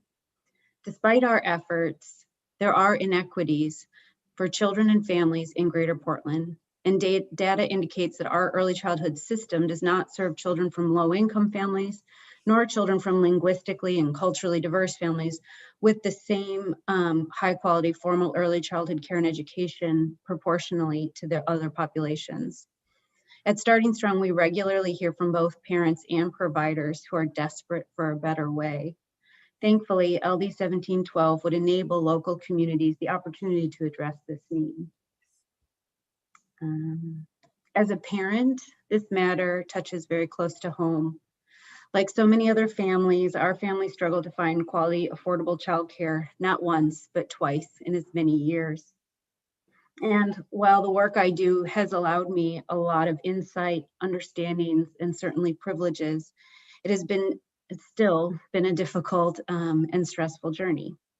Like the parents who we hear from at Starting Strong, I hope for an early childhood system that includes personal and culturally informed support, real-time information on childcare services and availability, as well as in-depth knowledge of the complex web of available resources.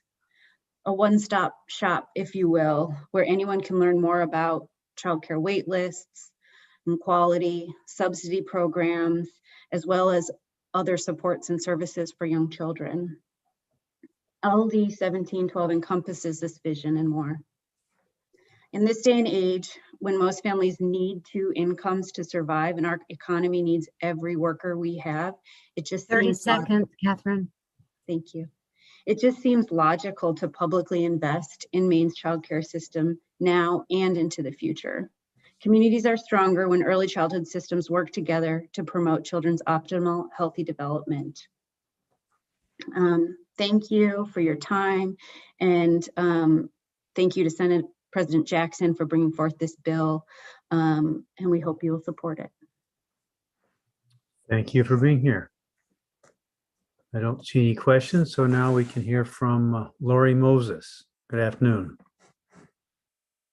You're still muted, Ms. Moses. I am. Thank you. There Sorry. you Good afternoon, Senator Claxton, Representative Meyer, and esteemed members of the Health and Human Services Committee.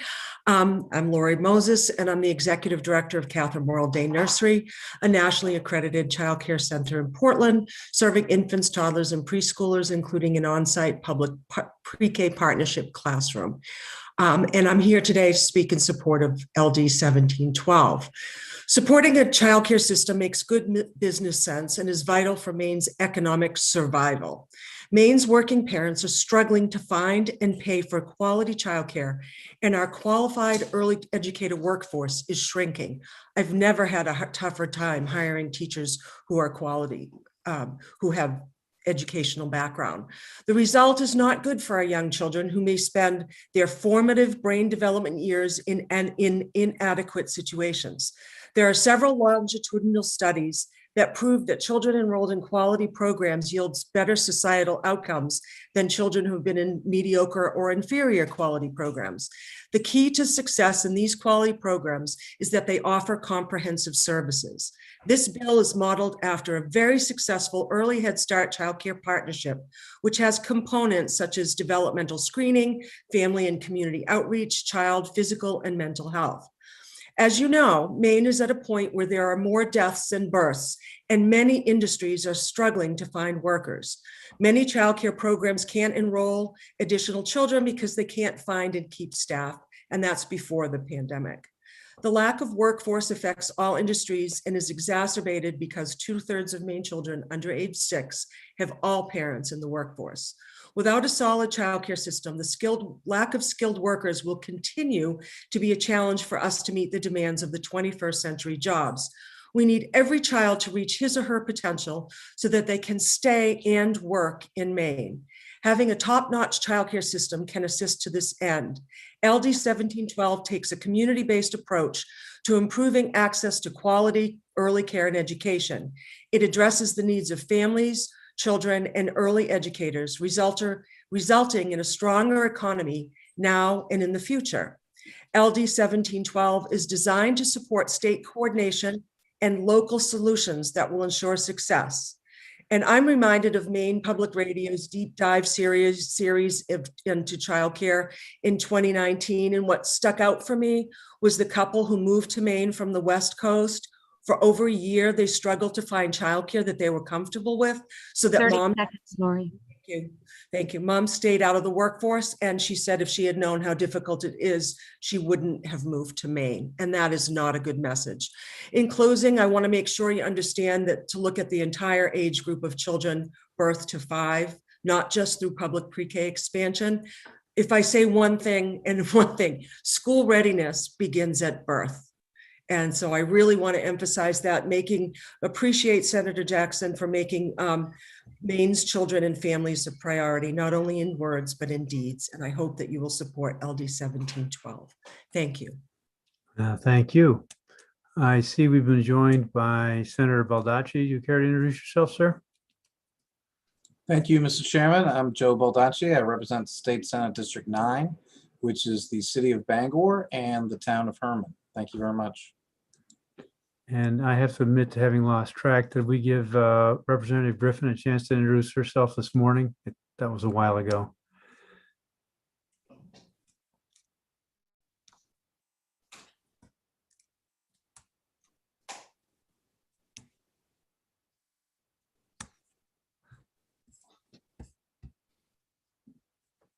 All right, we'll come back to that opportunity. And now we can hear from Mary Pletcher. Welcome. Hi. So thank you, Senator Claxton, Representative Meyer, and members of the Health and Human Services Committee. My name is Mary Pletcher, and I live in Waterville, and I'm in support of the LD 1712. We all benefit when families are supported and parents can go to work and their children have high quality early learning experiences. So mind you, I have 2 kids that are gonna probably be popping in and out. So I want to share a small part of my story. I'm a mom of 4 wonderful children, ages 16, 13, 5, and 3. My journey started with an amazing childcare model just over 3 years ago when I had my son. My babysitter at the time decided that she was leaving her overnight job and was no longer watching my children full time. I searched high and low and found Educare, but the cost was just too much for our small family. The cost alone was almost my husband's whole paycheck, as he works a part-time job and was still looking for full-time. The child care subsidy program had denied us as we didn't have a need for full day care just yet. Eventually we made it work, and my daughter Autumn started in part-day preschool at Educare 2 years ago. And she's now in kindergarten. Her teachers would tell you that she was going to be president someday. She was screened at the eye doctor while at Educare, and at age 3 was found to need glasses. We also struggled with her emotions and still currently do. At school with Educare had given us help with breathing exercises that they use in the classroom. This poster still is on my wall to this day, and we use it for my youngest. And speaking of my youngest, Tiberius, he's 3. He also didn't qualify for services Educare as our income was too high. But he was always with me at the time when Autumn was there, and staff knew our whole family. They began to notice that as Ty was developing, that he would possibly use a screening through Child Development Services. So after 2 years of this screening and a diagnosis of autism, we have Ty now in Educare. They helped me get an educational plan for him in place, and Tiberius started Head Start full day preschool on his 3rd birthday in October, literally his 3rd birthday. I'm proud to say that after the many months from October till now, we've worked on his speech and he's thriving and his communication is much better. I think that early childcare and education needs more support and resources in Maine, so that even when a family can't afford high quality care at this time, that they still have access to the high quality care even at any income level. We need more resources to help childcare programs in our state, and I'm asking you to support LD 1712 because we can all benefit when parents can go to work while their children have the high quality early learning education and families are supported socially and emotionally. And I'd be happy to answer any questions anybody may have. Thank you for your testimony. You're welcome.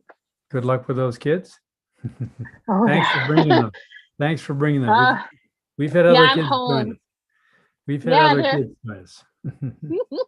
Well, they're out of school already, so they're home. Okay. Yep. Michael Mosley, do you want to unmute and share your testimony? Hello, thank you. Good afternoon, Senator Claxton, Representative Meyer, and the members of the Joint Standing Committee on Health and Human Services. My name is Michael Israel Mosley. I'm a resident of Waterville, and I also serve as the Policy Council Chair for the Kennebec Valley Community Action Program's Head Start Agency. And yes, that is a lot of words, and I have to practice it on a regular basis because you only get one shot to let it roll off the tongue. I'm actually really excited to be able to get a chance to talk here, especially with the people that have come before me, because you've gotten a little tiny taste of what this bill actually does and what it can actually allow centers to do. When you talk about comprehensive child care services and early childhood education, a lot of people think just babysitting. But as the Policy Council Chair, I get to see how the whole network spreads out. And what you're talking about is you're talking about home visitors who come to people's homes to give them preschool services even when they can't qualify for a full day. You're talking about access to WIC. You're talking about access to food pantries, clothing drives. We have First for me, not first for me, First for AmeriCorps, which is a adverse childhood experiences based program to give children more social and emotional support. This entire network of things are all things that are possible through the First for Me program. And they're all services that people need, especially right now. A lot of people think that we're almost back to normal. But for a lot of people, especially if your children have special needs, we aren't anywhere near normal, and we're not going to be normal for a very, very long time. And for children especially, they're going to need these services, and they're going to need these services more than they ever have because everyone has been disrupted. But they take it the hardest. And these services help keep them stable and their families stable. And they act as a lifeline for communities in a broad sense that I don't think most people really get a chance to see. But with this bill and in supporting this bill and passing this bill, they will have a chance to see that because they'll get it themselves. And I think that's what's important here, is that we start expanding these services so that communities can start to grow and thrive in a holistic manner. And I thank you for your time, and I'll take any questions.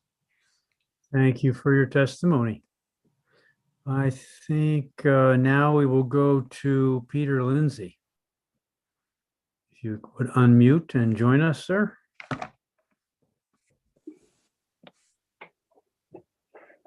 Yes, good afternoon. Senator Claxton, Representative Meyer, and Health Human Service Committee, and a special hello to Representative Holly Stover, who I worked with through our United Way for many years. Thank you for giving me the time. I'm testifying in support of 1712, an act to support healthy development and school success. I'm not going to read my whole testimony. We've already heard a lot of what I would like to say from others. So I just want to focus on one part, but I have submitted a written testimony. What I want to focus on is the fact that this is research-based. I forgot to mention, I do serve right now as a board member of the Maine Children's Alliance. So that's my affiliation right now. I'm retired from United Way. But I wanted to focus on the research because I'm very excited about this bill because it really is based in solid information and solid research in coming to Maine. When Educare Center opened in 2020, it showed the strength of a well-funded public-private partnership. But as Mr. Fisher, I think, mentioned at the beginning of his testimony or early in his testimony, the center was one part of what we were hoping to do in Maine. And the center was never designed just to help children and families in the Waterville area. It has helped a lot of people in that area, but that wasn't the idea. The idea from the start was that the best practices and services developed and refined at this high quality center would provide the knowledge and experience for other communities to develop what some of them called and what we called educare without walls. So taking those best practices and making them not necessarily needing an educare center building like that in other parts of the state, but really using that expertise and partnerships that were developed.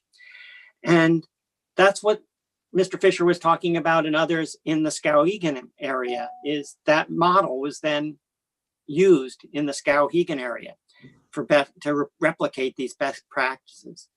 So my main point is that the Educare Center was really Maine's pilot of a very successful model from other states. And the Skowhegan project was Maine's pilot to show how these practices could help other Maine communities work. And so we're now ready to implement and to move forward, and it's the time to do that. So I encourage you to support LD 1712 because it provides a comprehensive approach to implementing these best practices. Thank you very much. Thank you for your testimony and for submitting your testimony. Senator Baldacci, do you have a question? Yes, first of all, thank you very much, Mr. Lindsay, for joining us. The center was established in opened in 2010, is that correct? Yes. Okay, and how many students in that 10-year period have come through the Waterville? How many families do you estimate you served in that 10-year period? I don't work at the center. I'm serving as I said, a board member of the Maine Children's Alliance, which is a statewide group. I know we could get you that information, and I'm happy to ask somebody who works. Tracy Fortin would be able to provide that information to you if you want that before or at the work session, I'm sure. No, it'd be good to know because the Waterville Center was only the 12th in the country. Yes. We were very fortunate to get it back then. And I agree. It's a very important program. It would be good to know some of the developments because you've had 10 years. There's been 10 years of work and accomplishment. It might be helpful to share that with the committee so that everybody can really fully understand. But this is something the state has worked on to develop for probably the last 10 to 12 years. So thank you for your work. I look forward to that information if you don't mind, or have that. I will definitely pass it on to the people who I think can answer your question much better than I can. Okay, great. Thank you. And provide the data. Yeah. Tracy Fortin has been listening, and we'll hear from her shortly. So she may be able. Yeah, she may take care of this. Representative Stover. I just wanted to say thank you to Peter Lindsay for being here today, and also for decades of tireless advocacy for early childhood programming. So thank you, Peter, and hello. Thank you. Very good. Okay, now we're going to hear from Rita Furlow. Welcome. Good afternoon. Good afternoon, Senator Claxton, Representative Myers, members of the Joint Standing Committee on Health and Human Services. My name is Rita Furlow. I'm the Senior Policy Analyst at the Maine Children's Alliance. And I am pleased to be here today in support of LD 1712. And we know that children's brain architecture is built over time from the bottom up, and that it requires a strong foundation and that strong foundation is critical to everything that follows. And we know that the key to that is strong and consistent relationships, be it with parents or early childhood educators. So we know how important those relationships and quality childcare really is for the developing brain of children, as you heard earlier from one of the pediatricians. We also know, as I believe you've heard, that approximately 70% of all Maine children under the age of 6 have all parents in the workforce, and that this is critical to our economy and critical to those families who must go to work. So some of the challenges are that right now we know that the early childhood education is expensive, that many families can't afford it. Yet we also know that staff are barely making a living wage at around an average of $24,000 a year. And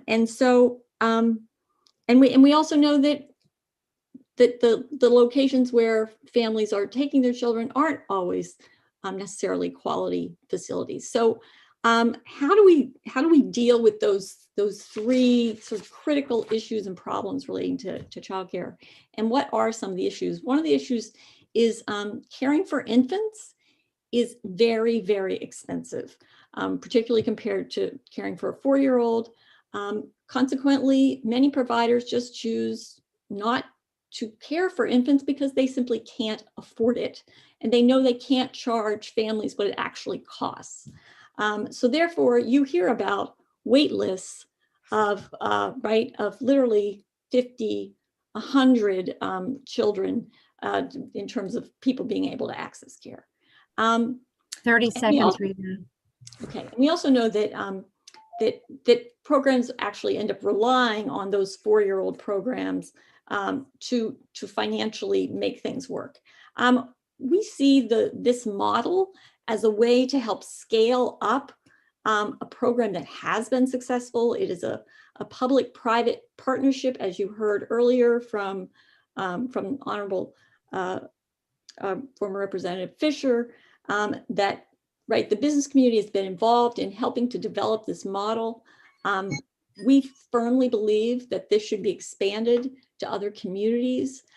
It is successful, it works, and so we urge you to learn more about it, and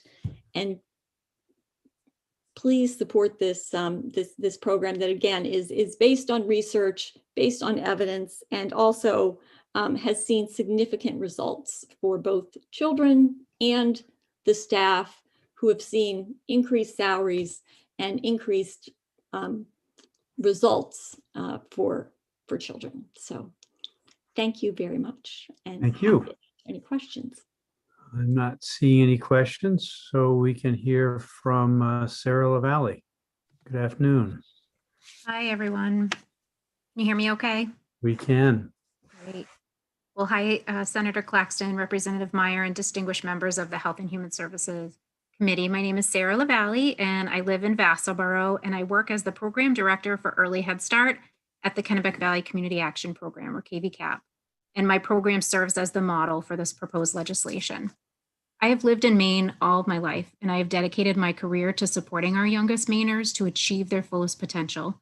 Most recently in my work, I've had the wonderful opportunity to partner with local family childcare and center-based childcare providers. The goal of the work is to bring early Head Start resources and supports to the towns and communities where families are accessing care. Our funding to do this partnership work began in 2015, and we titled our work the Elevate Maine Somerset Pilot, which you've heard a little bit about today. And I have seen firsthand the positive impacts and benefits to families and providers when supports are infused into programs in our Maine communities.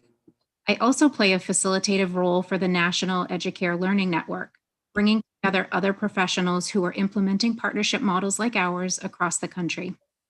And what I have witnessed is that these efforts, with relationships at the core, make a difference. Our contracted providers feel supported, both professionally and financially, through this effort. During on-site weekly visits, our staff and the providers collaborate together on curriculum, child screenings and assessments, environmental needs, and supporting children and families to soar with their own goal attainment and achievements. Connected systems and supports benefit providers, children, families, and communities. I've heard from many providers that if we had not been, many of our providers that we contract with, if we had not been partnering together during the pandemic, they would have closed their doors. Other providers in different parts of the state have had to make this difficult decision to close, and it is devastating. As a state, we need to allocate more resources to assure that our youngest citizens get the start they deserve, with qualified and nurturing childcare providers who care for them while their parents are in school and in the workforce. Providers are making every effort to offer a quality service for children and families in their communities, but we know that resources in the early childhood field are limited. Providers try really hard to do a lot with very little, and this needs to change. This model makes a difference, and I truly hope that these partnership efforts can expand and others can experience the benefits of a model like this. LD 1712 is good for families, it is good for children, it's good for providers, and it's good for communities, and it will make a difference in our state. When we invest in our youngest people, we improve health, education, social, and economic outcomes for us all. LD 1712 would do just that, and I'm asking you to support it. Thank you for your time. Thank you for that testimony. Next, we're going to hear from Stephen Bailey, who would unmute and join us. Good afternoon. Good afternoon. Senator Claxton, Representative Meyer, and members of the Health and Human Services Committee. I am Stephen Bailey, Executive Director of the Maine School Management Association.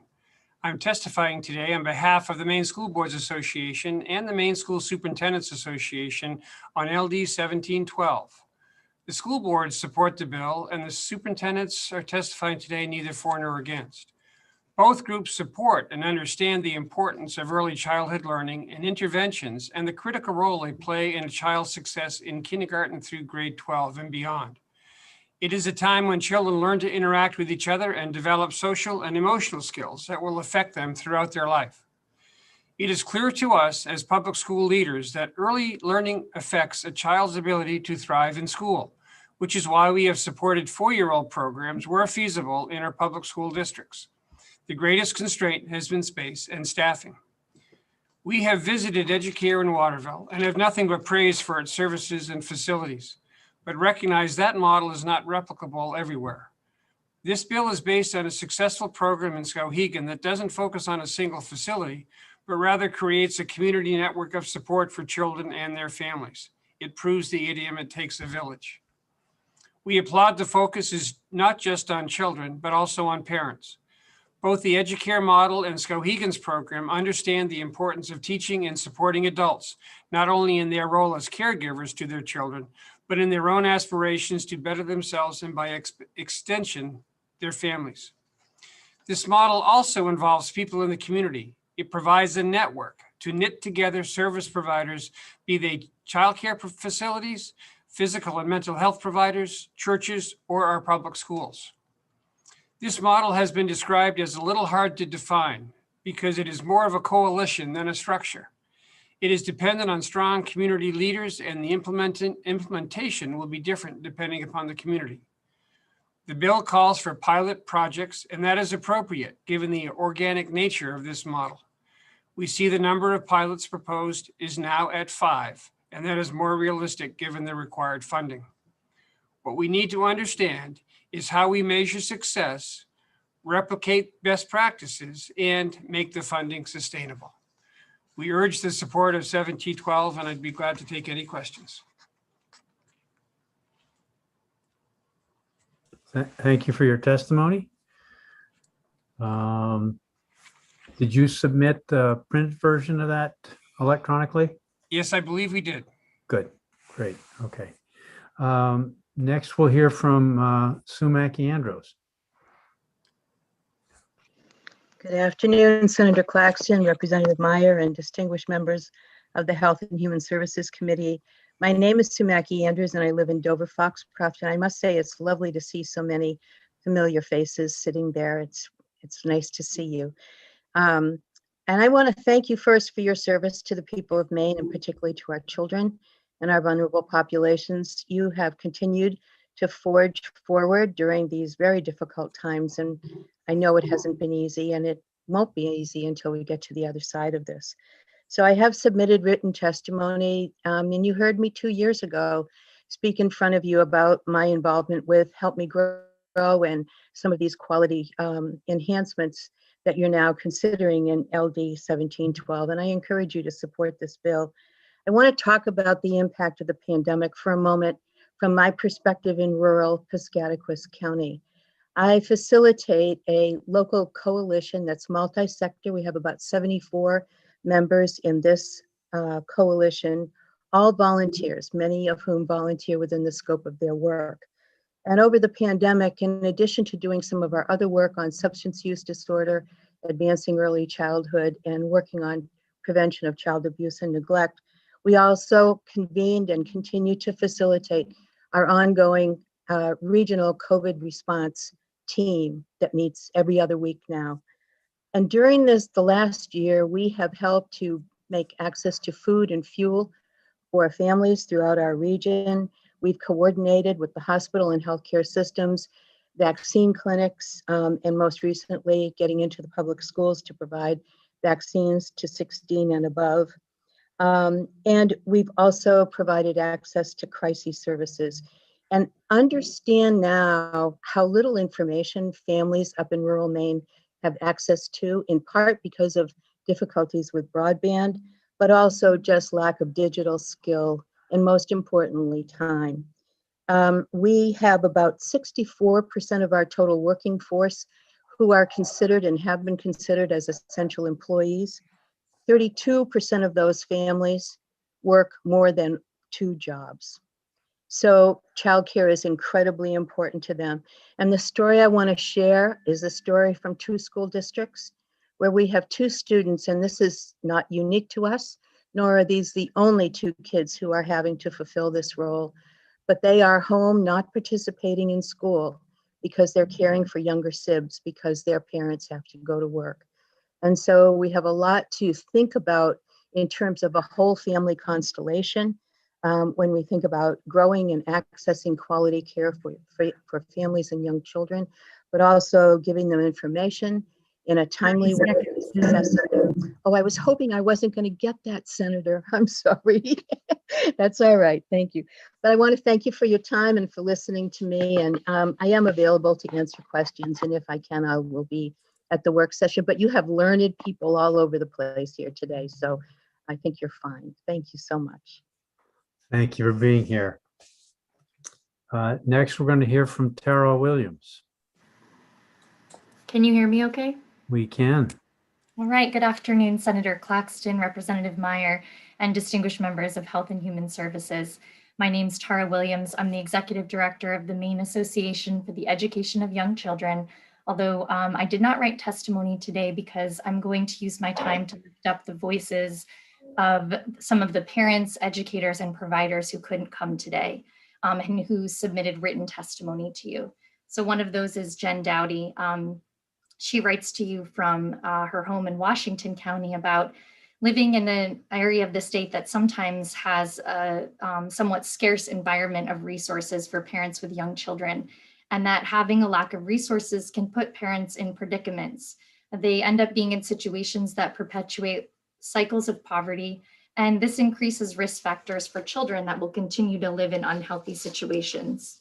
Sarah Harris, a parent from Hamden, just had such a great metaphor in her written testimony that I wanted to highlight. She talks about being a parent of young children feels like a juggling act performed while walking a tightrope, and speaks about, what it feels like to be in a system, to be trying to navigate a system that's not actually working like a system. There's testimony from Allison Britton, who's working at a CTE program training the future early educators of Maine, and Bridget Barden, who works in family childcare, and Betsy Hedges, who works in a childcare center, and Camelia, who's a director of a center, and Andrea, who's a teacher, and they're all writing to you about their experience in this profession in working in early childhood education and what they know to be needed to really create regional coordination and support for families. I really want to highlight today, though, Chrissy Davis's testimony, a family childcare provider from Skowhegan, because she has experienced this project and been a part of this concept that led to the First for Me program in this bill. And she writes that she knows that families in Maine continue to rely on family childcare, particularly in rural Maine. They choose it because of its convenience, its flexibility, its intimate family setting. But as a small business owner and family childcare provider, there are often barriers and challenges that make it really hard to stay in this field. Having limited resources, working long hours, no support staff, a sense of isolation, and that being part of this project has given her a community. It's given her a coach who provides strategies for learning environments, for children's behavior, understanding children's individual needs, child assessments, curriculum implementation, child nutrition. She's received financial support that has helped with indoor and outdoor materials and supplies. She has access to specialists. Okay, and that she has gotten a community of support, and she's written to you that her biggest hope with this bill and your support for it is that more providers and children and families in Maine will have access to this type of on-the-ground local system that's built for the needs of their community. Thank you for your time. Thank you for that testimony. I don't see any questions, so now we can go to Tracy Fortin. Good afternoon. Good afternoon. Thank you for having me. Senator Claxton, Representative Meyer, and distinguished members of Health and Human Services Committee. My name is Tracy Fortin, and I'm the Executive Director at Educare Central Maine and Chief Operating Officer of Child and Family Services at Kennebec Valley Community Action Program. And that includes oversight of the MELIG, the Elevate Maine pilot project. And I am testifying in favor of LD 1712. Our communities, our state, and our country realize now more than ever before that childcare access and quality are paramount to a healthy economy. This was highlighted with the pandemic, and this has been known to the early childhood field for many years. from research-based evidence, and certainly it came to light brightly since COVID-19 for business leaders, public educators, government officials, families, and children.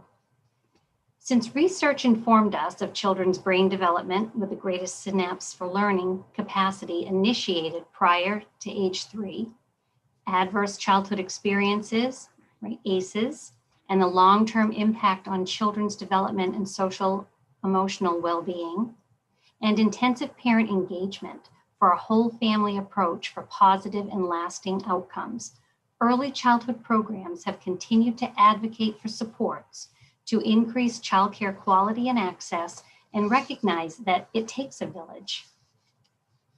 The research behind LD 1712 is expansive, and it's inclusive of national, state, and local data. Supporting LD 1712 is acknowledgement of childcare as an economic development issue, as identified in our governor's economic recovery plan to sustain and grow Maine's economy. Today, you're hearing and reading testimonies from an array of stakeholders and respectable data sources.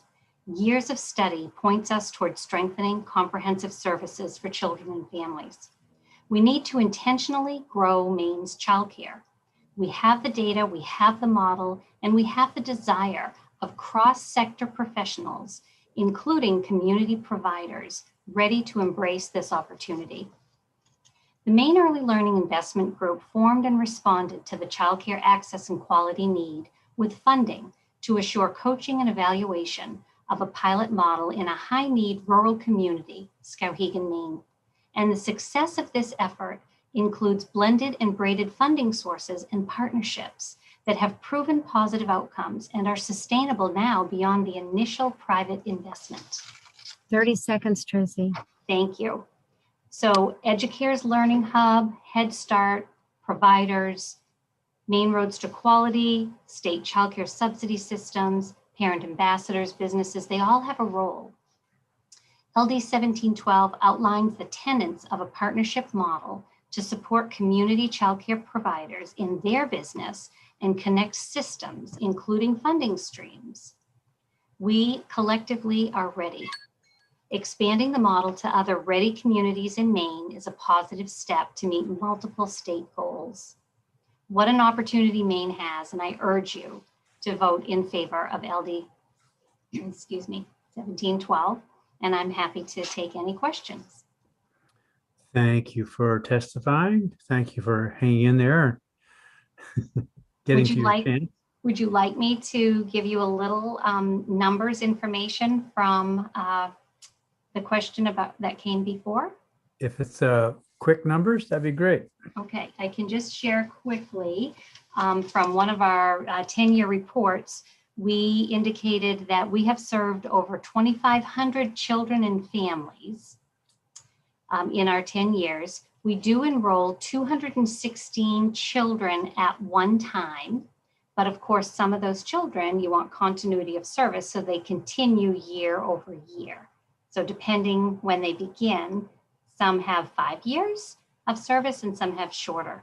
And in the Elevate Maine pilot, we are serving 100 children in our early Head Start childcare partnership model. And we work with 15 community providers we contract with them. Thank you for that data. And if you'd like to share any additional with us, we're always welcome to getting that. We'll have a work session probably next week. Wonderful. Thank you so much. Thank you again. Does that answer your question, Senator Baldacci? Good. Representative Craven. Thank you very much. Thank you. Oh, she left. She's still there. Are you still here, Tracy? Hi. I'm sorry. What I really wanted to know was, besides the Head Start funding, what other kind of funding do you get? So we have early Head Start childcare partnership funding. We have some childcare subsidy funding in one of our locations because we partner with the public school. There's some DOE supports in terms of space, facility.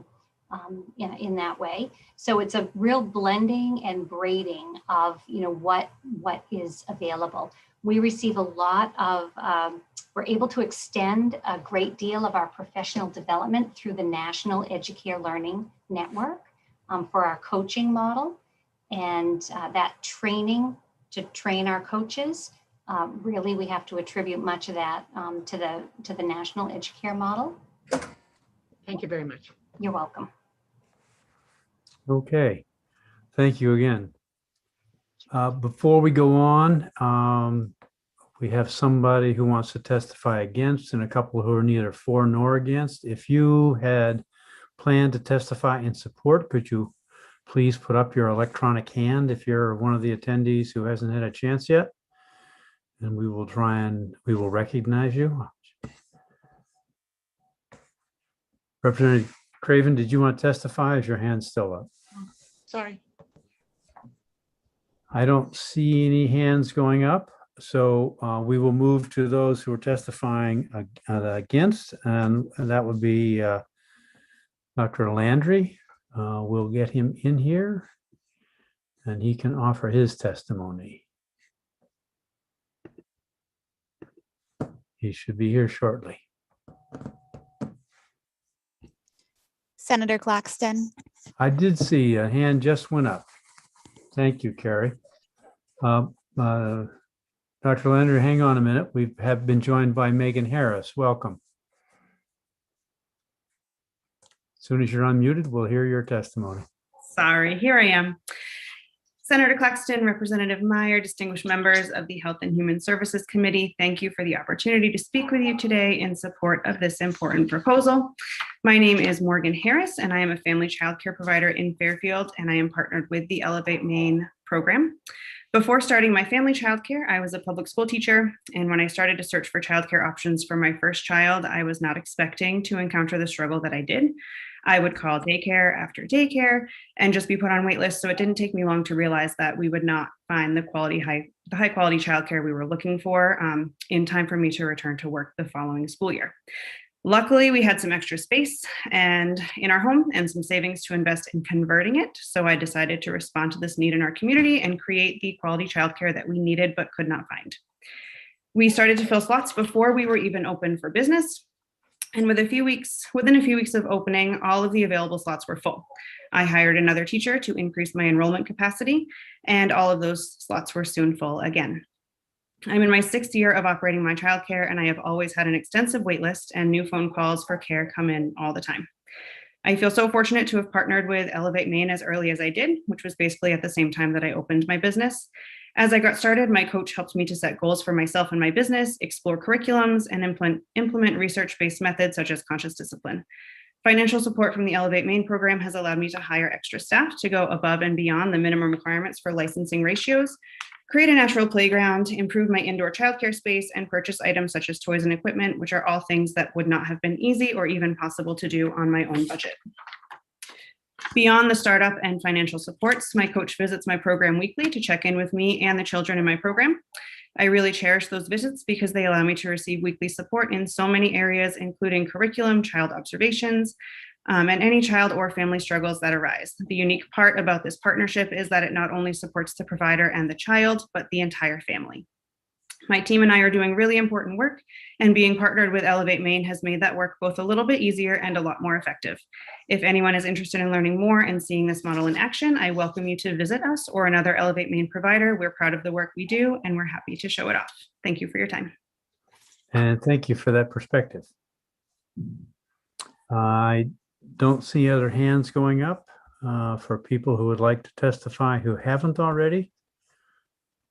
But I was too quick the last time. So let's go to Director Landry. Welcome.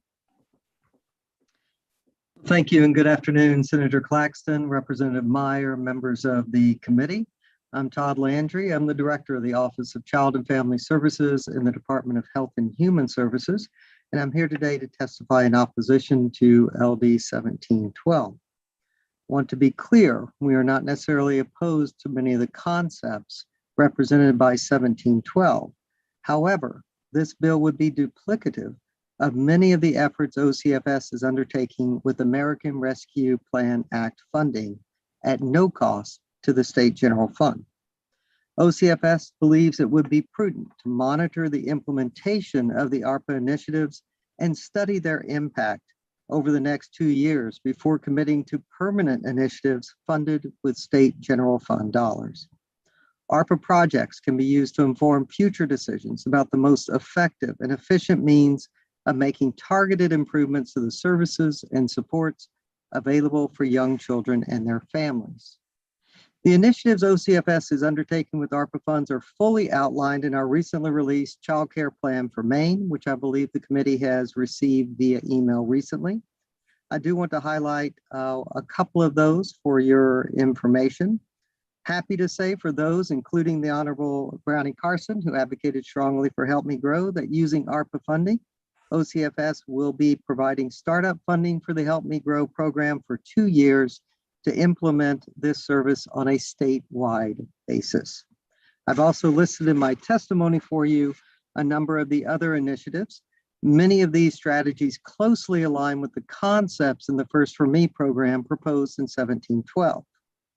I do want to point out the 2 programs, particularly First for Me, proposed under this bill will come at a significant fiscal cost.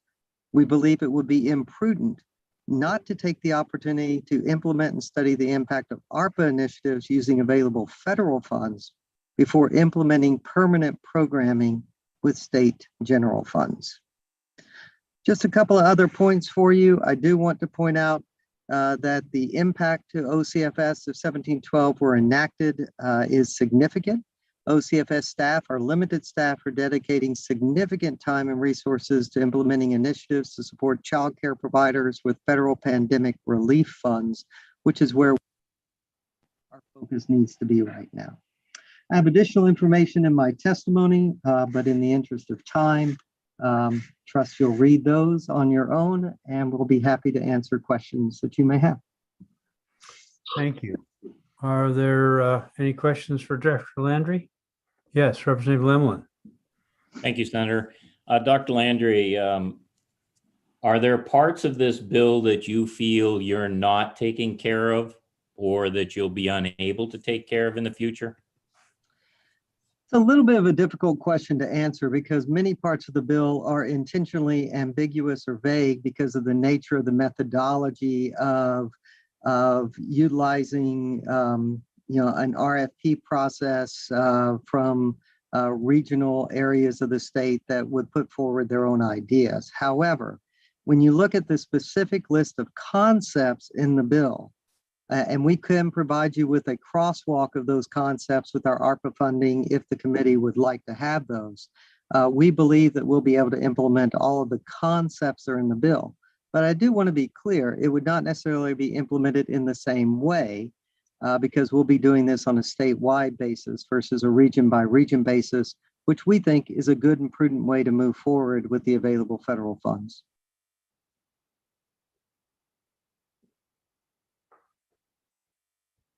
Does that answer your question, Representative Lemlin? Yes, it does, Senator. Thank you. Senator Baldacci? Thank you. Mr. Landry, if you could, it would be helpful, Mr. Chairman, if we could have for the work session some detailed information. If the director is telling us that he's got a program that's better than the one we're considering, then I'd like to see the details on that as soon as possible and compare them and figure out what's the best policy solutions. So that crosswalk form might be helpful, Director Landry, if that's something that you could do. We'd be happy to provide the crosswalk. In the meantime, I would refer you to the released Child Care Plan for Maine for the list of very specific details focusing on access, quality, and workforce that we plan to implement with the $127 million of ARPA funding, plus the previously announced $30 million of investment from the CURSA funding. Mr. Chairman. Very good. Yes, Senator Baldacci. If we could have those resent to our emails so that we can review them, that would be great. Thank you. We can also probably put them in the committee file for this particular bill. He does have a link from his, Dr. Landry's link is in his testimony. He has the link to that report. Thank you, Senator Moore. Thank you, Dr. Landry, for being here. Welcome. Is there anybody else who would like to testify against LD 1712? I don't see any hands up, and I'm looking at the list.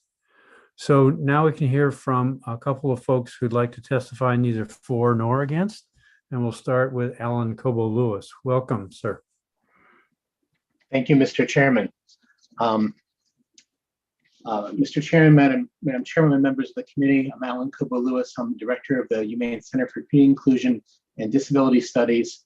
I'm the evaluator for Educare Central Maine, or at least have been since 2013, and also the evaluator for the Elevate Maine project.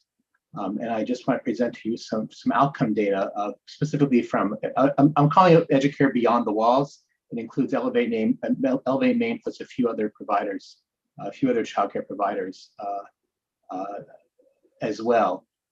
So in particular, I'd like to share with you, and because I'm at the Center for Pre-Inclusion and Disability Studies, I'm particularly interested in the outcomes for children with disabilities. And so that's going to be highlighted in some of what I share.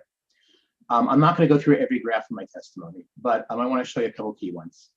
So the graph in section 1.1 is results of improvement over time in childcare quality in a structured measure of childcare quality called the Family Childcare Environment Rating Scale. Over 3 years, that family childcare programs are participating in the Beyond the Walls program to push out the data-driven model to childcare providers in Somerset County and a couple other counties in Maine. And on this scale, a change of 1 is a fairly substantial change, and you can see that childcare quality went up from 2016-17 to the next year starting to approach what the kind of quality you can actually see in Educare Central Maine. And you can see similar results for other childcare settings. I want to go ahead to a couple of other key graphs. One of them is a graph in section 2.1 of my testimony. So this is showing children's vocabulary scores on the y-axis against their time in Educare. If it's on this scale, if a child is progressing at their at an age-appropriate level, their score stays flat. So the red score is the kids without disabilities. They're progressing at an age-appropriate level as they go through this program. The line in blue is children with disabilities, showing rather large gains the more time they spend in the program. This is probably the graph that excites me the most. It's an excellent outcome for the kids with disabilities. And then 2.2 is a measure of social emotional learning. And in this case, both groups are actually improving, doing better than you would expect based on how old they're getting, the more time they spend in Educare Beyond the Walls. So the non-academic social emotional outcomes are really excellent. Maybe this is even the best news graph, better than the other child outcomes graph. And I think the last thing I wanted to mention was that in my written testimony, I had actually suggested that whether you do Help Me Grow or do the program that Director Landry was describing, you're going to want to 30 seconds, Alan. Thank you. You're going to want to have outcome data linked with Department of Education. I realized that in fact on page 8 of the bill in section 14, it's actually there that there should be linkage with Department of Education outcome data. That's very good. In order to accomplish that, you're going to want, with parent consent, for the DOE unique identifiers to be assigned to children who are in the early childhood program, so that you can actually do that linkage easily in order to actually track long-term outcomes. And I think I made it. Thank you for that. Thank you for that contribution and the detail in your testimony. Senator Baldacci, you have a question? Yes, thank you. Thank you, Alan, for being here and for your leadership on many of these issues. And I think that's very encouraging data in terms of disabled students. One of the issues that the state director mentioned was that he's already got a program, or he's developing a program, and testified in opposition to this program. Do you have any observations about what the department's doing right now in this area? And any insight you could share with us as an expert? I mean, the department is certainly engaged in some significant childcare quality initiatives. I mean, I would actually just say whether, to what extent they cover the same ground as Help Me Grow, I would actually defer to the folks who are, to the folks who are looking for that initiative, and have a conversation between Director Landry and them, so that you essentially get input about the crosswalk, which I think is an excellent idea that he had, and also get the reaction of the, of the other advocates of that crosswalk. And I think it's for the committee to decide what pieces do you think are covered and what pieces aren't covered. I'm trying to stay focused on the evaluation aspect, because that's by design. It's an arm's length relationship. Thank you for that. All set, Senator. Very good. All right. Thank you again, Mr. Koval-Lewis. Thank you. And next we'll hear from Scott Tash. Welcome. Thank you, and good afternoon, Senator Claxton, Representative Meyer, and members of the Health and Human Services Committee. My name is Scott Tash, and I'm the CEO at UCP of Maine. UCP of Maine has been supporting families, children, as well as adults with a wide range of intellectual disabilities, mental health needs, behavioral and/or physical challenges since 1954. And currently that does include services for children in both the in-home and community settings, as well as center-based preschool and childcare offerings in the greater Bangor area. I'm also the chair of the Maine Association for Community Service Providers Children's Committee, whose members specialize in early intervention and support for our state's youngest children in special purpose preschools, K-12 programs, and in-home and community settings. I thank you for the opportunity to come before you today and provide comments as neither for nor against LD 1712. As defined, the Help Maine Grow system would increase access to early periodic screening, diagnosis, and treatment services, as well as support the Department of Education's Child Find efforts, increasing access and referrals to early intervention services. It has been clearly established that early intervention is key in the development of individuals in preparation for success longer term. And we are very supportive of those efforts to identify children in our communities who need support to succeed. However, with possible systemic changes already underway through both CDS restructuring in the DOE and possible reorganization of Section 65 and 28 services under a new service, Section 106, we suggest it would be imperative that the departments and stakeholders work together to ensure the success of all of these new initiatives and to determine how they can overlap and support each other.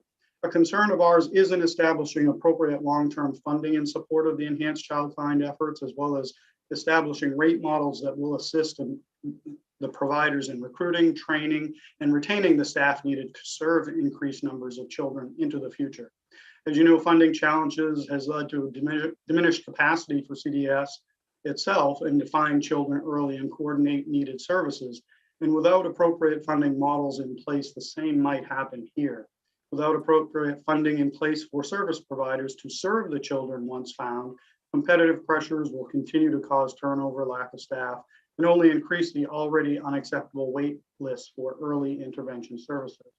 Regarding the First for Me early care and education program, we have seen that collaborative approaches to care, wraparound services, if you will, can be successful in other types of services and lead to healthier individuals and positive outcomes. And again, we fully 30 seconds. Thank you. We fully support efforts to increase those services and increase childcare opportunities to at-risk and underserved individuals and communities, and utilize the established and proven measurement criteria to determine possible improvement outcomes. But long-term funding and sustainability of the program is again of concern.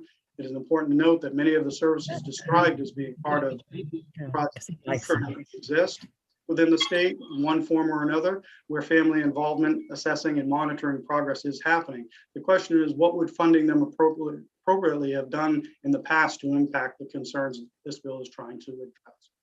So while this may be designed as a pilot, please take the long-term challenges of maintaining the quality services in place to ensure the success of the First for Me program. Again, thank you for your time. We stand ready to work with the department, legislators, and other stakeholders in the development of any new initiative. And I thank you again for the time. Please let me know if you have any questions. Thank you, Mr. Tash. Are there any questions? So have you been involved with any of the conversations so far about the restructuring of CDS and 65 and 28? Yes, we've certainly been involved in the sessions, and we have members of our committee involved in the work session tomorrow. Thank you. That was my impression. I just wanted to confirm that. Thank you for that. Is there anybody else who hasn't been called on yet who would like to testify? And I don't see any hands going up. Most of the names and the folks who are current attendees have testified, all of them, I guess. So that'll conclude the public hearing portion of our consideration of LD 1712. At this point, we turn to our analyst and ask for any additional data that you would like or information in anticipation of a possible work session. I'm not seeing any particular requests right now, so that's good. So that'll conclude our work on 1712 for today. I think it's getting late enough that we don't need to consider to go into a work session, but we'll reschedule that for tomorrow. And we'll see how long tomorrow's 3 bills take to hear, and hopefully get to that still in the morning. Anything else I should know about? Carrie, you've joined us again. Do you? Nope. Okay. And Aaron didn't have anything. Representative Meyer. Thank you, Mr. Chair. Just clarifying that the work session you're referring to tomorrow is Yes. 296, rescheduled from this afternoon to tomorrow. That's the one I meant to be specific about. Thank you. Thank you. Yeah. All right. Is there any other business we need to take care of before we conclude for the now evening and adjourn until 9 o'clock? I'm not seeing any. So we'll thank everybody for being here, and we'll see everybody in the morning.